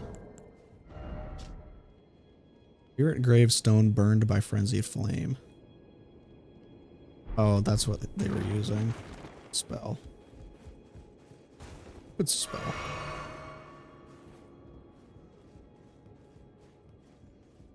I feel like I changed into like the perfect outfit for this like setting.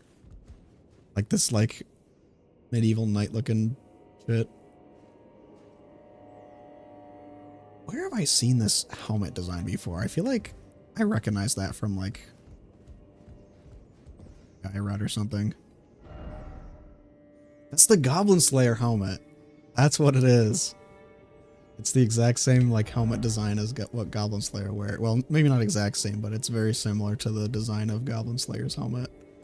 I knew I fucking recognized like this look somewhere with the slits.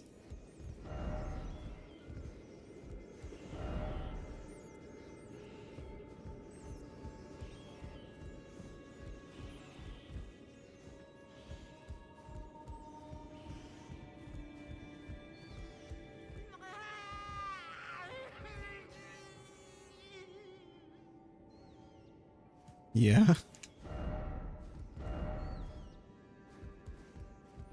Somebody did some cultic research in this place and went crazy from what they found. See, this should have been in the fucking base game. This map with the frenzy, like this is what should have led up to the Three Fingers and the Frenzied Flame stuff. That would have been awesome. Instead of just like finding the Three Fingers in the fucking sewer somewhere. Just chilling. Like I feel like it would make sense for the Three Fingers to be in a location like this forest abyss at like the bottom of the world. But no, they're just like in the sewer. It's like, okay.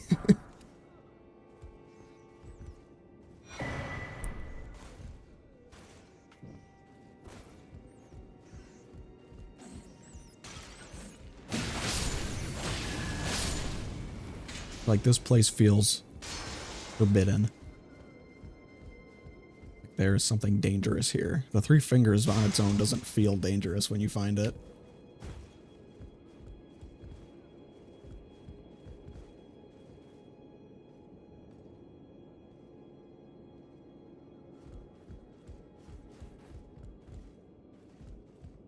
Got everything in there. Lots of people at this part of the DLC, it looks like. Still.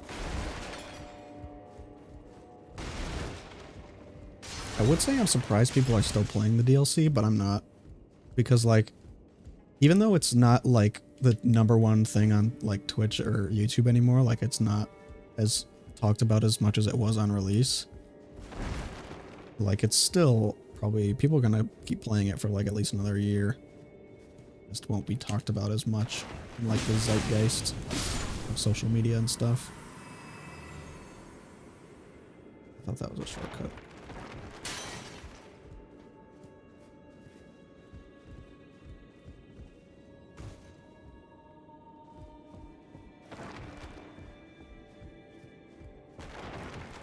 This place kind of reminds me of,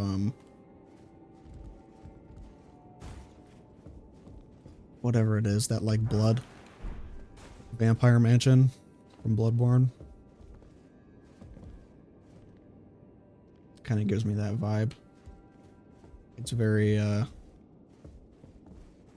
very, like, a Victorian horror story-esque.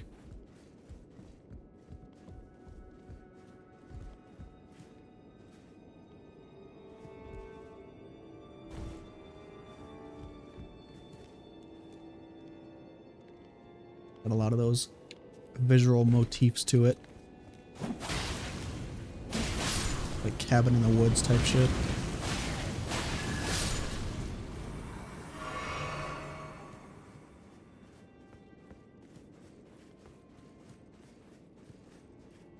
This kind of looks similar to the library from before too. In the DLC.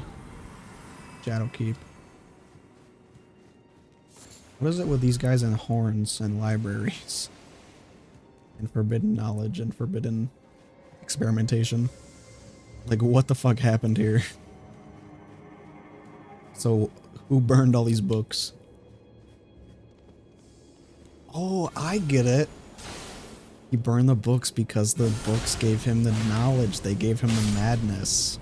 He didn't want anyone else to find it. Cut. Forbidden knowledge. Shortcut.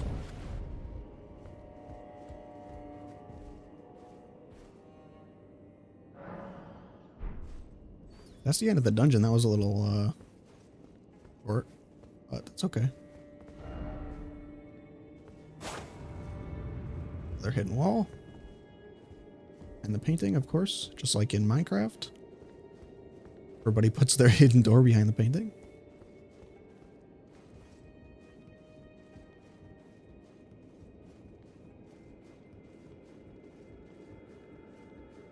Really appreciate that Elden Ring has dedicated itself so thoroughly to like traditional high fantasy, like traditional medieval fantasy.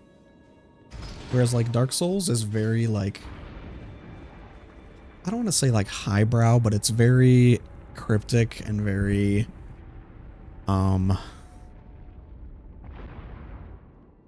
yeah, it's very cryptic and it's very existential. This feels a little more grounded in like the reality of its own fantasy world, whereas Dark Souls is very much like, oh, everything is ethereal and you don't know if you're dead or alive and all this shit. This is a little more grounded in like, okay, you're just like a fantasy, you're basically just a fantasy character playing in a fantasy realm with some Lovecraftian perks.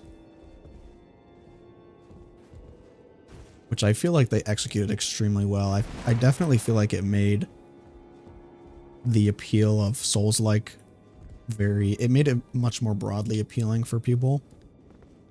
Which I do think kind of contributed towards it, like, selling slightly. But I mean, the reputation of Souls, obviously, but it's a lot less obtuse, I guess is what I'm trying to say. A lot of Dark Souls lore is very obtuse and very, like, ethereal. It's very difficult to like, it's very like immaterial. A lot of it just doesn't like make sense. Things just happen and you're just like, okay. Like a lot of it is like figurative, whereas like a lot of stuff in this story is not as figurative. Like it's all like literal. You can see the story like playing out in front of you, and it's all like there's some like metaphysical aspects to the world, but they are intertwined with like the real grounded physical elements. It's not like everything you do is in like this fake, like you don't know what's real and what's not, and it's not like you're drifting in and out of time and all this stuff. So I think making it a bit more straightforward of like a high fantasy setting kind of helped it appeal to a larger audience.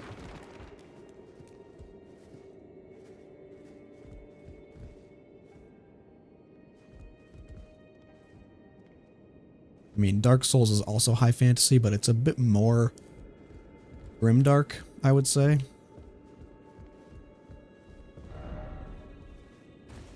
Who dis? A bit more grimdark than Elden Ring. Elden Ring really pays homage to like a lot of traditional like high fantasy story elements, whereas Dark Souls feels very like not as traditional.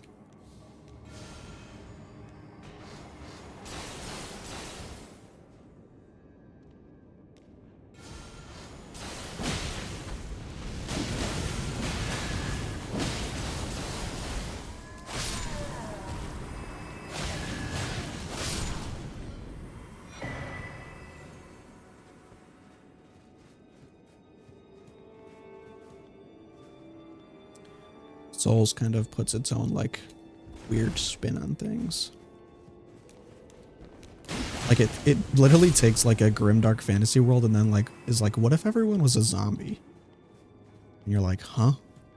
And it's like, but also like fire is life and life comes from this fire, and you imbue your body with fire in order to live, so you don't, and it's very like immaterial in like the way it presents like its world building and its physical universe mechanics. The way the universe works in Souls is very like obtuse. It's very hard to like piece together like how it actually like makes sense. It's just it's more like a vibe. Souls is just a vibe. You kind of just have to like take it for what it is at like face value and not necessarily like read too literally into it, because a lot of it feels very like figurative. It's very like hero's journey in that kind of way.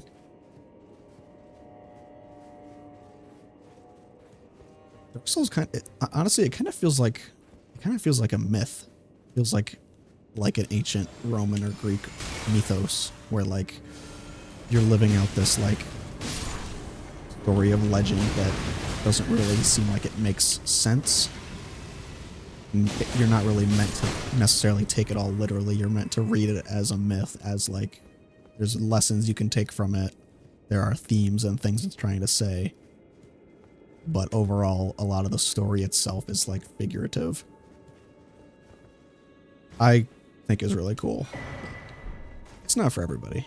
So I can kind of appreciate what they did with Elden Ring, making it so everything isn't figurative in this game, and there's a lot of literal like, oh, this whatever is literally like how the world works. Like the Erd Tree and the Greater Will is all like very literal in terms of like how they affect the world metaphysically and how they govern like the rules of the universe. It's very tangible.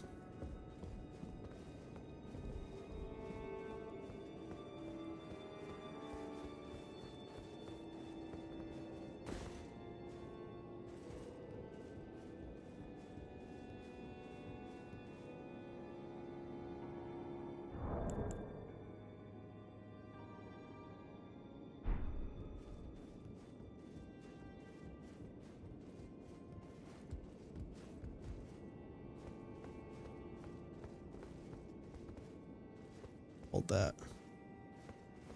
Didn't want to go back and get this item here.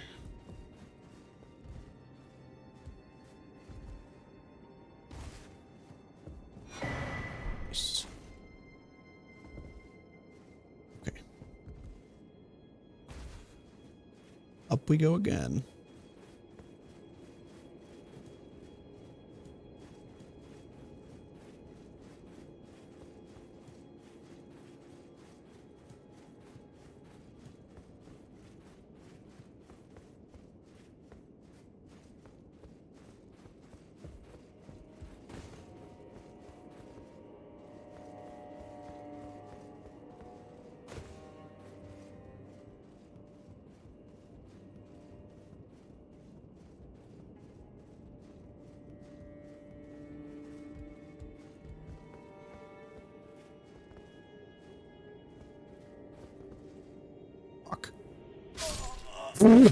Okay.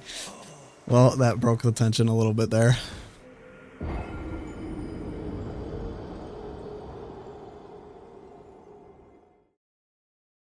I knew I was gonna do. I just knew it. I just did. I wonder what a manse is. It's gotta be like some word for mansion. Something. I don't fucking know what manse means. Midra's manse.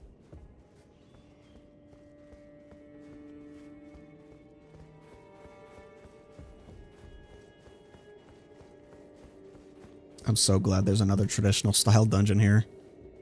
If I didn't get to do one of these in this video, I would have been disappointed. Or in this stream, I mean. The traditional dungeons are always like the best parts of these games. Trying to figure out like the path through and all these different levels and mazes and stuff, puzzles and enemies to fight. These are like the traditional style dungeons in Souls games are like the only, maybe not the only, but they're one of the few. I mean, like Hollow Knight's up there. There's a bunch of games that are similar, but they're one of the very few like 3D dungeons in video games that make me feel the way that like the Ocarina of Time dungeons did like when I was a kid. Like it's very hard, I think, to capture that kind of feeling, especially now that I'm a grown adult. But like the dungeons in these games just have so much imagination put into them, and there's so much fun to explore. And like literally every turn there's like something new to see, or some new puzzle to solve, or some new enemy to fight. It all feels very like cohesive and satisfying in a video gaming sense, where like if there was any element of these dungeons that wasn't as well put together, like the level design or the enemy placement or the combat in general or the puzzles that they have you do, then the dungeons in these games just would not be, it wouldn't elicit that same feeling. It wouldn't be as satisfying as like something like the Zelda dungeons were like when I was a kid. Like some of the early game Zelda dungeons where they were really complex and all about like puzzles and finding your way through it.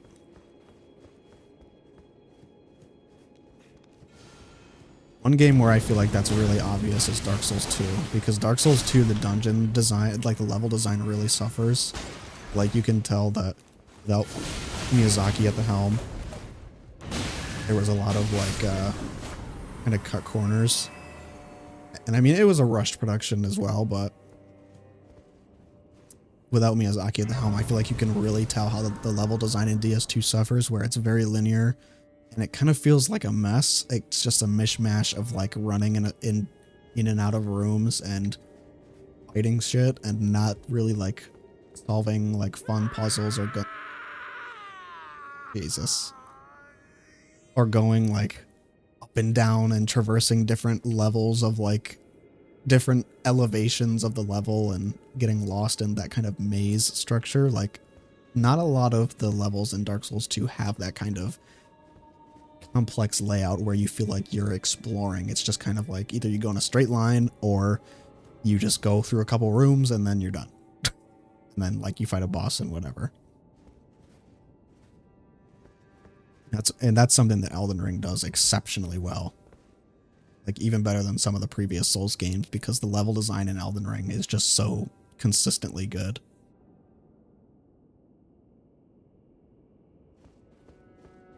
Okay, is this who is this? This is Midra? The depths of your foolishness! Oh, Jesus.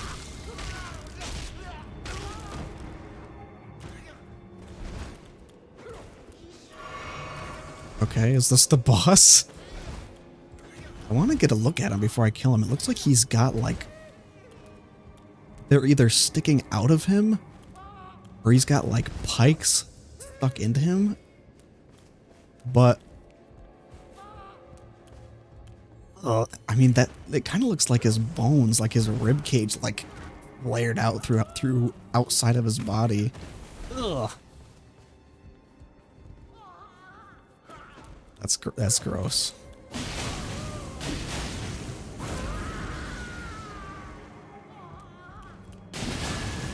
Burn, you cursed thing. Be cleansed in the flames.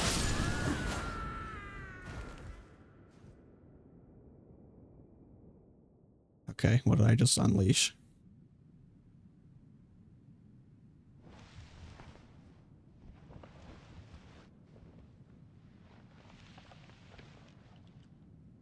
Enough. I have endured more than enough.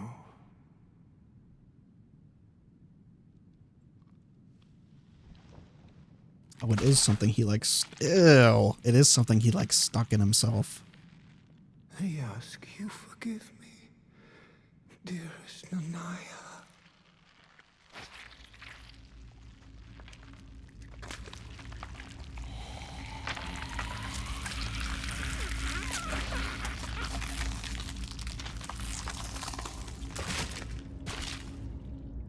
Okay, he just beheaded himself?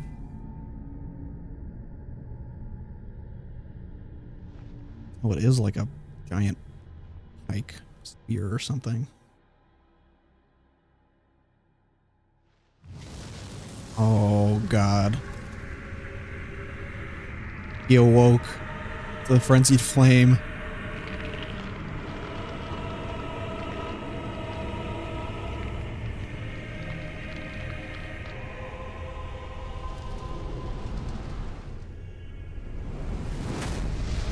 seen what that looks like in the... So, did he just become the Lord of Frenzied Flame?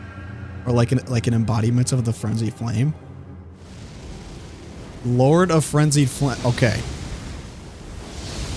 Hey, that's my job. You can't let the god of the Frenzied Flame embody you.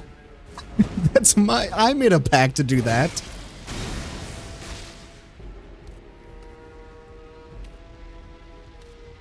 Okay, so it looks like he had sealed the madness inside of himself somehow, and then by like removing that magic pike or whatever and beheading himself, he allowed like the influence of the outer god of the Frenzied Flame to like overtake him.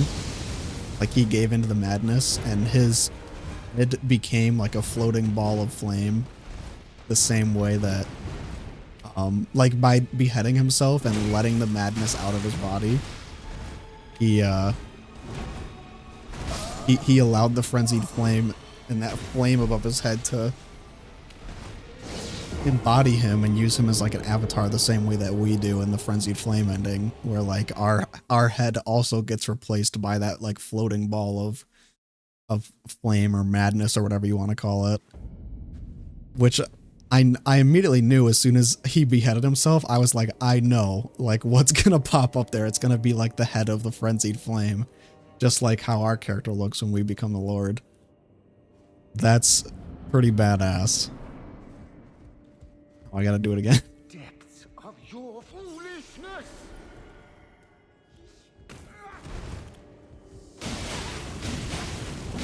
Because yeah, I just knew like there's something about like beheading and the imagery of that and the flame like taking over your head that I just remembered like from that cinematic, that I immediately knew that that's what it was going to be. So it looks like the Frenzied Flame can take on multiple incarnations. Like he takes on Midra before he takes on us, because like maybe we were just the Lord of the Frenzied Flame's backup plan, or he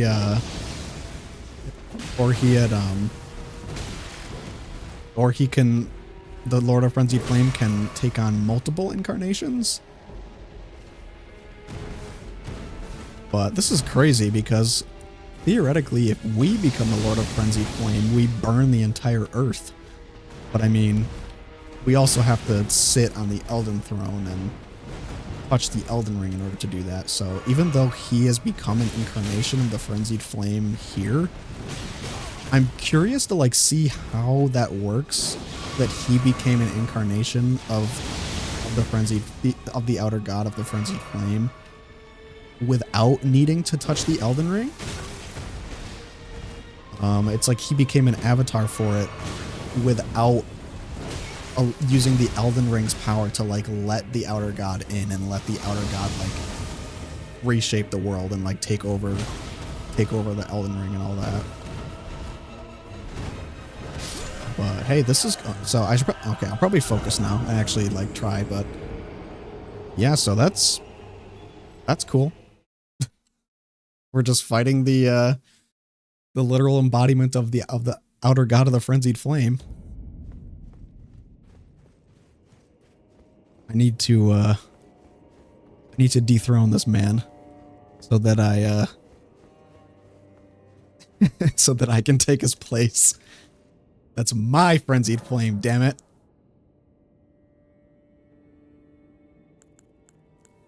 He calls us a fool, but I'm just like, bro, I welcome the chaos. I welcome the power. I'll sacrifice myself to the outer god. Let's do it. Screw it. Let's get that ending.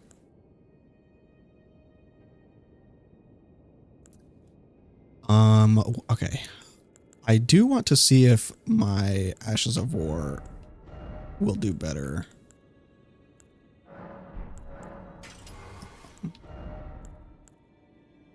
If they're not flame, because I feel like he's going to be flame resistant.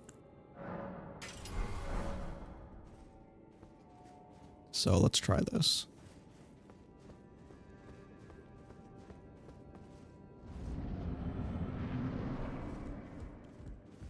The depths of your foolishness! It's so weird. It's like he like crucified himself with this spear-looking thing, but yet he's still alive. Like the Lord of Frenzied Flame is like keeping him alive in his madness.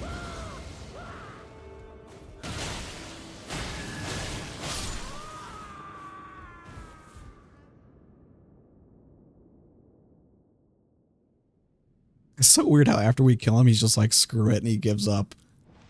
And he just unleashes the Lord of Frenzied Flame because he's like, whatever, I'm gonna die anyway. I have nothing left to live for. So he just gives himself up to he gives in to the influence of the Lord. Okay, that doesn't seem like it's doing much more damage. But maybe we can cold proc? Unless he has cold resistance. Sheesh, man. I wonder if my, oh, I think I took that badge off. Shit. I wonder if that talisman will work on madness too. Like I'll get resistance to it. I don't know, since it's like a build-up. It's like a burst damage thing. Yeah.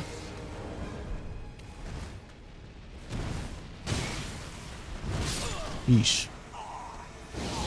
Well, this seems like a much more traditional battle, so hopefully this won't be too hard. Although phase 2, I'm sure is going to be something ridiculous, so. Everything in this game has to have a phase 2 now. Oh, it does do resistance, so let's do that, which is sleep and madness, yeah.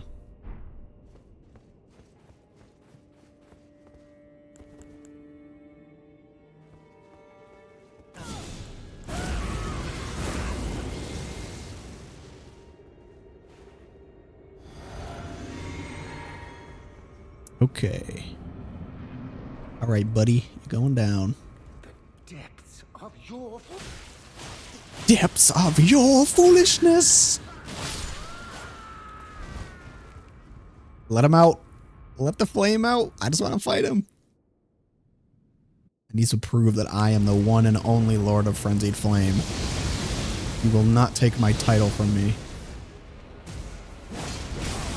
Ouch. Fuck.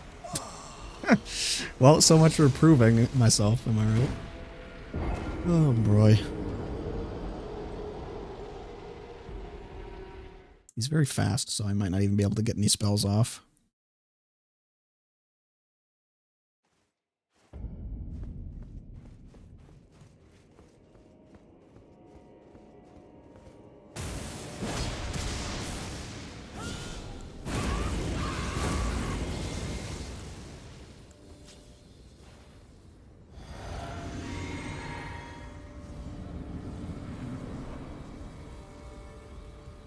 depths of your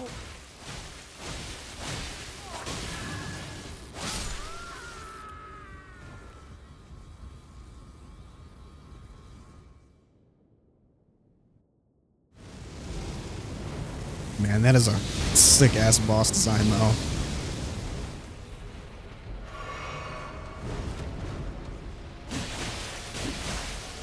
The lightning is good. Beams.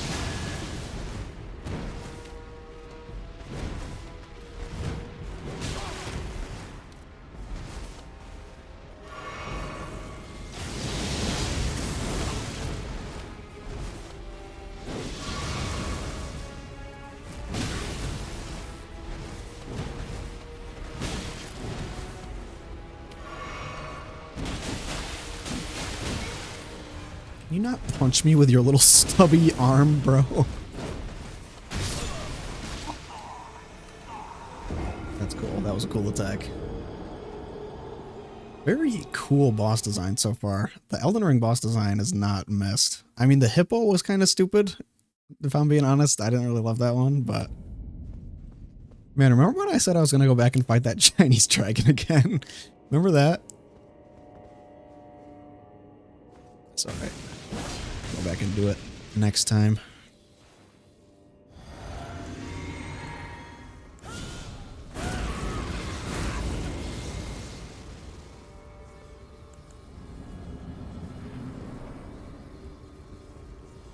depths of your... This lightning effect lasted longer.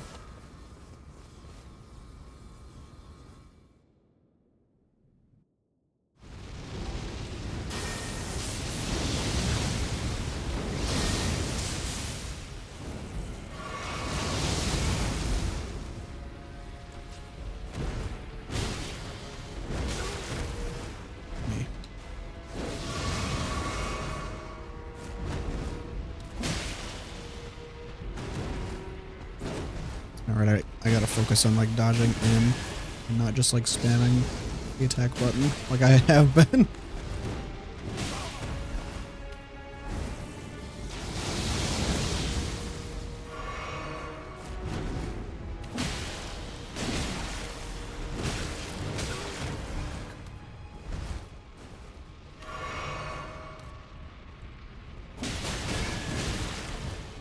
So the Lord of Frenzied Flame must just be an incarnation of the Outer God, and not like the Lord is not the God. The Lord is like it's like any other vessel, same way that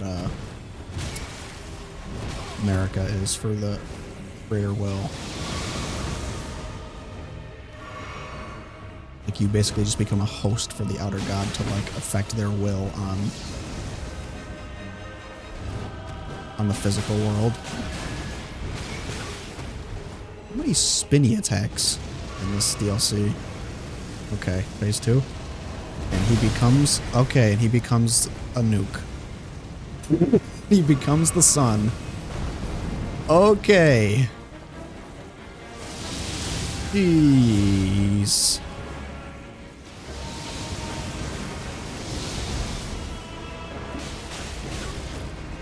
Okay, this phase is crazy. Bro. I'm out of healing. Okay. Yep, phase 2. Stronger. Yep. Noted.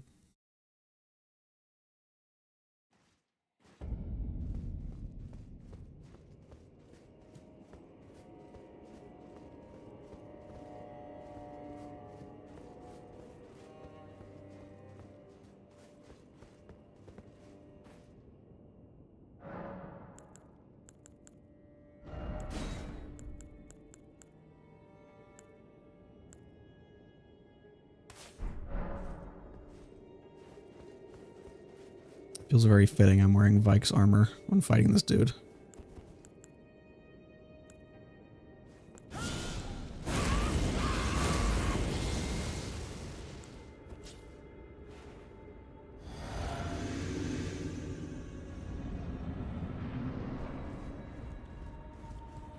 Depths of your foolish...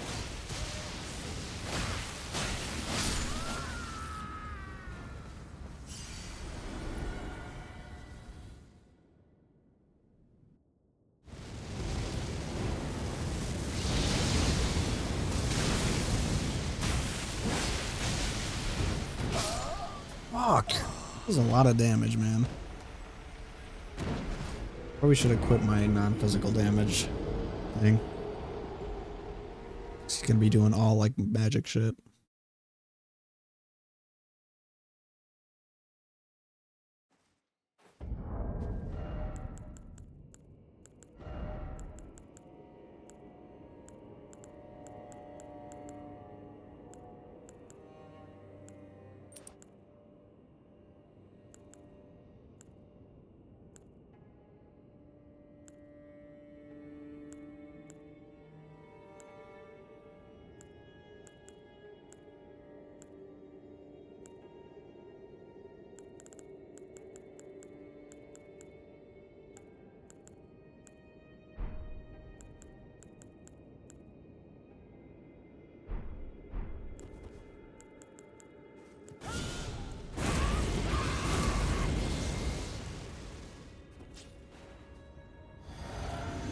Let's go.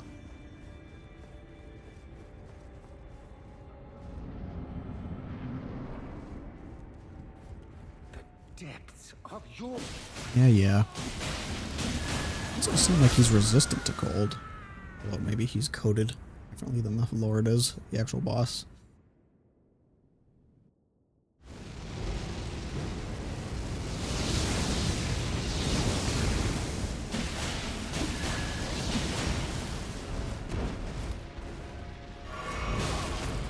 Dude, he hits like a bus.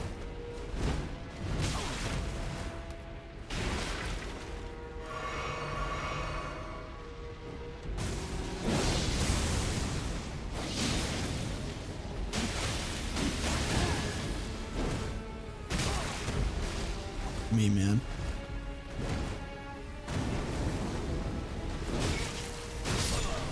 Fuck.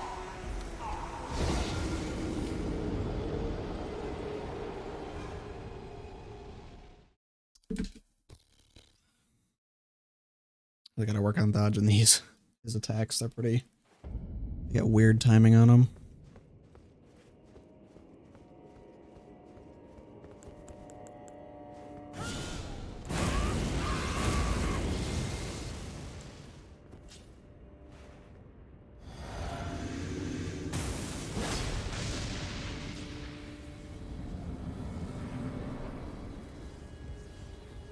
Depths of your...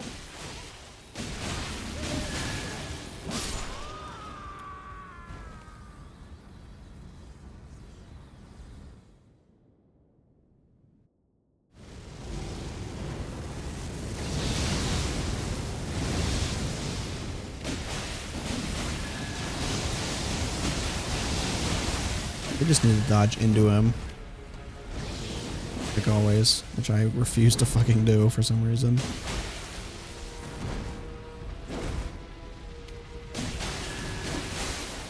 Nice, got the cold proc. Okay, now he's gonna become the sun. Holy shit.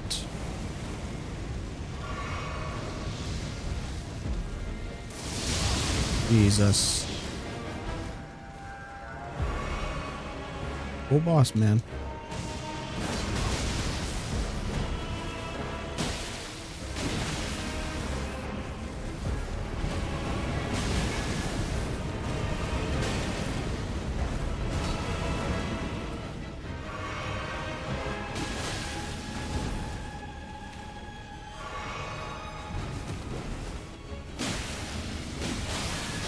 Lead proc, nice. Now I'm in the rhythm. Come on. Yeah! Easy. Dude. I'm so cracked. I'm so good. I'm just gonna glaze myself right now. DLC, easy. Can't be beat, man. Easy. I'm just built different. What can I say? What can I say? All it takes is being overleveled as fuck. And just teasing the fuck out of them with Bleeding Frost. Easy. Okay, so that was that. No follow-up cutscene or anything. Let's do endurance again. I guess that's it. Is there anything I need to find, like, at the back? Like, down this way?